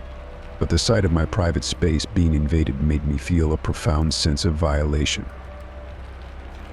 I immediately checked the rest of the office and the house for any signs of forced entry. I examined the window locks, door hinges, and the security system. Everything seemed intact, with no indications of tampering or break-ins. The lock on the drawer itself appeared to be functioning properly. It was as though someone had managed to access the drawer without leaving a trace. The unsettling feeling of being watched lingered as I struggled to make sense of the situation. My first instinct was to change the lock on the drawer. I quickly found a new lock and replaced the old one, hoping it would provide some measure of reassurance. I also began to keep a closer eye on my belongings, frequently checking the drawer and the surrounding area for any further signs of tampering. The following days were marked by a heightened sense of paranoia. I began to meticulously document the state of my office, taking note of the arrangement of items and ensuring everything was in its place.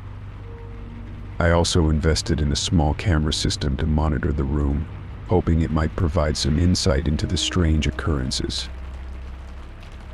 Despite these precautions, the sense of intrusion persisted. Every time I entered my office, I couldn't shake the feeling that someone had been there, rifling through my things.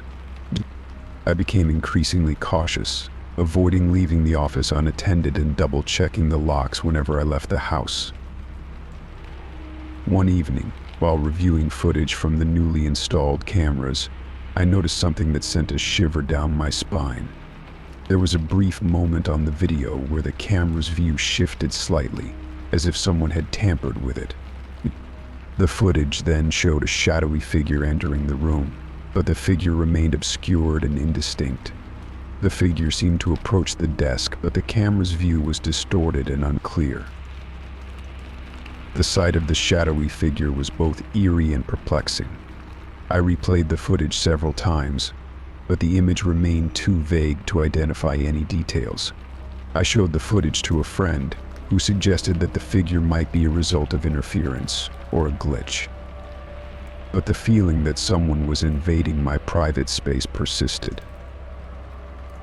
Determined to get to the bottom of the mystery, I decided to consult a professional. I contacted a security expert who specialized in home intrusions and surveillance. The expert conducted a thorough inspection of my office, checking the cameras, the locks, and the security system for any vulnerabilities. They found no evidence of external tampering or unauthorized access. The expert's assessment provided some relief, but did little to assuage my growing sense of unease. The feeling of being violated remained, and the knowledge that someone had accessed my private space without leaving any trace continued to haunt me. I felt a profound loss of control and privacy, as if my home had become a stage for an unsettling drama I could neither understand nor escape. In an attempt to regain a sense of normalcy, I focused on creating a new routine. I adjusted the placement of my desk and rearranged my office, hoping that changing the environment might help alleviate some of the anxiety. I also took steps to improve my overall security, including installing additional locks and reinforcing windows and doors. Despite these efforts, the sense of intrusion never fully dissipated. The drawer lock had been changed, and the security system had been upgraded, but the psychological impact of the violation lingered. I found myself constantly on edge, scrutinizing every detail and second-guessing every noise. The experience had left an indelible mark on my sense of security. The once trusted sanctuary of my home office had become a reminder of the fragility of privacy and the unsettling reality that someone had managed to breach my personal space. I continued to live with a heightened awareness of my surroundings, forever changed by the knowledge that even the most secure environments could be compromised by unseen forces. In the end, the mystery of the intruder remained unsolved, and the feeling of being watched never fully faded. The drawer, now securely locked, stood as a testament to the invasion of my private space, a constant reminder of the boundary that had been crossed and the trust that had been shattered. Story 35. It was a crisp autumn morning when I first noticed the muddy footprints on my front porch. I had just returned from a quick grocery run, the bags in my hands making a soft rustling sound as I approached my front door. The sun was shining brightly, casting long shadows on the ground, but as I reached the porch, something caught my eye: muddy footprints, distinct and deep, leading right up to my front door. I froze for a moment, my heart racing. The footprints were recent, the mud still fresh and dark against the concrete. They were large, heavy, and seemed to come from a single pair of shoes. There was a strange quality to them. They looked deliberate, as if someone had carefully walked up to my door with purpose. I set the grocery bags down and bent over to inspect the prints more closely.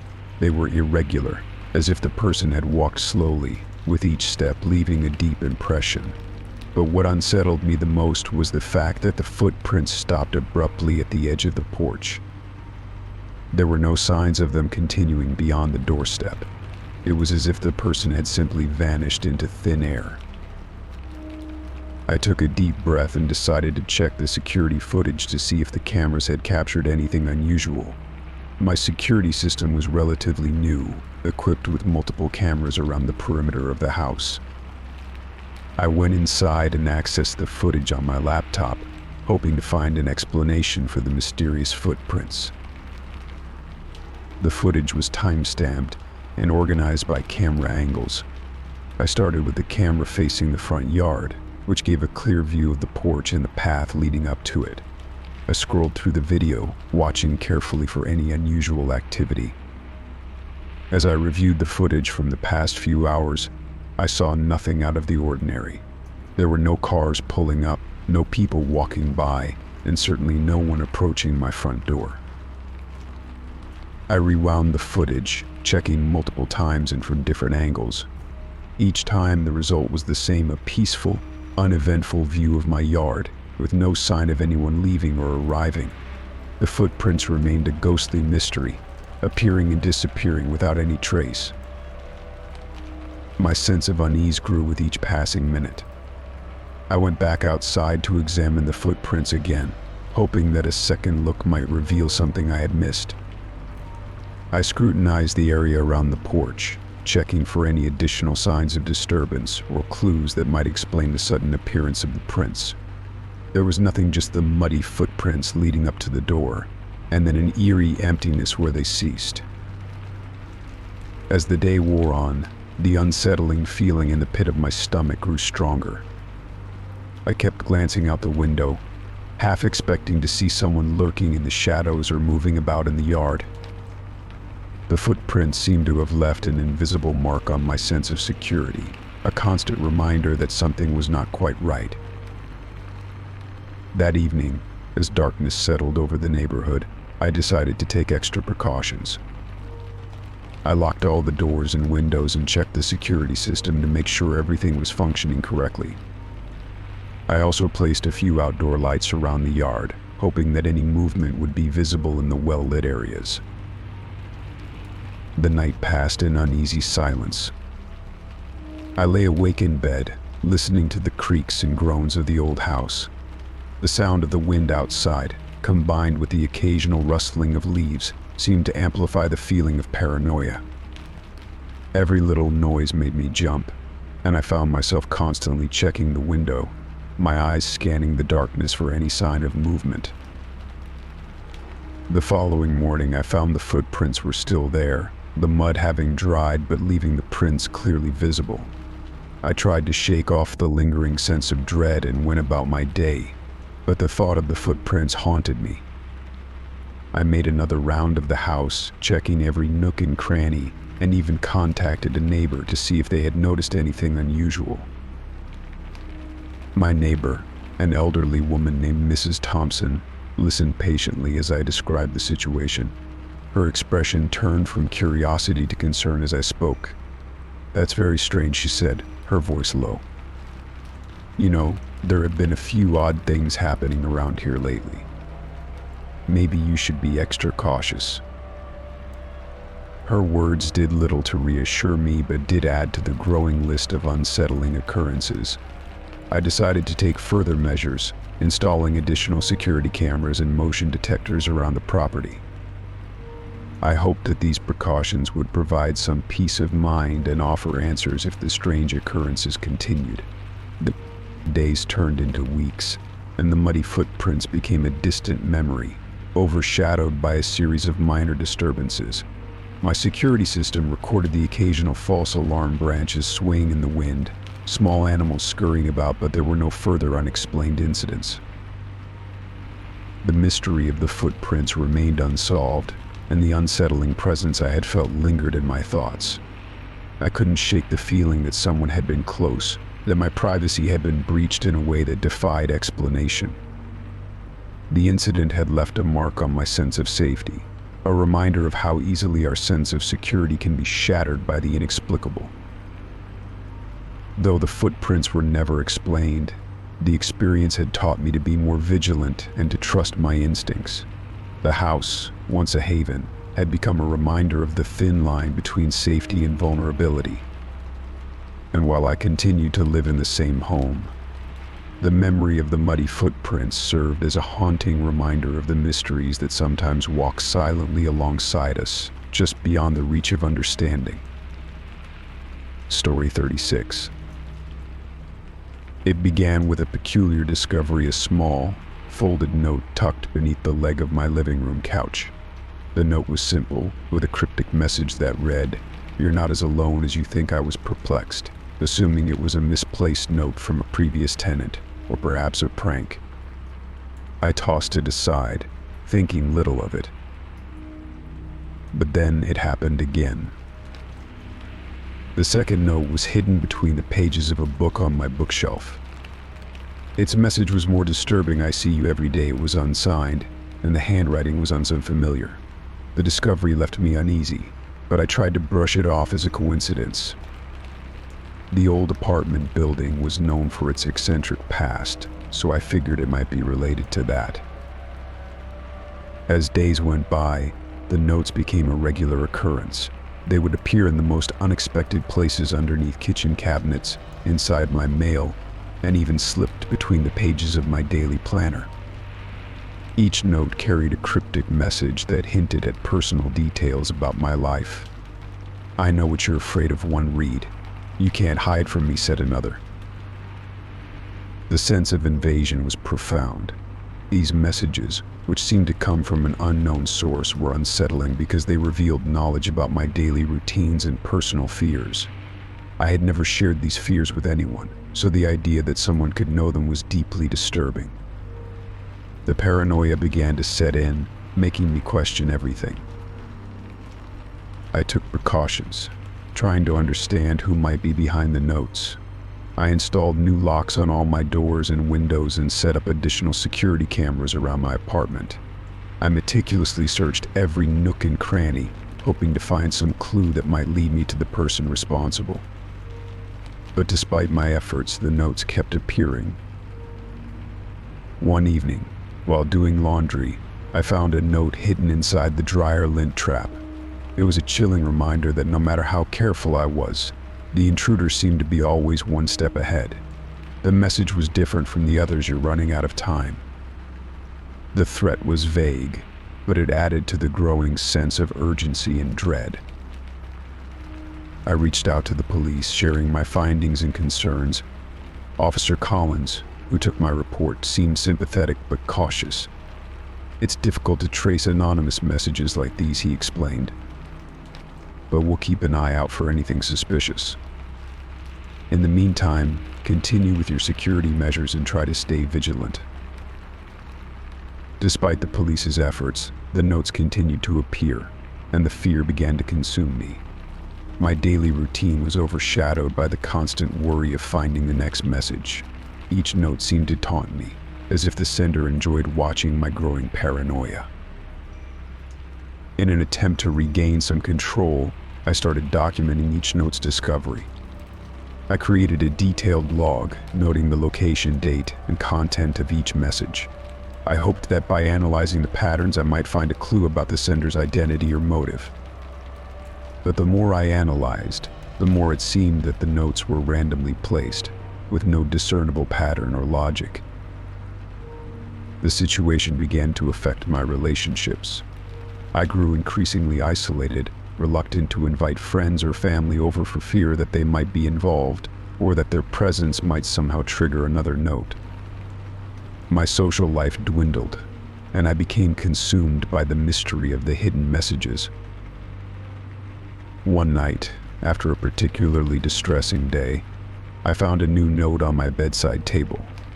It was handwritten in the same cryptic style as the others. "The truth is closer than you think." The message felt ominous, and the fact that it was left in such a personal space heightened my anxiety.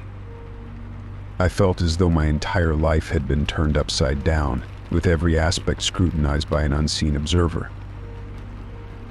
In an attempt to regain my sense of security, I sought help from a private investigator.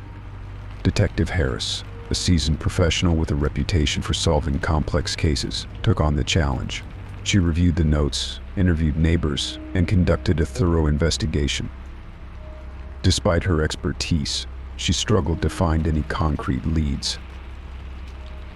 As weeks turned into months, the notes became a constant source of tension. The cryptic messages continued to intrude into my life, leaving me feeling trapped and paranoid. Each new note seemed to strip away a layer of my sanity, and the relentless nature of the harassment left me emotionally exhausted. It wasn't until Detective Harris uncovered a potential lead that there was a glimmer of hope. She discovered that previous tenants of my apartment had reported similar incidents. It appeared that the building had a history of strange occurrences, and some tenants had experienced similar anonymous threats. The realization that I wasn't the only one affected provided a small measure of relief. It meant that the issue was not entirely personal, though it did little to alleviate the fear and anxiety that had become a constant companion. The knowledge that others had experienced similar disturbances suggested a pattern, but it also meant that the problem was deeply rooted in the building's history. With Detective Harris's help, I began to take additional measures to protect myself and seek a resolution. I continued to document every message and maintain an open line of communication with the authorities. The situation remained unresolved, but the support and guidance I received provided some solace. As time went on, the frequency of the notes diminished, though they never entirely ceased. The experience left a lasting impact on my sense of security and trust. Even after moving to a new location, I found myself wary of unexpected surprises and hidden messages. The hidden notes had been a haunting reminder of the fragile line between safety and invasion, and they served as a constant reminder of the vigilance required to protect oneself from unseen threats. Story 37. It started on a quiet Tuesday evening. I was preparing for bed, a nightly ritual I found comforting. As I brushed my teeth, I glanced at the bathroom mirror and noticed something odd. The reflection seemed slightly off, darker around the edges, with a faint distortion that made the reflection appear warped. I dismissed it as a trick of the lighting, or maybe a bit of residue on the mirror, so I cleaned it thoroughly, adjusting the light fixtures to ensure even illumination. The next morning, the distortion was still there, though less noticeable. I thought it might be due to the old age of the mirror, or perhaps an issue with the glass itself. I continued with my daily routine, but the feeling of unease lingered. I decided to inspect the mirror more closely. As I examined it, I noticed a subtle shimmer in the glass, almost as if it was alive. The distortion became more pronounced over the following days. It wasn't just the warping, it was as if the mirror was playing tricks on me. Sometimes, while brushing my teeth or washing my face, I would catch glimpses of people standing behind me in the reflection. They were indistinct, shadowy figures that vanished the moment I turned around. My heart would race, and a cold shiver would run down my spine, but whenever I looked behind me, there was no one there. I began to feel like I was losing my grip on reality. The more I tried to ignore it, the more intense the experience became. I started avoiding the bathroom whenever possible, dreading the moments when I had to face that eerie reflection. The mirror became a source of constant anxiety, and the feeling of being watched grew stronger. One night I was in the bathroom, trying to calm my racing thoughts. I was washing my hands when I caught sight of a figure standing behind me in the mirror. It was a tall, shadowy silhouette, and though I couldn't make out any distinct features, I could feel its presence intensely. I spun around, but the room was empty. My heart pounded as I turned back to the mirror, only to find the reflection normal, with no sign of the figure. Desperate for answers, I tried adjusting the lighting again. I replaced the bulbs with brighter ones and repositioned the fixtures, hoping that better illumination would solve the problem. But the distortions persisted. The mirror seemed to warp and bend light in strange ways, creating unsettling patterns and shapes that defied explanation. I decided to seek professional help. I contacted a local glass specialist who came to examine the mirror. He inspected it thoroughly but found no flaws or defects.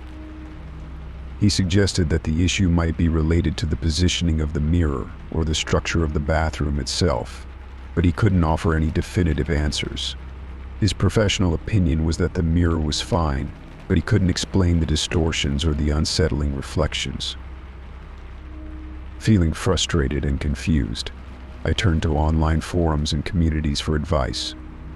I described the strange occurrences and asked if anyone had experienced similar issues. To my surprise, I received several responses from people who had encountered similar phenomena. Some suggested that the mirror might be a portal or that it could be harboring some residual energy. Others recommended performing a cleansing ritual to rid the space of any negative influences. Skeptical but desperate, I decided to try some of the suggested rituals. I gathered sage and other cleansing herbs and performed a ritual in the bathroom, hoping to clear away any lingering energy that might be causing the disturbances. I also placed protective charms around the mirror, hoping that they would offer some measure of security and peace. Despite my efforts, the reflections continued to plague me. I felt a growing sense of dread every time I entered the bathroom, and the distorted images seemed to become more frequent. It was as if the mirror had taken on a life of its own, showing me glimpses of a world I couldn't understand or escape. One particularly unsettling night, I was alone in the apartment when I decided to confront the mirror once and for all. I stood in front of it, staring at my reflection and trying to steady my nerves. I challenged whatever presence was behind the distortions, demanding that it reveal itself. As I did, the reflection in the mirror shifted and changed, showing fleeting images of figures and scenes that I couldn't comprehend. The air grew heavy, and a cold draft swept through the room. In that moment, I felt a deep sense of fear and vulnerability. The mirror seemed to be a window into something beyond my understanding, a gateway to a world where reality and illusion blurred together. I took a step back, my heart racing, and decided to cover the mirror with a heavy cloth. I needed to block out the reflections that had become a constant source of terror and confusion. The cloth obscured the mirror, and the bathroom finally felt less oppressive. I avoided looking at it, trying to focus on other aspects of my life. The distortions and shadowy figures were no longer visible, but the memory of those unsettling experiences remained. As time went on, I learned to live with the covered mirror, finding some measure of peace in the absence of its haunting reflections. I continued to seek answers, but the mirror remained an enigma, a reminder of the strange and inexplicable events that had transpired. The experience had left me more cautious and aware of the mysteries that might lie hidden in everyday objects. Though I never found a definitive explanation for the mirror's distortions, I learned to trust my instincts and remain vigilant in the face of the unknown. The mirror, once a source of fear and uncertainty, became a symbol of the strange and often unsettling nature of reality, a reminder that some things are beyond our understanding and control. Story 38. It began on a dreary Wednesday evening. I was alone in my house, curled up with a book and a cup of tea when I first heard a faint, almost imperceptible voice calling my name.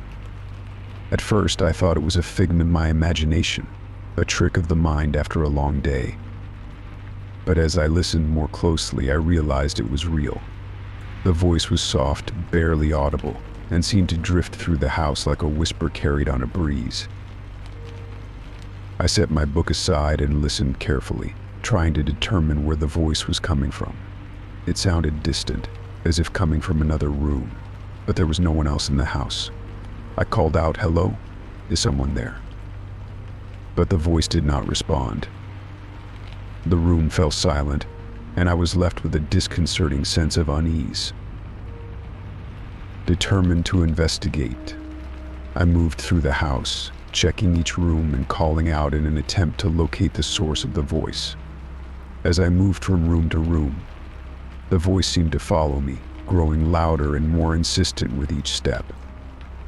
Yet, whenever I reached the room where I thought the voice was coming from, it would fade away, leaving me in eerie silence. I tried to reason with myself, thinking it might be a sound from outside a neighbor's voice, perhaps, or something carried in on the wind. But the voice sounded too close, too specific. It was as if someone was calling for me, deliberately and with a purpose. The voice continued its haunting pattern over the following days. Each night, as soon as I was alone in the house, it would begin again, soft, distant, and persistent. The sound was always the same, a gentle whisper calling my name, just barely audible. I would get up, search the house, and find nothing, only to return to my room feeling increasingly unsettled. I decided to install a few cameras around the house, hoping that capturing footage might provide some clue. I placed them strategically in the rooms where I'd heard the voice most often. When I reviewed the footage, I saw nothing out of the ordinary.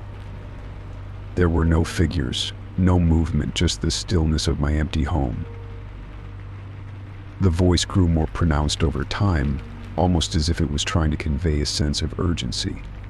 It would call my name in the middle of the night, disrupting my sleep and leaving me in a state of constant anxiety. I would wake up heart racing and find myself tiptoeing through the darkened house, trying to locate the source of the disembodied voice. I tried to keep my fear in check, reasoning that there must be a rational explanation. Perhaps the voice was a product of stress or exhaustion, a psychological trick played by my overactive mind. But the voice felt so real, so persistent, that it was impossible to dismiss. One night, as I lay in bed, the voice seemed to become more insistent than ever. It called my name repeatedly, growing louder and more desperate. I decided to follow it, determined to confront whatever was causing the disturbance. The voice led me through the house, from room to room, until it seemed to be coming from the basement. I hesitated at the basement door, my heart pounding. The basement was rarely used and had always felt a bit eerie to me. I took a deep breath and opened the door, descending the stairs into the dimly lit space. The voice was almost deafening now, echoing off the walls, but I couldn't see anyone or anything. I reached the bottom of the stairs and scanned the basement with a flashlight. The voice grew louder, but still, there was no sign of anyone. The basement was filled with old furniture, boxes, and cobwebs, nothing out of the ordinary. I felt a chill run down my spine as I explored the basement, the voice echoing eerily in the confined space. After what felt like an eternity, the voice suddenly stopped. The silence that followed was deafening. I stood there in the darkness, my breath visible in the cold air, feeling a profound sense of isolation. The voice had vanished as suddenly as it had appeared, leaving me alone in the basement with only my racing thoughts. I retreated upstairs, feeling shaken and unnerved. The voice had stopped for the moment, but the sense of dread lingered. I tried to rationalize the experience, but the fear remained. The voice had seemed so real, so urgent, that it was impossible to ignore.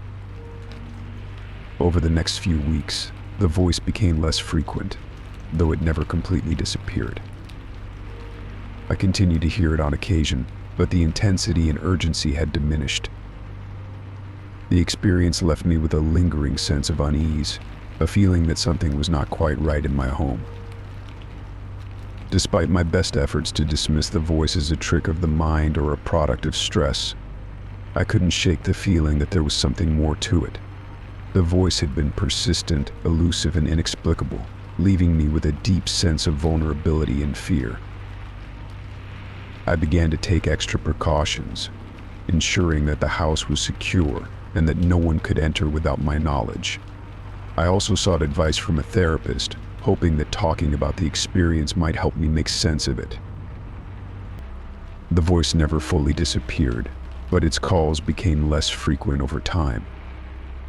I learned to live with the lingering unease, a reminder of the inexplicable and unsettling experience that had intruded into my life. The voice became a part of my history, a haunting memory of something that was never fully understood or explained. And though the calls have lessened, the feeling of being watched, of something lingering just out of sight, remains with me. The voice serves as a reminder that some mysteries are never fully solved, and that sometimes the inexplicable can intrude into our lives in ways we can't always comprehend or control. Story 39. It began on an ordinary Monday morning. I had just returned from my morning jog, and as I walked through the door of my apartment, I noticed something odd. My car key, which I usually kept in a small bowl on the entryway table, was nowhere to be found. I searched the apartment high and low, checking every nook and cranny, but the key was missing. Eventually, I resigned myself to the possibility that I had misplaced it and drove to work using a spare key. Later that evening, after a long day, I returned home to find my car key sitting neatly on the kitchen counter. Relieved, I picked it up, wondering if it had just been misplaced earlier. I made a mental note to be more careful with my belongings, thinking perhaps I had simply forgotten where I put it. But the next day, the situation took a bizarre turn. I came home to find the key once again missing. I searched the apartment thoroughly under the couch cushions, in the bathroom, even in the laundry basket, but it was nowhere to be found. After a frantic half hour of searching, I gave up and used the spare key again. To my astonishment, the very next day I found the missing key in the fridge. It was sitting on a shelf beside the milk, as if someone had casually placed it there. I laughed it off as a peculiar joke, perhaps something my roommates were playing on me. But when I asked them, they looked just as puzzled as I was. None of them had touched the key or moved it. As the days went by, the car key began to appear in increasingly strange locations. One evening, I found it tucked under the couch, hidden away in a corner. Another time, it was lying in my bed, tucked under the pillow. I even discovered it once in the pantry, wedged between cans of soup. Each time, the key seemed to show up in the most unexpected places, defying any logical explanation. The bizarre occurrences began to take a toll on my peace of mind. I couldn't shake the feeling that someone was playing a cruel game with me, deliberately moving my key around to unsettle me. I grew anxious and frustrated, constantly on edge as I tried to track down the elusive key. I began to double-check every location, fearing that if I didn't find it in time, I would be stuck without a way to get to my car. I installed a small camera in the living room, hoping to catch whoever or whatever was responsible for the mysterious relocations. The footage revealed nothing unusual. The key would simply disappear and reappear without any sign of movement or intrusion. It was as if the key was vanishing and reappearing on its own. The situation reached a point where I began to question my sanity. I became increasingly paranoid, checking and rechecking my apartment for hidden cameras or recording devices. I even consulted a psychologist who assured me that the stress of daily life could sometimes lead to unusual perceptions. He suggested that I might be experiencing anxiety-induced delusions. Despite his reassurances, I couldn't shake the feeling that something was amiss. I decided to take a step back and reevaluate the situation. I took a short vacation, hoping that a change of scenery would help me clear my head and reduce the anxiety that had been consuming me. I left my apartment with the key securely in my possession, locked up, and went away for a week. When I returned, I hoped that the break would have reset whatever strange phenomenon had been occurring. But as soon as I walked in the door, I noticed the same unsettling pattern. The key was missing again. I searched the apartment once more, feeling the weight of frustration and fear press down on me. Finally, I found it hidden in a drawer I rarely used, a location so obscure that I couldn't fathom how it had ended up there. Determined to get to the bottom of it, I decided to involve the local authorities. I filed a report explaining the bizarre occurrences and my growing concern. The police were skeptical but agreed to conduct a brief investigation. They checked the apartment for signs of forced entry or tampering but found nothing unusual. They even interviewed my neighbors to see if anyone had witnessed anything out of the ordinary. A week later, a detective arrived at my apartment holding a small envelope. Inside was a note with no return address. It read, "I'm sorry for the confusion. It was just a prank. I thought it would be funny." The detective informed me that the note had been found at a local post office, and it appeared to be a prank from someone who knew me or was familiar with my routine. The revelation was a mix of relief and anger. The prank had gone too far, affecting my peace of mind and causing unnecessary stress. I learned that the perpetrator had been a former acquaintance who had apparently enjoyed watching my reaction to the bizarre game. With the mystery resolved, I took steps to safeguard my home and restore my sense of security. I changed my locks, installed additional security measures, and took a break from my routine to recover from the ordeal. The key continued to find its place in the small bowl on the entryway table, a symbol of the strange and unsettling experience that had tested my sanity. In the end, I gained a deeper appreciation for the simple, predictable aspects of life and the importance of maintaining a sense of security. Though the prank was unsettling, it served as a reminder of the fragility of our comfort and the resilience needed to reclaim it. Story 40. The phone rang every day at precisely 3:15 p.m. At first, I thought it was just a wrong number or a telemarketer, but the calls became a routine, arriving like clockwork, with no voicemail left and no message delivered. The number displayed on my phone was unfamiliar and untraceable, and each call was marked by an eerie, oppressive silence. It started as a minor irritation. I answered the first few times, hoping to discover who was behind the calls, but each time I was met with nothing but dead air. The absence of sound was more unsettling than if there had been a voice on the other end. I tried calling the number back, but each attempt was met with a number not in service message.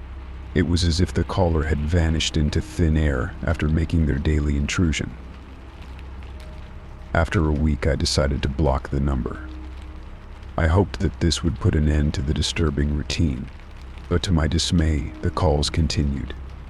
Each day, a new number appeared, always arriving at the same time. The consistent schedule made it clear that this wasn't just random harassment, but something more deliberate. It felt like someone was meticulously monitoring my daily routine, waiting for the precise moment to intrude. The calls were always silent. No static, no breathing, no hint of a human presence. It was as if the person on the other end was simply listening, observing. Each time I answered, the phone remained eerily quiet, the silence stretching out until I hung up, my heart pounding with anxiety. The repetitive nature of the calls created a sense of dread and paranoia that I couldn't shake. I tried everything to get rid of them. I changed my phone number, hoping that a fresh start would end the intrusion.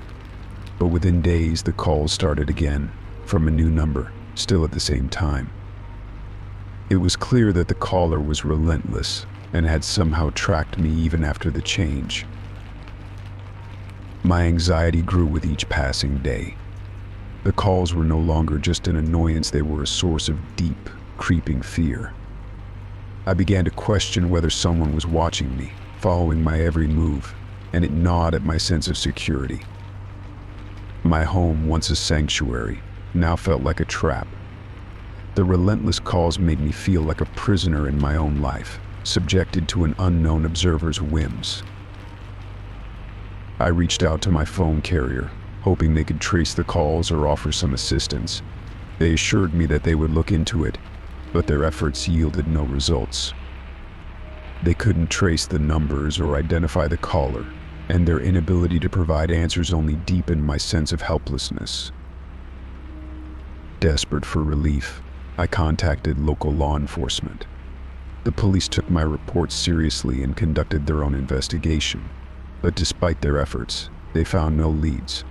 The calls continued, and my sense of isolation grew. It felt like a cruel game, with me as the unwitting participant, trapped in a cycle of fear and uncertainty.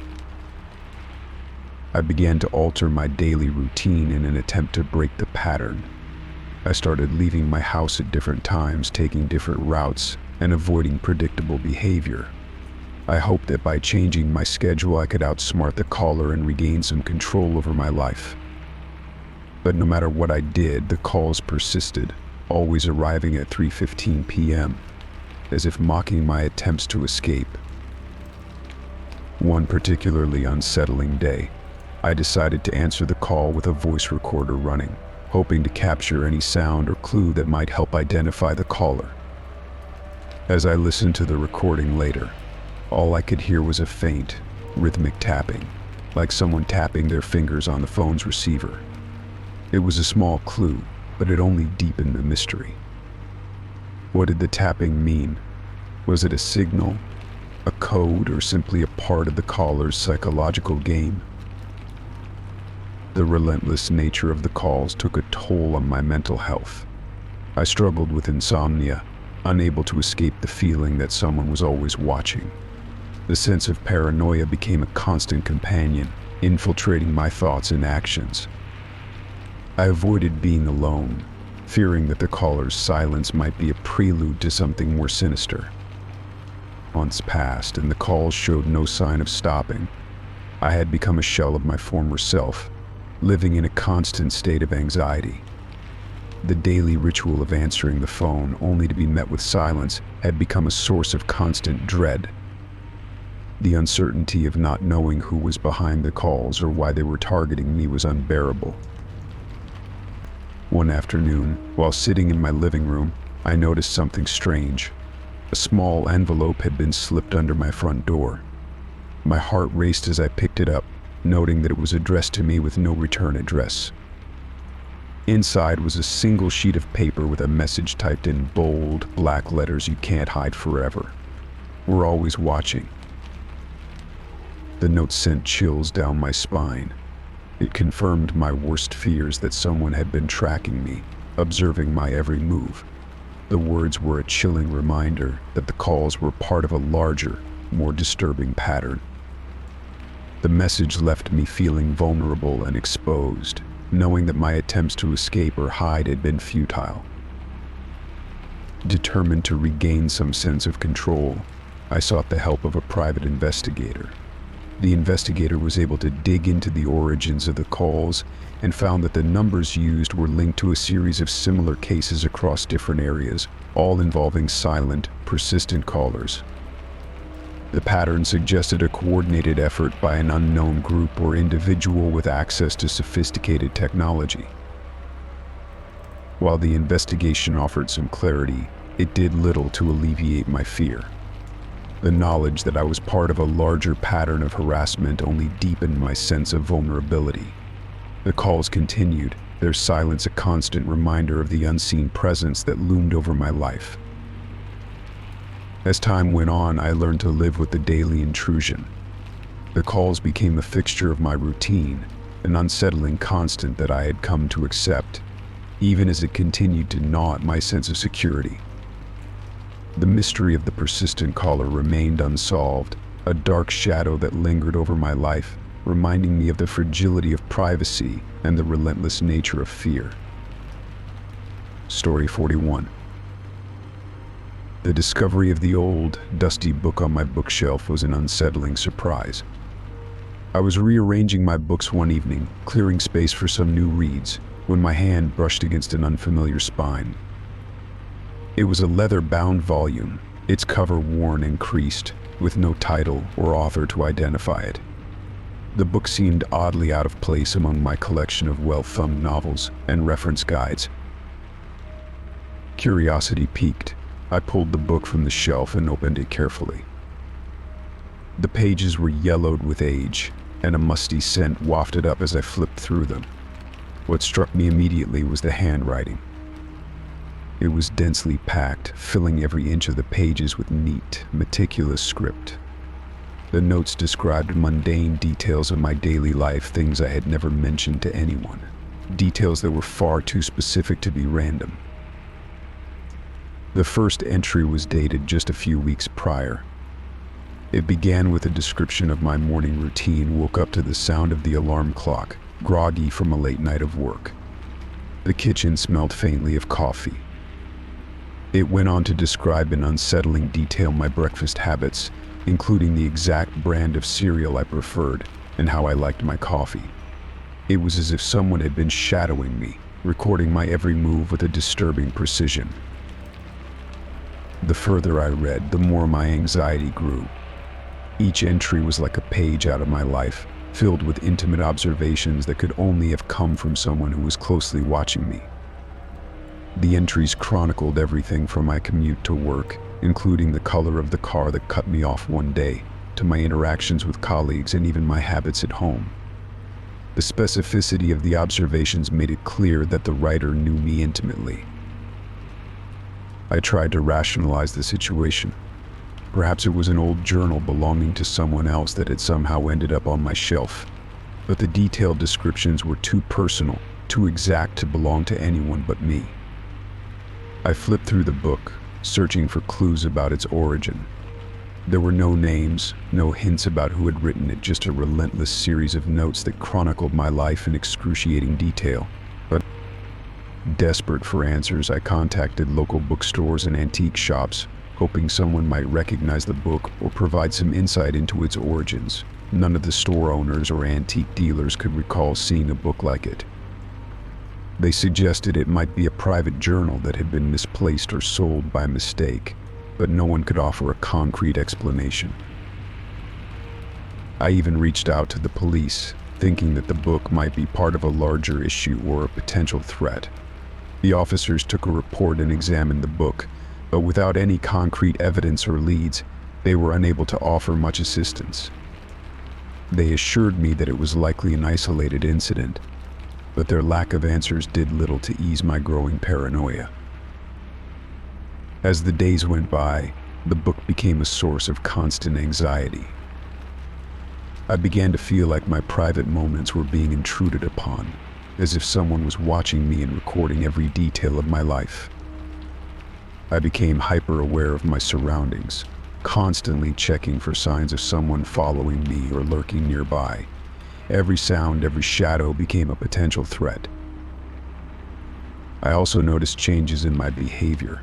I became more secretive, avoiding discussions about my daily routines with friends and family. I was afraid of revealing any more details that might end up in the book, adding to the disturbing collection of notes. The sense of intrusion was overwhelming, and I found myself second-guessing my every action, worried that someone was keeping tabs on me. One night, unable to sleep, I decided to confront the book directly.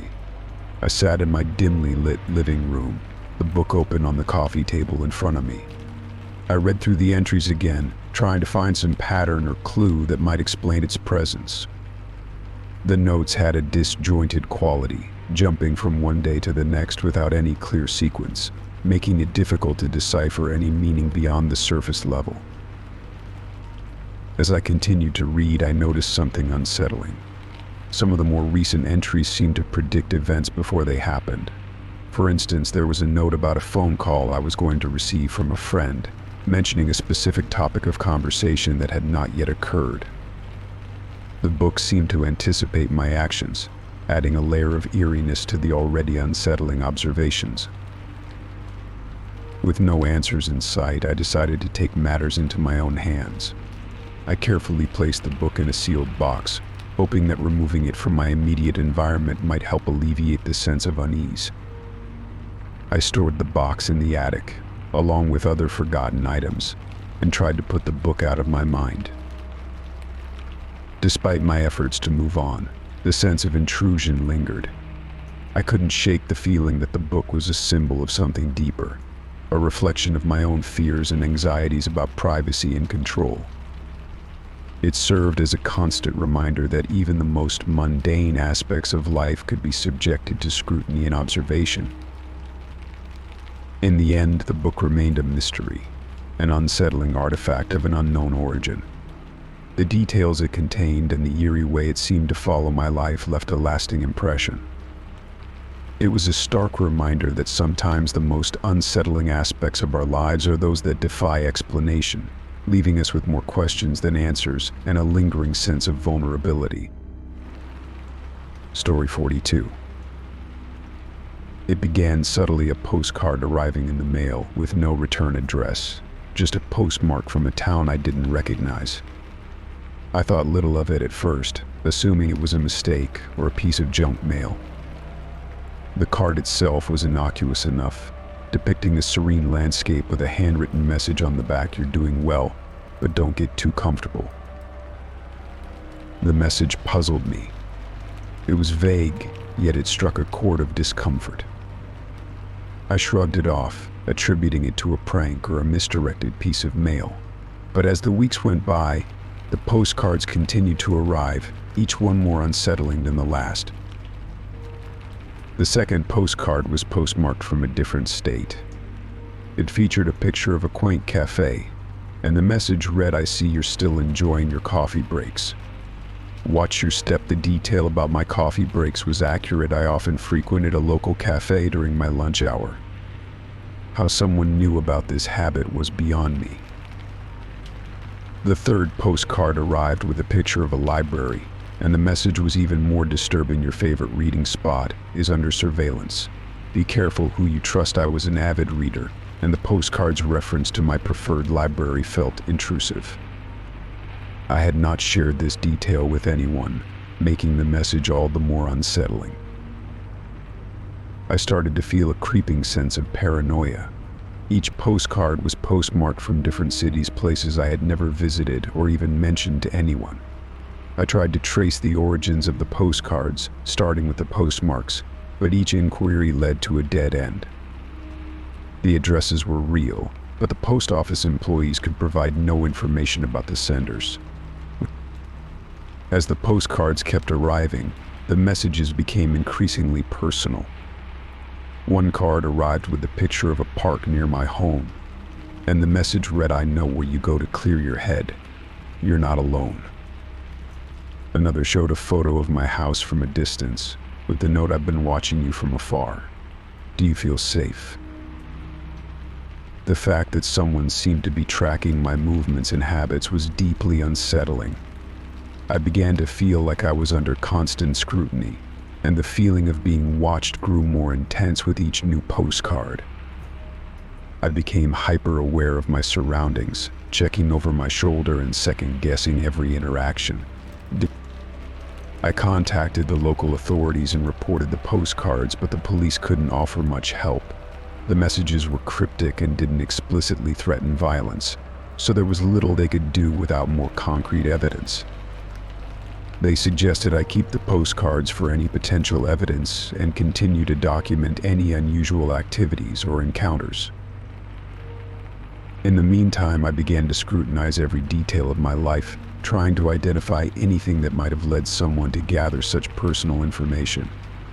I reviewed my social media profiles, looking for any posts that might have inadvertently revealed too much. I found nothing unusual, but the feeling of vulnerability lingered. The postcards continued to arrive, each one more invasive than the last. One depicted a photo of my workplace, with the message, "The people you trust are not who they seem." Another showed a close-up of a coffee cup from my favorite cafe, with the note, "Your daily ritual is being observed." The relentless nature of the postcards wore on me. I found it increasingly difficult to concentrate at work, and my personal life was becoming a source of anxiety. I began avoiding places I had previously frequented, hoping to reduce the chance of being observed. I also took extra precautions, such as altering my daily routines and varying my activities to avoid predictability.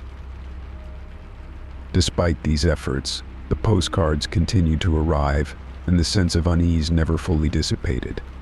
The unknown sender's ability to accurately describe my daily life left me feeling exposed and vulnerable. The feeling that someone was out there watching and documenting my every move became a constant presence in my thoughts.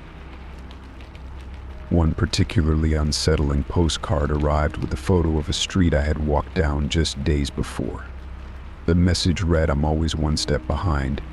Your next move is crucial." The card had an eerie undertone, suggesting that the sender was not just observing but actively following me.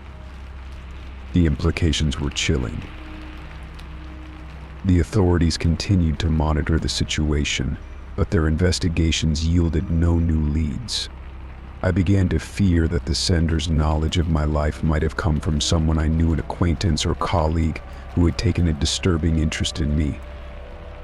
This fear led me to scrutinize the people around me more closely, looking for signs of suspicious behavior. The postcards eventually stopped arriving, but the sense of unease lingered long after they ceased. I remained hyper-vigilant, always on edge, and reluctant to return to my old routines. The mystery of the postcards and the unsettling knowledge that someone had been watching and documenting my life left a lasting impact. The experience taught me a harsh lesson about privacy and the unsettling ways in which people can invade it. Despite the absence of tangible threats or immediate danger, the psychological impact of being watched and manipulated left me with a lingering sense of paranoia. I had learned to be more cautious about my personal information and to trust my instincts when it came to safeguarding my privacy. Story 43. It all started with a routine check of my email. I had just returned from work and was preparing to relax with a book when I noticed a new message in my inbox. The sender was unfamiliar, and the subject line was simply a string of numbers and letters that made no sense. I hesitated but decided to open it, curious despite my reservations. Inside, the email was a jumble of symbols and random characters, a complex code that appeared entirely unintelligible. There was no message body, just an encrypted block of text. My initial thought was that it was spam or some kind of phishing attempt. I deleted the email and moved on, but as the days passed, more of these strange, coded messages began to appear. Each new message was more elaborate and cryptic than the last. They contained increasingly complex strings of characters, each one tailored to my personal experiences and fears. One message referenced a vacation I had taken months earlier, while another alluded to a conversation I had had with a close friend. The specificity of the references was both unsettling and perplexing. It was as if someone had access to my personal life and was using it to craft these disturbing messages. I decided to investigate further. I attempted to decode the messages myself, using various online tools and decryption software. Each attempt proved fruitless. The codes were too intricate and sophisticated for any simple decryption method. I spent hours trying to make sense of the patterns, but they only seemed to grow more complex with each message. As the coded messages continued to arrive, my anxiety increased.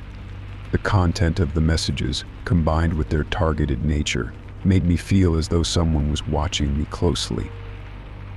I couldn't shake the feeling that there was a hidden meaning behind the codes, a message that was meant to reach me but remained just out of reach.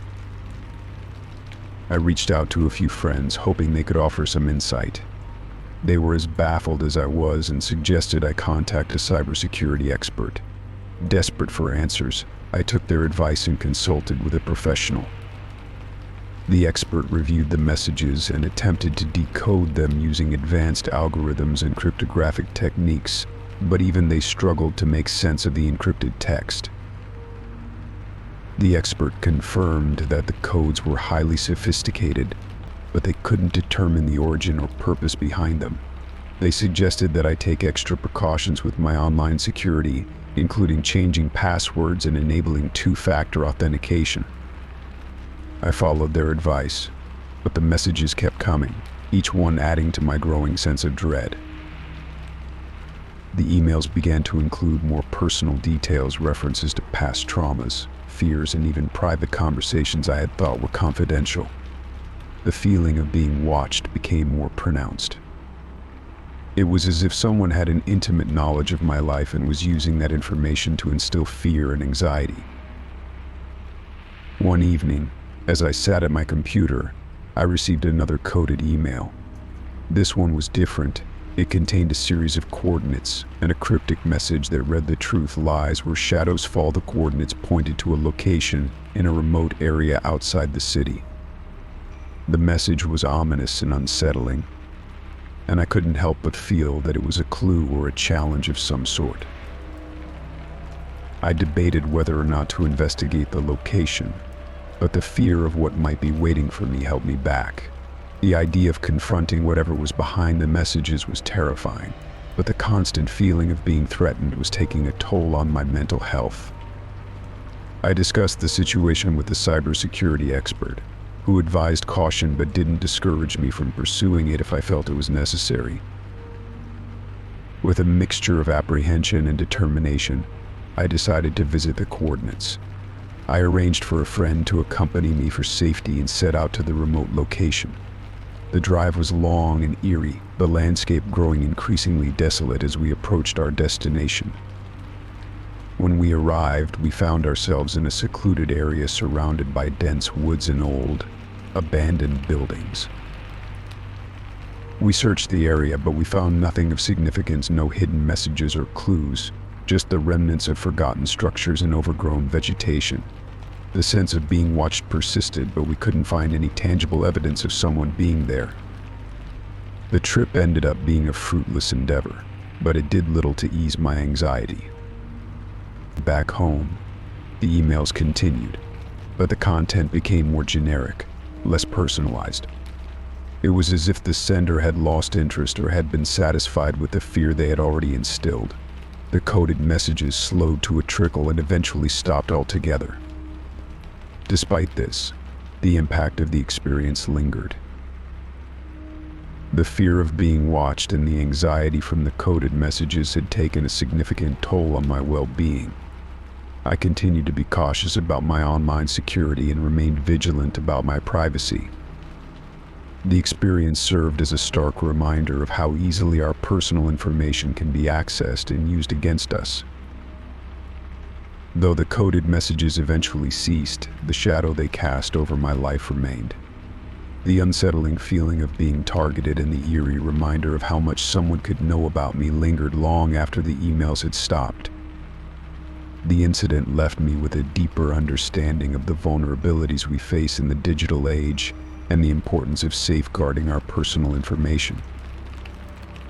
Story 44. The autumn breeze was crisp and invigorating as I arrived home from a long day at work.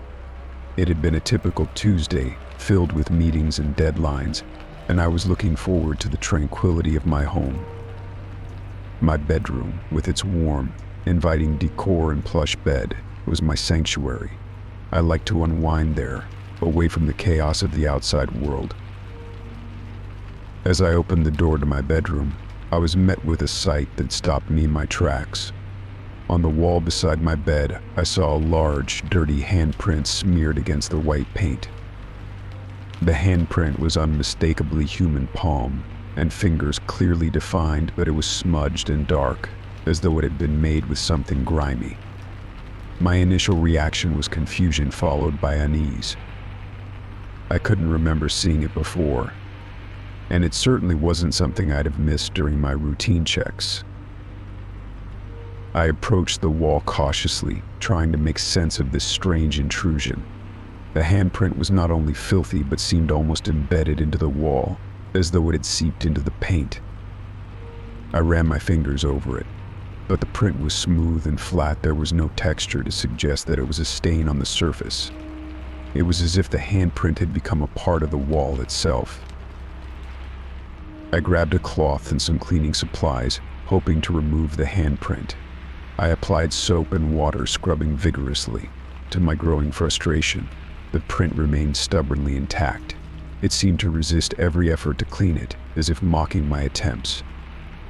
I tried various cleaning agents, bleach, vinegar, and even a stronger commercial cleaner, hoping to find something that would lift the print from the wall. But nothing worked. The handprint persisted, its presence growing more unsettling with each failed attempt. As I stood there, staring at the stubborn handprint, a wave of anxiety washed over me. The thought of someone, whether it be a person or something else, touching my wall without my knowledge was deeply disturbing. I had lived alone in this house for years and had always felt safe and secure. The idea that an intruder had been in my home, touching my walls, was a frightening prospect. I considered the possibility of a practical joke or a prank. Perhaps a friend had come over and decided to leave an eerie mark on my wall. But the more I thought about it, the less plausible it seemed. My closest friends were all aware of my aversion to unsettling experiences, and none of them had a motive for such a prank. Besides, the handprint's persistence and the difficulty in removing it suggested something more sinister. I decided to call a handyman to inspect the handprint and see if there was any explanation. When he arrived the next day, he examined the wall and tried to clean the handprint himself. He was equally baffled by the mark's resistance to cleaning. He suggested it could be a result of a chemical reaction or a defect in the paint, but none of his theories seemed to fully account for the handprint's eerie presence. As days turned into weeks, the handprint became a constant, unsettling feature of my bedroom. I adjusted my routine to avoid looking directly at it, but its presence remained a source of anxiety. I tried to distract myself by redecorating other parts of the house, hoping that focusing on something positive might ease my discomfort. I even hung a large painting over the handprint, but it did little to quell the feeling of unease. One night, while lying in bed, I heard a faint sound coming from the direction of the wall with the handprint. It was a soft, scratching noise, like something moving slowly across the surface. My heart raced as I sat up and listened, straining to hear any other sounds. The scratching continued intermittently, sending chills down my spine. I got out of bed and approached the wall, but the noise stopped as soon as I got close. I turned on the lights and inspected the area, but found nothing out of the ordinary. The sensation of being watched or listened to became a persistent companion. I would catch myself glancing nervously at the wall whenever I was in the room, and the sense of dread never completely left me. I started to sleep with the lights on and kept the door to my bedroom tightly closed. Desperate for answers, I consulted a local paranormal investigator, hoping that they might be able to provide some insight into the mysterious handprint. The investigator arrived with various tools and devices designed to detect unusual energy or spiritual activity. They conducted a thorough examination of my home, including the area around the handprint. The investigators' findings were inconclusive. They reported no unusual energy readings or signs of paranormal activity, leaving me with more questions than answers. The handprint remained a perplexing anomaly, a symbol of an invasion that defied logical explanation. The experience took a toll on my mental well-being.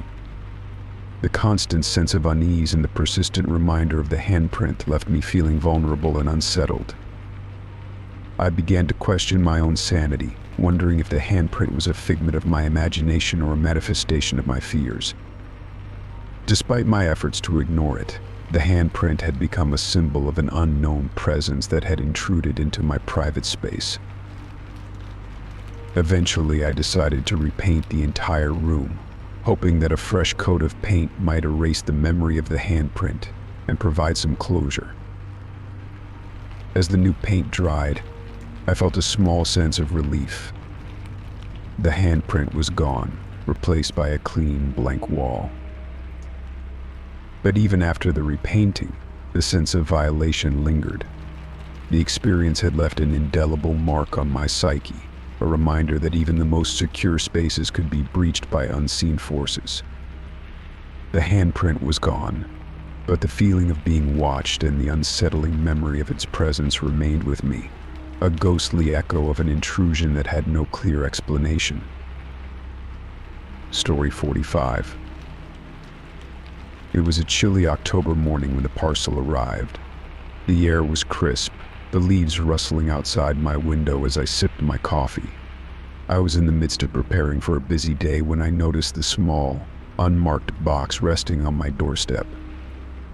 Its plain brown wrapping and lack of any return address immediately caught my attention.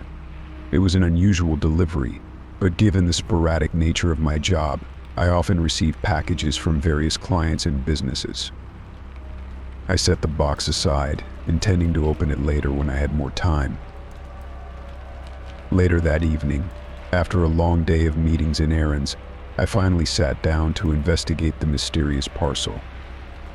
I was alone in the house, the evening sun casting long shadows across the room as I carefully peeled away the packaging. Inside, nestled among crumpled newspaper, was a collection of photographs.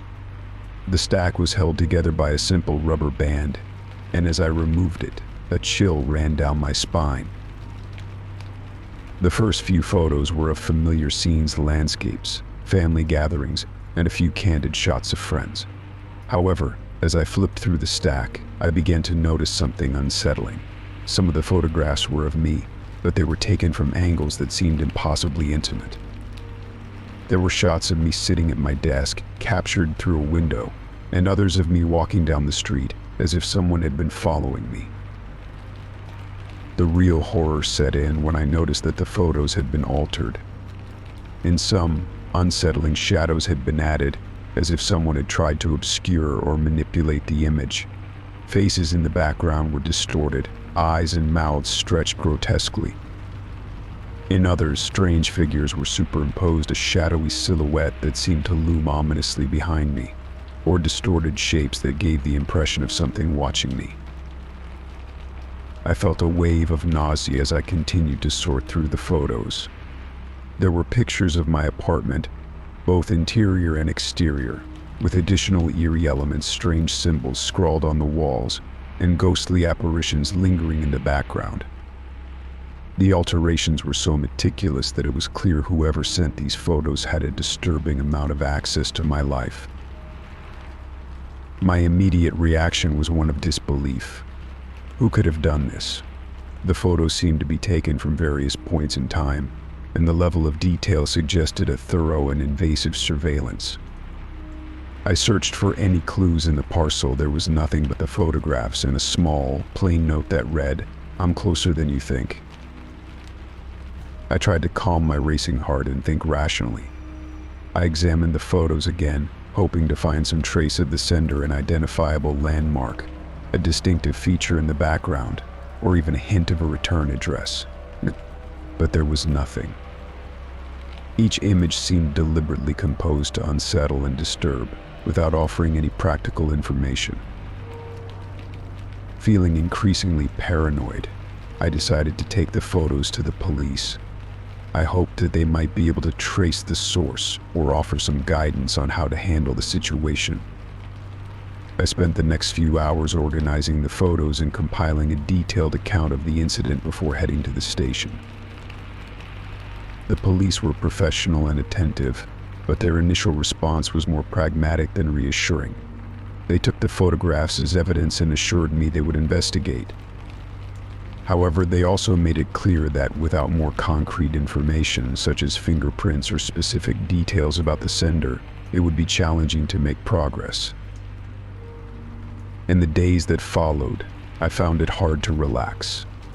Every creak of the floorboards, every rustle of the curtains seemed to amplify my anxiety. I started to second-guess every shadow and movement, convinced that someone was watching me. I kept the photographs in a safe place, locked away in a drawer, but the unsettling images remained imprinted on my mind.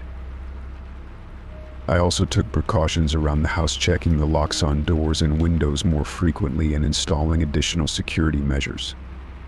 I began to notice things I hadn't before, such as strange cars parked outside my building or unfamiliar faces in my neighborhood.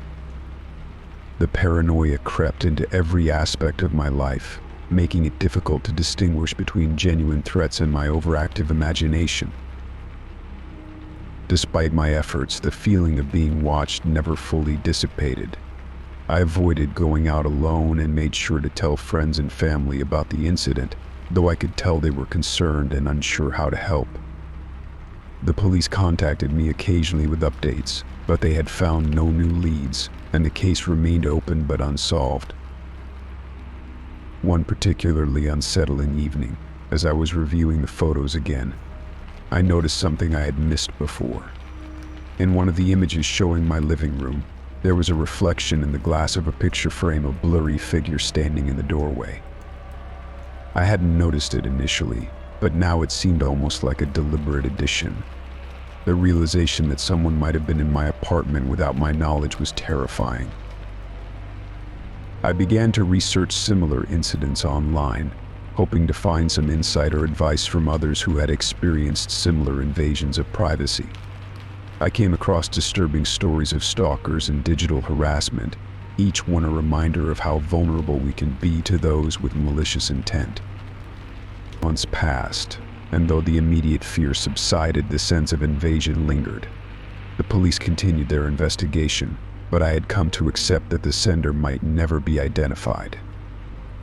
I tried to regain a sense of normalcy, though the experience had fundamentally changed my perception of safety and privacy. The photographs remained a haunting reminder of that unsettling period. They were a symbol of how easily our sense of security can be shattered, and how, despite our best efforts, there are things beyond our control. I kept the photos in a secure place, not as a source of comfort, but as a testament to the strange and unsettling realities that can disrupt our lives. Story 46. It started on an ordinary Tuesday morning. I was sipping coffee and catching up on emails when I noticed a new message in my inbox. The sender's address was a string of random characters, and there was no name or other identifying information. The subject line was blank, which struck me as odd, but curiosity got the better of me, and I opened the email.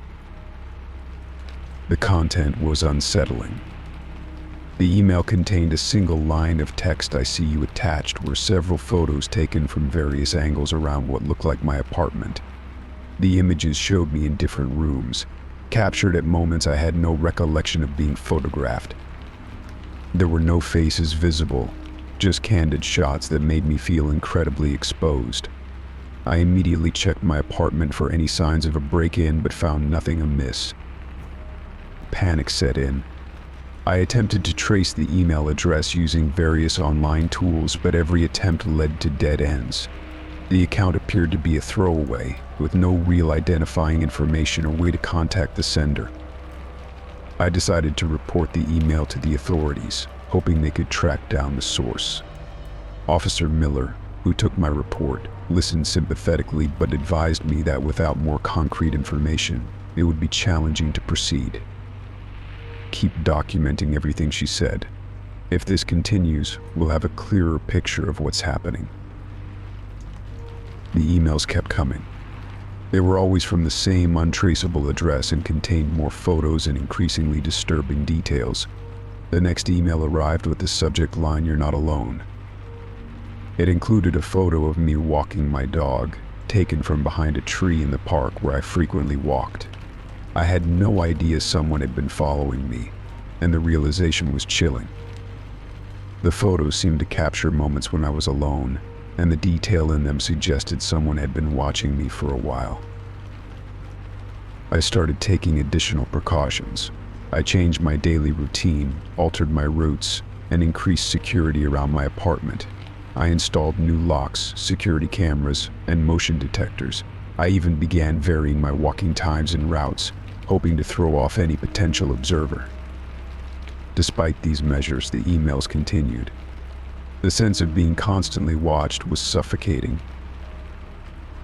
In one email, the sender wrote, I know your secrets. The message was accompanied by photos of my computer screen, taken while I was working from home. I was horrified by the invasion of my privacy and felt helpless as I watched my personal life become fodder for a stranger's unsettling game. The photos also included images of my bank statements and personal documents, further intensifying my anxiety. I consulted a cybersecurity expert, hoping they could help trace the source of the emails. Mr. Thompson, a skilled consultant, reviewed the emails and analyzed the metadata. His findings were grim. The sender is using sophisticated techniques to hide their tracks, he explained. They're utilizing a combination of anonymizing services and possibly compromised servers, making it nearly impossible to trace them directly. I felt a wave of despair. Despite my best efforts, the emails showed no signs of stopping. Each new message was a reminder of the invisible presence watching my every move. The invasion of privacy was beyond unsettling. It was psychologically debilitating. I struggled to focus on work, and my relationships began to suffer as I withdrew into a shell of fear and paranoia. One night, while working late, I received an email with the subject line, "Your turn." It contained a photo of my empty apartment, taken from inside my living room window. The image was so clear that it made me feel as though the sender had been in my home. My heart raced as I checked every corner of my apartment, ensuring that no one had entered. The fear was overwhelming, and I could no longer shake the sense of dread that had taken over my life. With the situation spiraling, I sought advice from a therapist. Dr. Stevens, who specialized in trauma and anxiety, helped me navigate the emotional toll of the stalking. "You're dealing with a psychological assault," she said. "It's important to focus on self-care and regain a sense of control." Her support was invaluable, but the fear of the unknown continued to overshadow my daily life.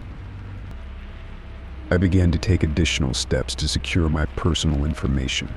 I changed all my passwords, set up two-factor authentication on my accounts, and carefully monitored my online presence.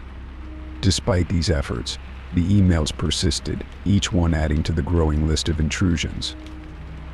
I became hyper-aware of my surroundings and overly cautious about sharing any personal information. Months passed, and the frequency of the emails started to wane. While the emails became less frequent, the fear and anxiety persisted. The sender had succeeded in creating a pervasive sense of unease that lingered long after the last email arrived. The psychological impact of the invasion left me struggling to reclaim my sense of security and normalcy. Eventually, I decided to move to a new location, hoping that a change of environment might help alleviate the constant fear. I found a new apartment in a different neighborhood and took every precaution to secure it. The move marked a fresh start, but the memory of the emails and the invasion of my privacy continued to haunt me. The experience had taught me the importance of vigilance and the need to take control of my personal security. Even though the emails had ceased, the shadow of the ordeal remained a part of my life. I remained cautious, always aware of the potential for unseen threats. The ordeal had transformed me, leaving me with a deeper understanding of the fragility of privacy and the resilience required to overcome such invasions. Story 47.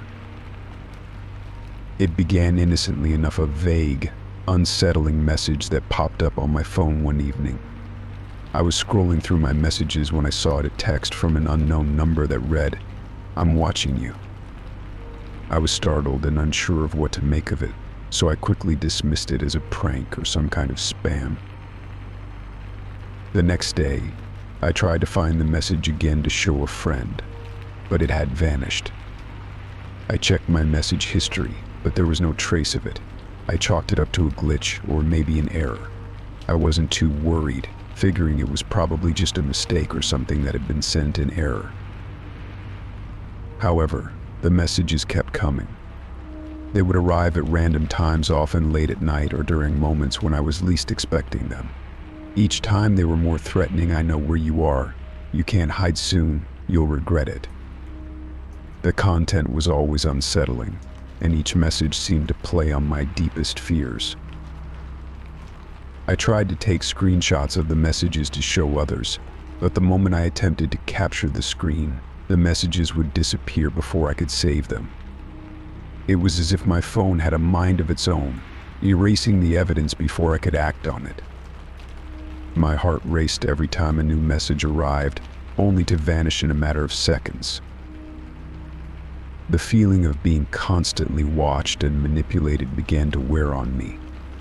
I felt like I was being toyed with, and the lack of evidence made it even more unnerving. I started to question my own sanity. Was I imagining things? Was I losing my grip on reality? In an attempt to regain control, I reached out to my phone provider. I explained the situation and asked if there were any issues with my account. They assured me that everything seemed to be in order on their end and suggested that I perform a factory reset to see if that would resolve the problem.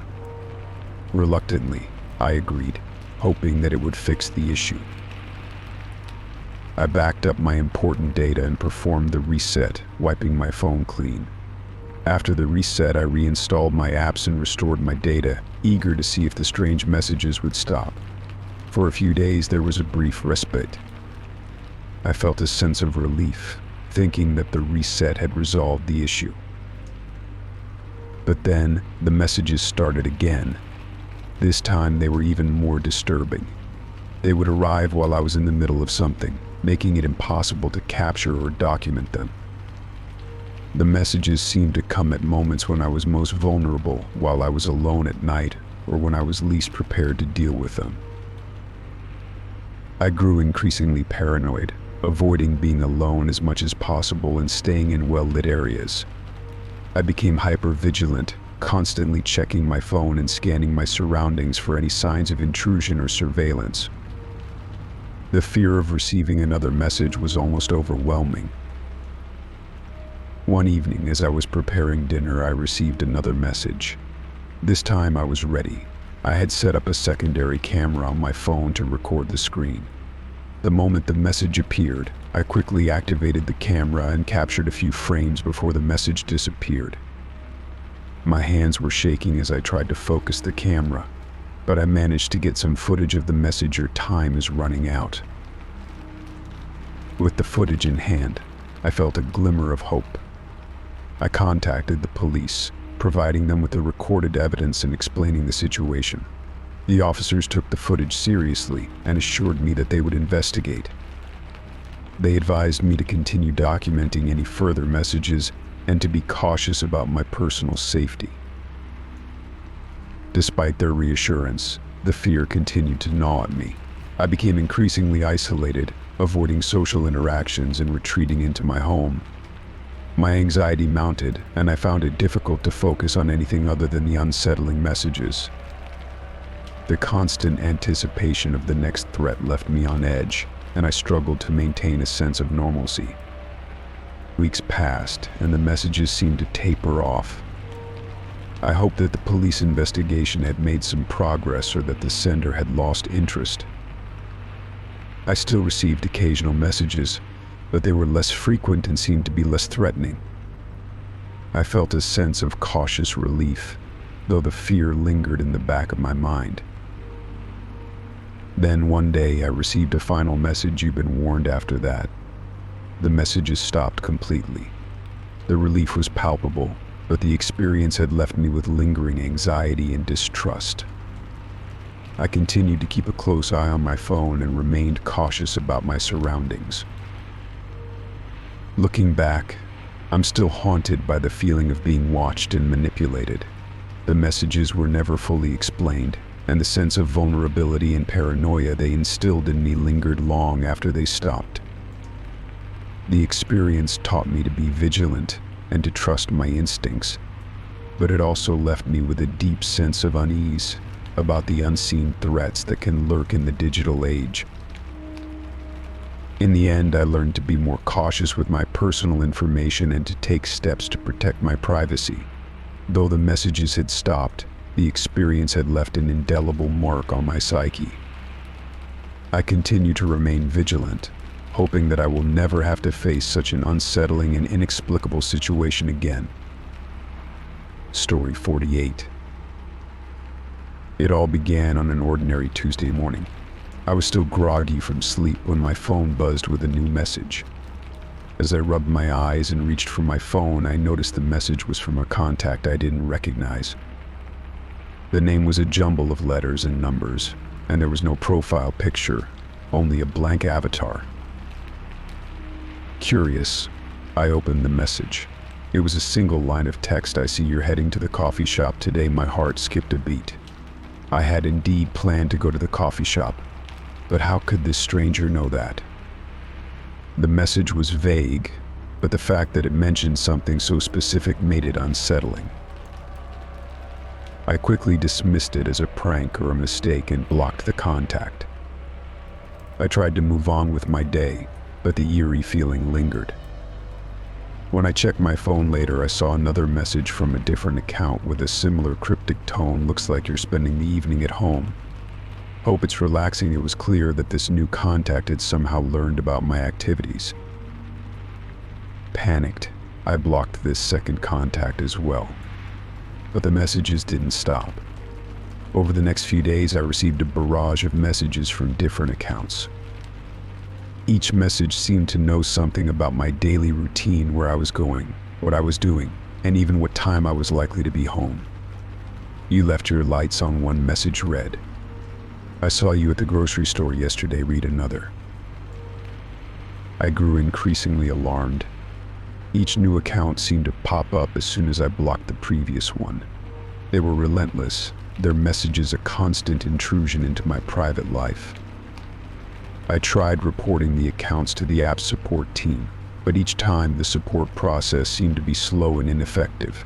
The messages kept coming, each one more unsettling than the last. My anxiety mounted with every new notification. The feeling of being monitored was overwhelming. It wasn't just the messages that bothered me, it was the knowledge that someone was keeping a close watch on my every move. I began to feel paranoid, constantly checking over my shoulder and avoiding any activities that could give away my location. One evening, I received a particularly chilling message. "I know you're home alone tonight. I wonder if you're afraid." I tried to shake off the fear, telling myself that it was probably someone with too much time on their hands, but the message struck a nerve. I couldn't ignore the fact that whoever was sending these messages seemed to be following me in real time.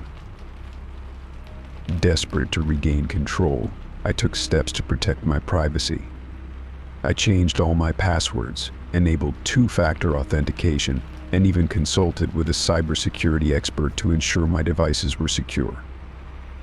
I considered reporting the harassment to the authorities, but with no concrete evidence of who was behind the messages, I wasn't sure how much help they could provide. Despite my efforts, the messages continued. They grew more personal and intrusive, touching on aspects of my life that no one should know. "I saw you talking to your friend at the park today. Is everything okay?"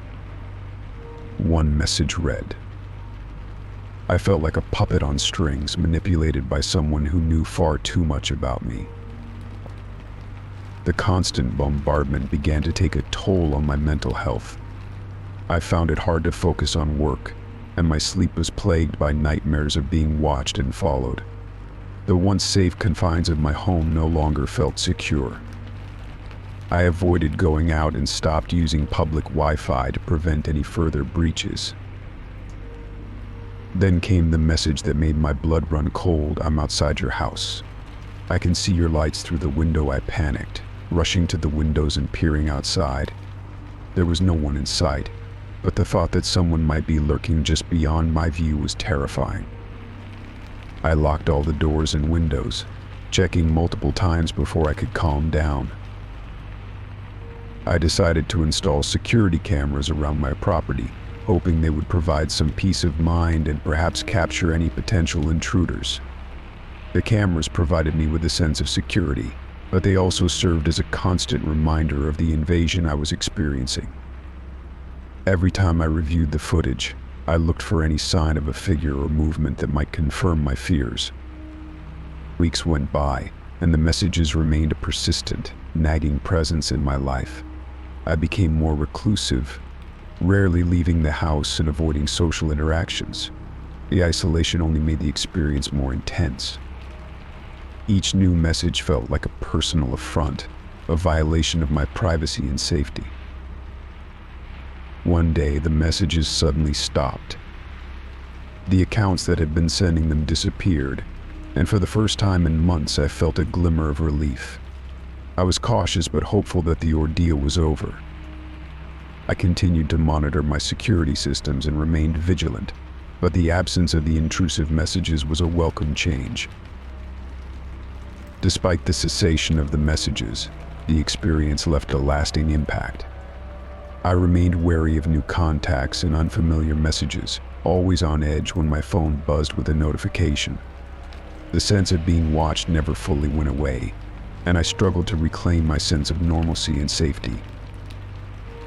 The ordeal taught me a valuable lesson about privacy and the vulnerability that comes with modern technology.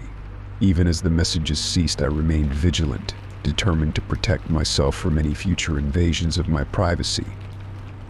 The experience had been a stark reminder of how easily one's personal space can be breached, and how important it is to safeguard one's digital life.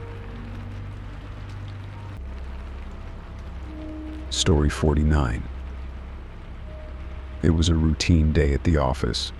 The hum of fluorescent lights and the rhythmic clicking of keyboards filled the open-plan workspace. I was busy with the project, absorbed in the ebb and flow of emails and deadlines, when a package was delivered to my desk. It was unmarked and plain, wrapped in brown paper with no label or return address. I frowned, puzzled by its mysterious appearance. I hesitated before opening it, but curiosity got the better of me. I carefully peeled away the wrapping, revealing a small black box. Inside, nestled in a bed of white packing material, was a recording device. A sticky note was attached to it, scrawled in a hurried, shaky hand, "I know your secrets." My heart raced as I stared at the note. The device seemed to taunt me, its presence an unsettling intrusion into my personal life. I picked it up, examining it closely. There was no obvious way to view the contents. It was just a plain device with a single button and a small screen. I took the box and the device to my boss, explaining the situation. She was equally perplexed and concerned, and we decided to contact the authorities. The police arrived promptly, taking the device and the package for further examination. They assured me that they would investigate and try to trace the origin of the package. The next few days were a blur of anxiety and paranoia. The idea that someone had been spying on me at work was deeply unsettling. I couldn't focus on my tasks, and I found myself jumping at every little noise or shadow. My colleagues noticed my unease but were unsure how to address it.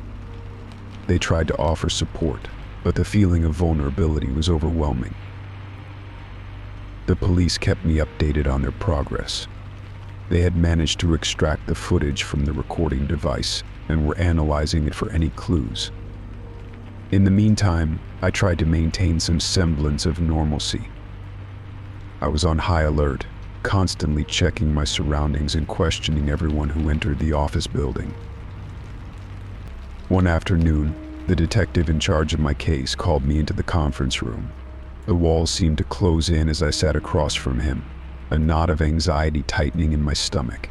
He handed me a folder containing screenshots from the footage. I looked through them, my blood running cold. The images were taken from a camera placed on my desk. They showed me working, talking on the phone, and interacting with colleagues. The footage was recent, capturing my daily routine with alarming detail. There were no explicit threats or messages, just the eerie realization that someone had been monitoring my every move. The detective explained that they had traced the package to a shipping company but had hit a dead end there. The sender's details were fake, and there were no leads to follow. It was clear that the package had been carefully anonymized to avoid detection. The investigation left me feeling like I was living in a thriller novel, my life now a subject of scrutiny. The police advised me to be cautious and to ensure my personal security. They suggested installing security cameras at home and being vigilant about my surroundings. The advice was practical, but it did little to ease the paranoia that had taken hold of me. As the weeks passed, I continued to grapple with the lingering fear. The footage from the device had been returned to me as evidence, but the sense of invasion persisted.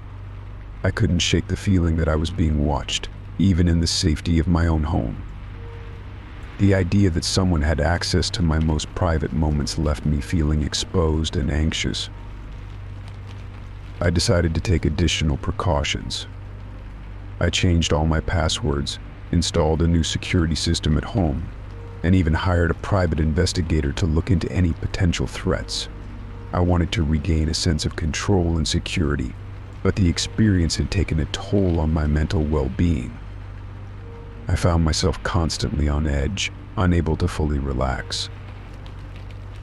Despite the measures I took, the fear of being watched lingered. The recording device had served as a stark reminder of the vulnerabilities that lurk in our lives, and it took time for me to rebuild my sense of safety. The authorities eventually closed the case due to a lack of evidence, but the impact of the intrusion remained.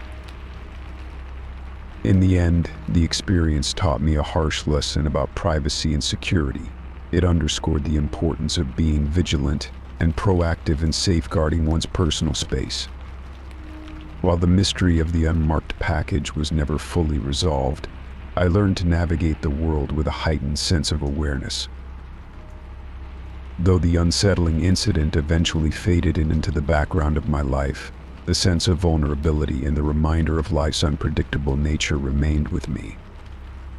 It was a reminder that even in our everyday routines, we are not always as safe as we believe, and the shadows of our world can sometimes reveal unsettling truths.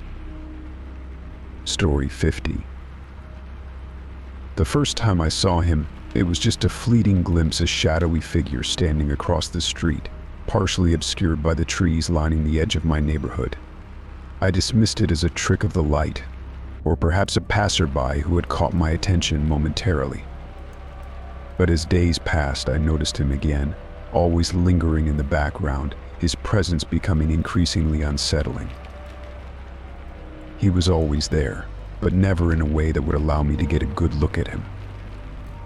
Each time I glanced his way, he seemed to melt into the surroundings, his silhouette blending with the trees or disappearing behind parked cars. It was as if he had an uncanny ability to remain just out of reach, always visible but never accessible. At first I tried to convince myself it was a coincidence. Maybe he was a new resident or someone with a legitimate reason to be in the neighborhood. But as the days turned into weeks, his presence became a constant source of anxiety. No matter where I went or what I did, I had the unsettling sensation that he was watching me, his eyes trained on my every move. My attempts to confront him only seemed to escalate the situation. One afternoon, driven by a growing sense of unease, I decided to approach him.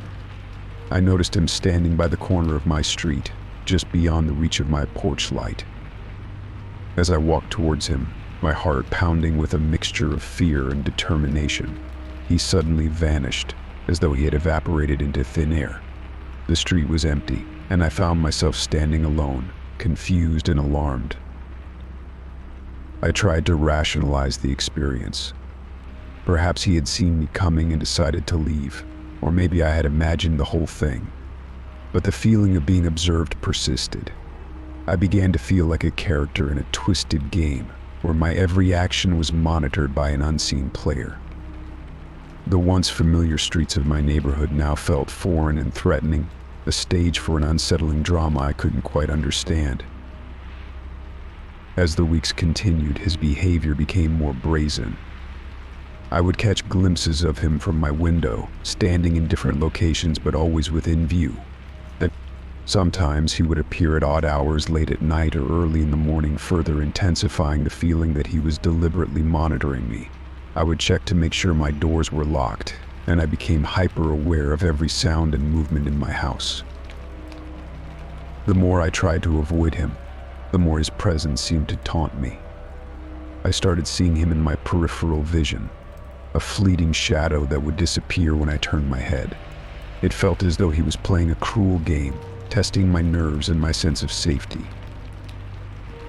One evening, I decided to take a different approach. I enlisted the help of a neighbor, Mrs. Hawkins, who had lived in the area for decades and knew everyone.